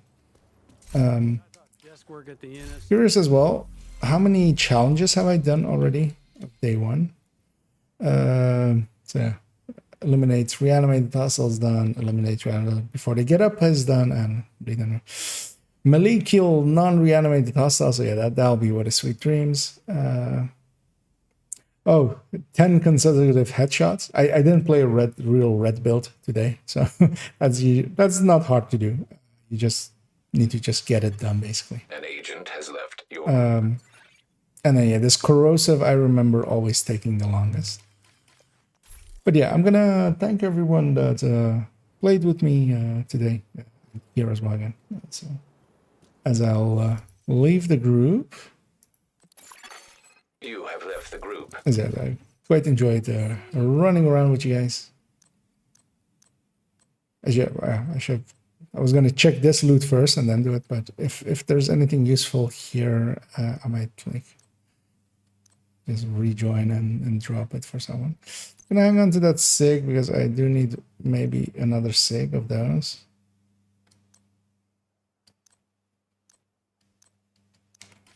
Thank you, Agent. I Come on, get out of there.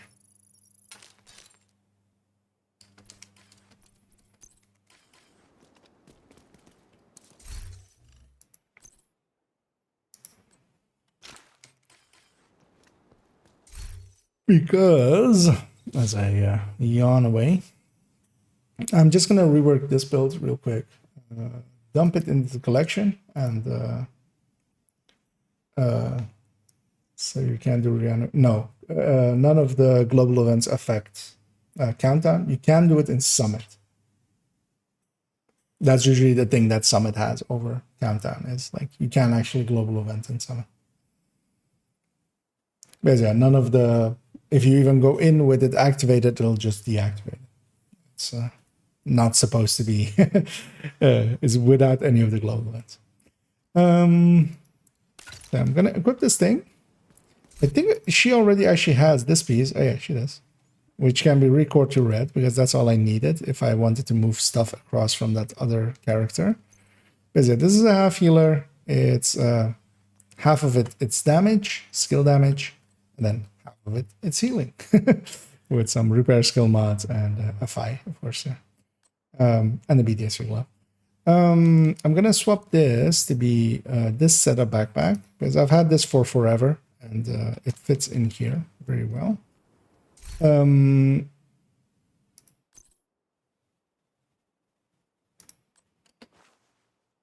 And it's basically that's all that this rework is.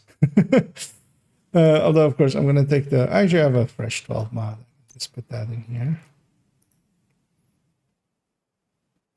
because I might hang on to that China Light backpack, and I can always mess about with it.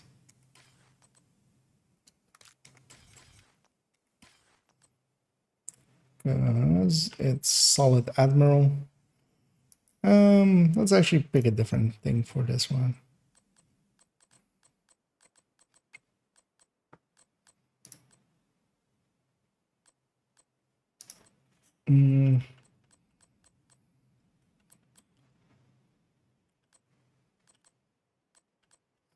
What I always find annoying about this is that I would actually much rather see the backside of the character because that's the part I see the most. But yeah, what I really want is something with light tones, blue tones kind of things. Because yeah, it is half of a healing build basically. Kind of looking through what has come in with some of the more recent seasons, because yeah, I know the preview, like from the first 4 seasons, because yeah, we've had them for quite a while, so I know those pretty well.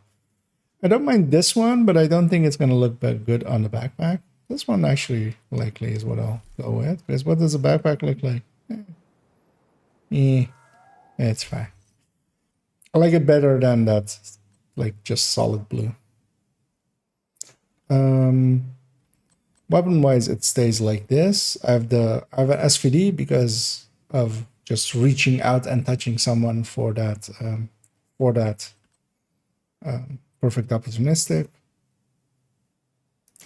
I'm actually gonna save this loadout over this one. Gonna put that China Light backpack away. Is it that this one gets to stay? Maybe. Actually, no, it won't. If this was free talentable, I would make it. I would be okay with it staying. Because I would never use it. Like, even if I went the mortar route, I would just stick with the other one.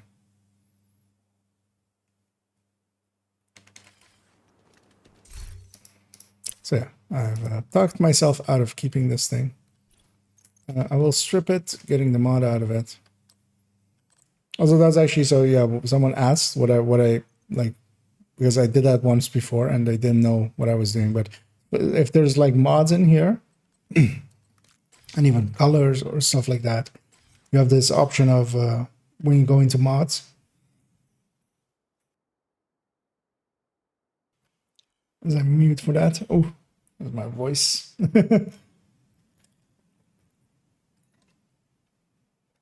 My voice gives out a little bit. It'll come back a little bit. But yeah, you have this strip slot. So you just press that and just takes out everything, making it a little bit easier to just take everything out of a... Especially with weapons, it's handy. If you just want to change everything, you just strip the weapon and then put everything back in. So that China Light backpack goes away. And this setup stays. So the build is going to be like this, and then the mask is going to become with a red core. This one was set up to be with a mortar. And I just don't like that version that much. And then what I also need this to be is with Technician. So I will go get that.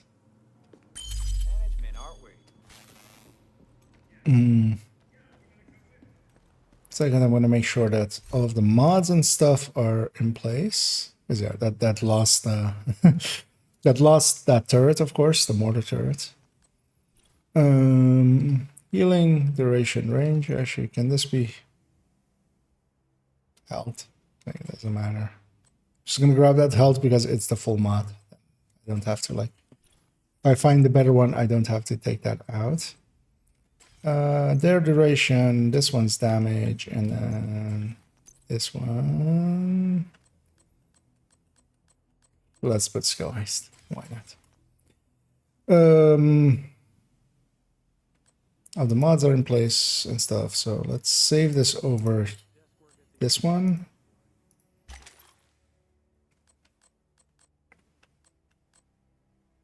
But yeah, so build wise, then she's number 4 as a healing thing, which I usually have 4 be a healing thing.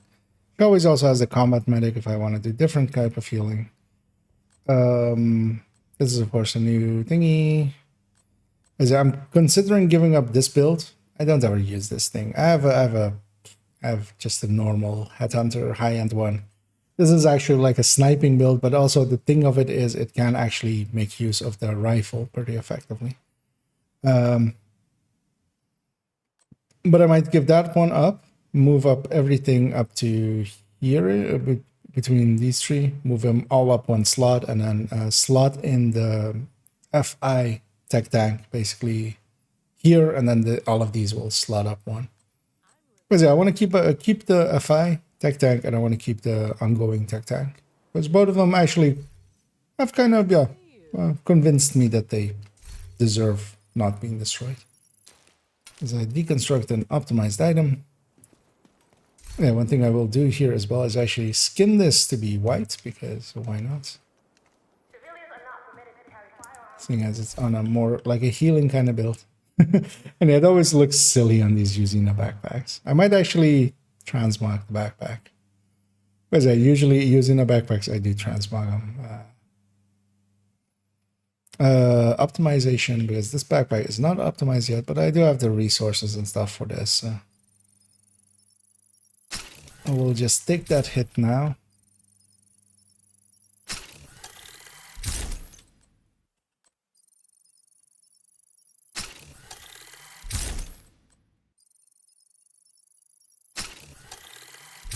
I'm running low there on field recon, I saw, but I have another character to spend 500 points on for them to be back in line and still have over 2k on each character. So.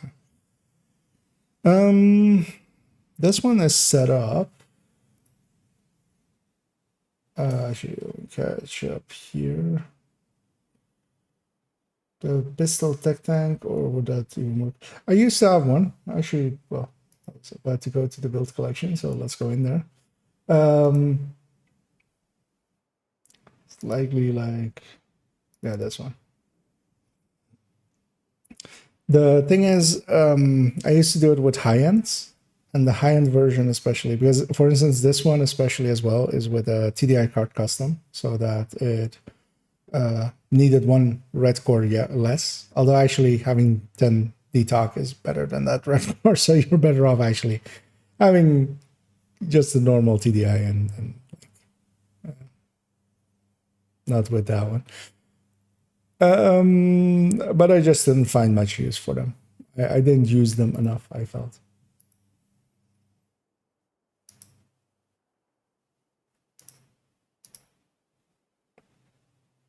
Because in so many places, like, do you really want to be clicking as much as a pistol build really requires? Especially for good output, because really only the TDI card can like do good damage over like prolonged times. Liberty and stuff just don't lend themselves to that. And when you're going Regulus, you're going for a completely different thing. Basically, you want those red cores. You're much better off just putting in a memento and a bulwark shield at that point, instead of going tech tank route, basically. Because a tech tank wouldn't be able to get those headshots high enough.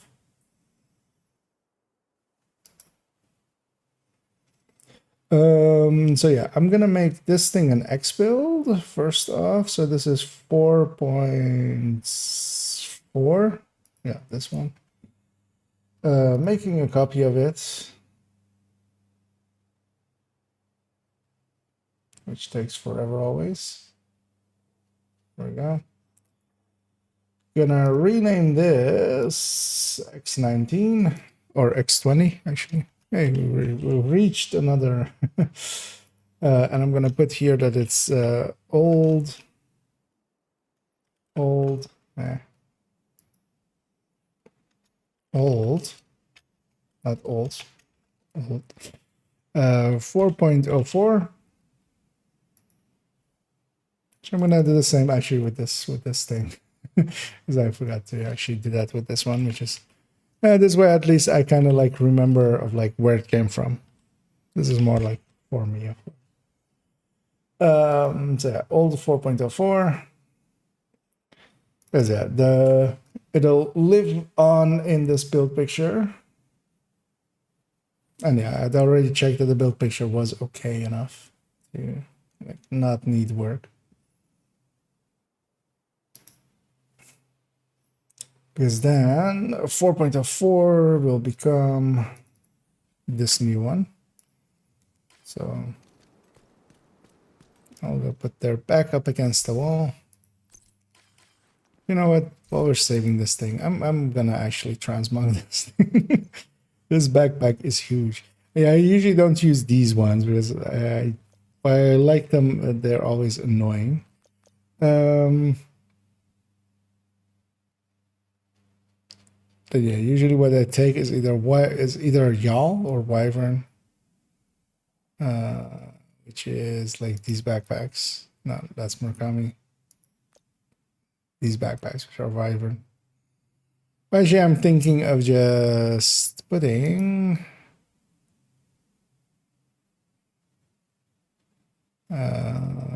all the way at the bottom here are some gray ones, and especially like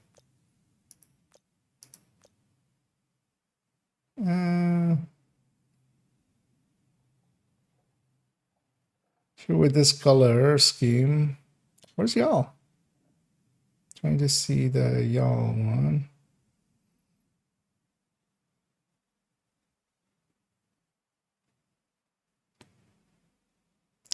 I think the y'all one is only in high ends.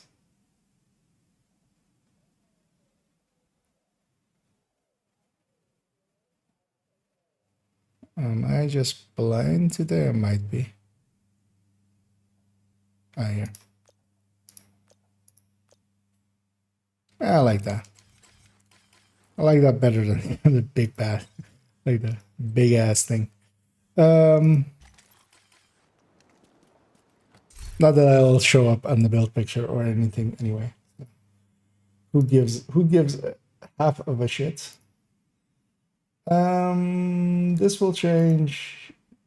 It will stay the same. This will change. This stat block I just want to do again. None of these are relevant anymore. Neither is that, neither is that, neither is that, neither is that, neither is that, neither is that, neither is that. Yeah.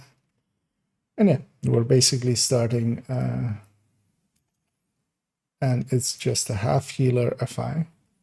And actually what I'll do is change that to be FI half healer. Usually I put the brand first. Yeah, let's get this build picture in.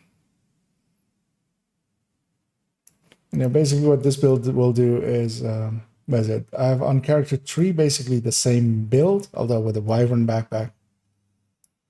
That will get destroyed, opening up a slot over there.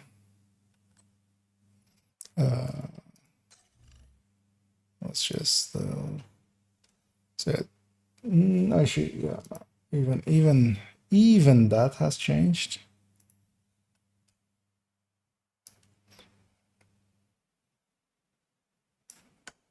Actually, maybe as the build picture, I'm considering now. Yeah, let's do that. Let's go with the Scorpio. Too many people will ask question about that. That's really, I feel.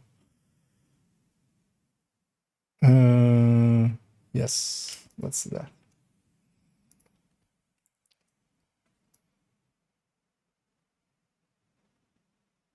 Because as a general use, that was a mess. Let's see if that thing lined that up well. There we go. So with a Scorpio and a sledgehammer.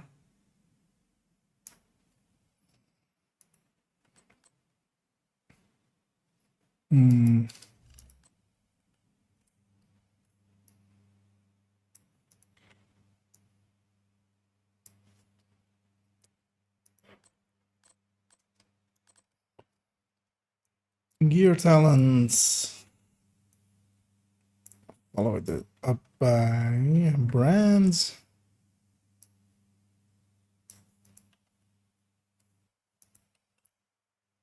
The snipping tool fails me once more. There we go.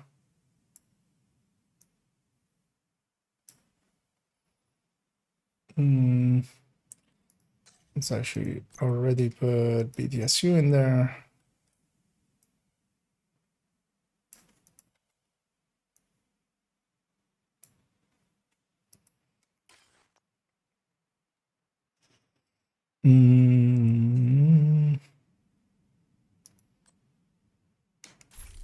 That's it. What I really want then is actually these as the stats of it.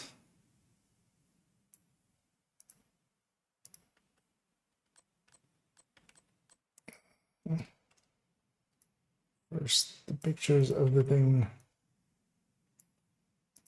And then the stats of the thing.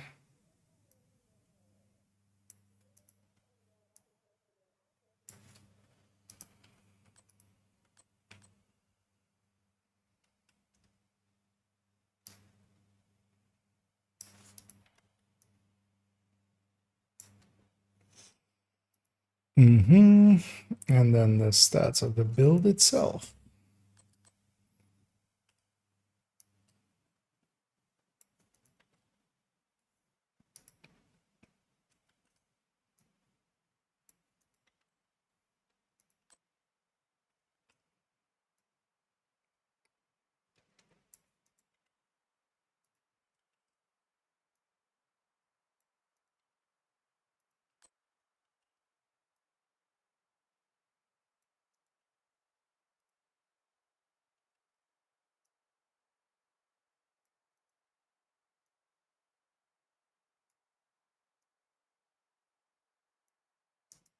Line it up here.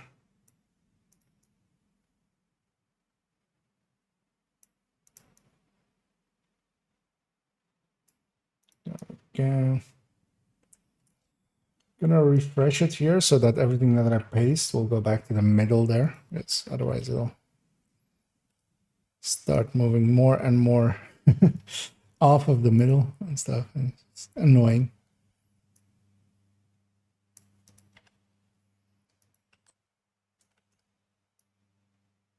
Because then yeah, as well, like these will be this one and the high-end one will be the two half healers I keep. They are no longer that useful.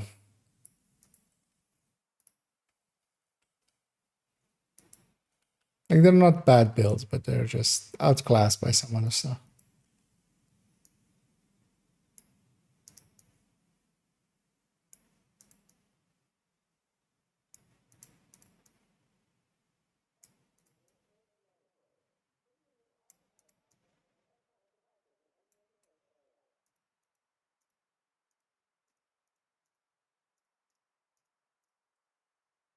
A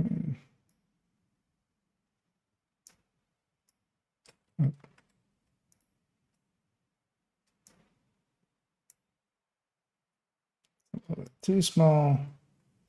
It's a little bit too large. And that's just right.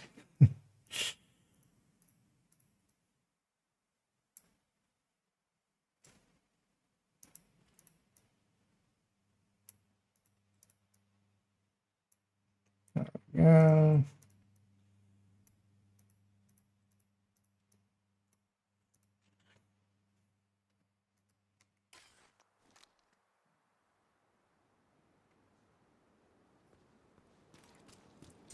I'm gonna take a picture of the SVD. Just have that in there as like an option. Over here. What is that? And sync is useful. And still can provide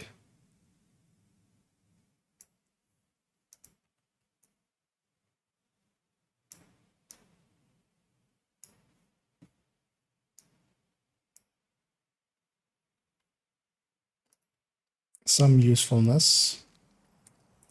Let me double check here. No, just another way. Yeah, I mean, you can just basically, the high-end one can be altered into one.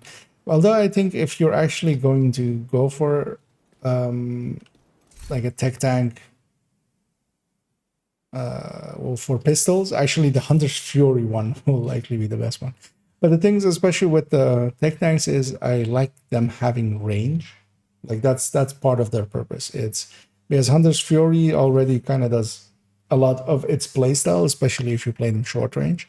But what the tech tanks have over Hunter's Fury is that they can just fall back a little bit and sit at mid range, where pistols also, because the good pistols have like a tiny optimal range, like the TDI card. As I catch a sneeze there, the TDI card has like 12-meter range, I think. Yeah, 12-meter optimal range. Other pistols have a little bit higher, but TDI card is also like in its own class when it comes to like usability. Or well, the card, I should say. So that's not specifically the TDI card custom, but the card 45 is very much, it's like the FAMAS of pistol.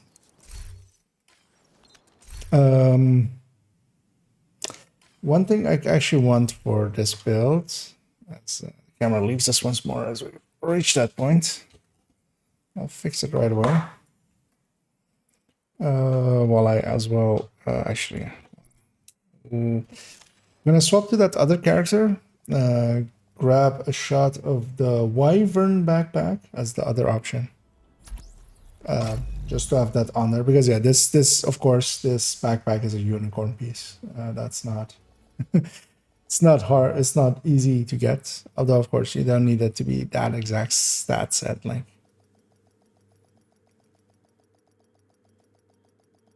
having a haste or something in there wouldn't break everything. So I felt I fixed the camera, but I didn't close the door of the battery area all the way. Yeah, so with that build, this one should seem familiar. This is basically the exact same build, and that's why this one's getting destroyed. This one will no longer really have a purpose. Let me quickly check actually if that harmony is actually used in any other build on her. Actually, I can just equip this.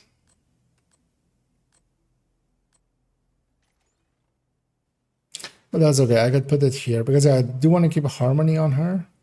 When this build goes away, it wouldn't have that. Like the settle weapon, I don't care about. The same TD or the card 45 there is used in there as well, so that's it. I only care about this harmony really.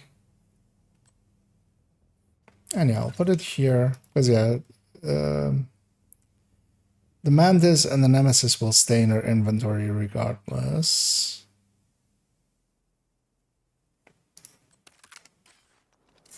Because I might actually destroy this build right away.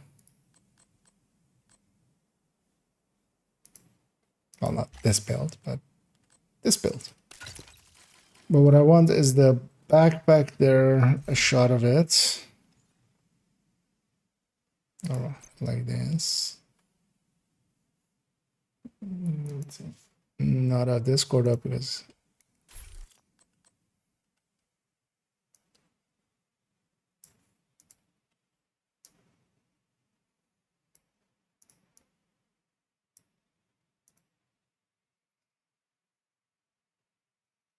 and those are just as options there. Is it? This build will get destroyed, opening up a slot here basically. Everything else is going to move up one with her as well. Up to here, and then the ongoing directive tech tank that she has can slot in there, putting it above the striker one.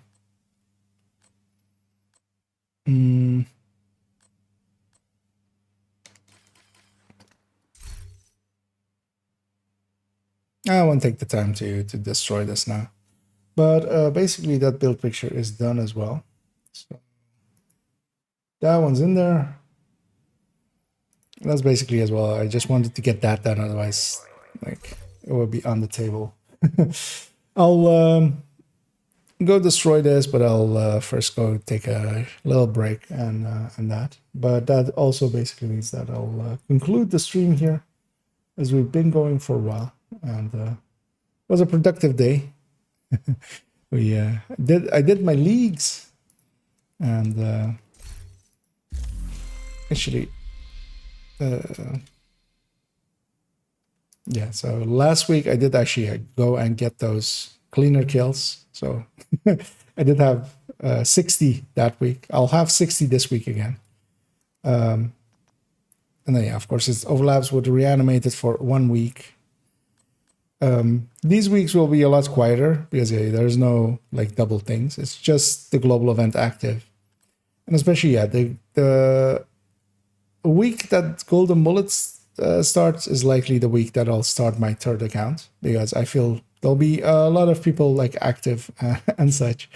And it's a good moment of just getting that account to 40 and then getting it to 100 SHD, just so it has an Elmo and stuff, so I don't have to deal with that to go farm it. And then also I'll benefit a little bit from Golden Bullet, because I would be okay farming like levels with Golden Bullet with like an intention, because on my main account, on my alt account, I don't care about Golden Bullet. I don't like it. I understand completely why it is popular and why it is useful, but I'd much rather like play SHG Exposed and Reanimated than Polarity Switch. Hollywood not so much, but Guardians as well. I do like. But yeah, those are all upcoming things. And yeah, tomorrow I'll try to get only tips together for Reanimated. I feel I have a good grasp of it again now. So, but it's also another complex one, so it'll be a short video to put together. And then yeah, the DPS, the damage calculation one will get moved up a few days. Because yeah, work is busy and still a few days of time of me. Well, today, and will do so as well for the few coming days.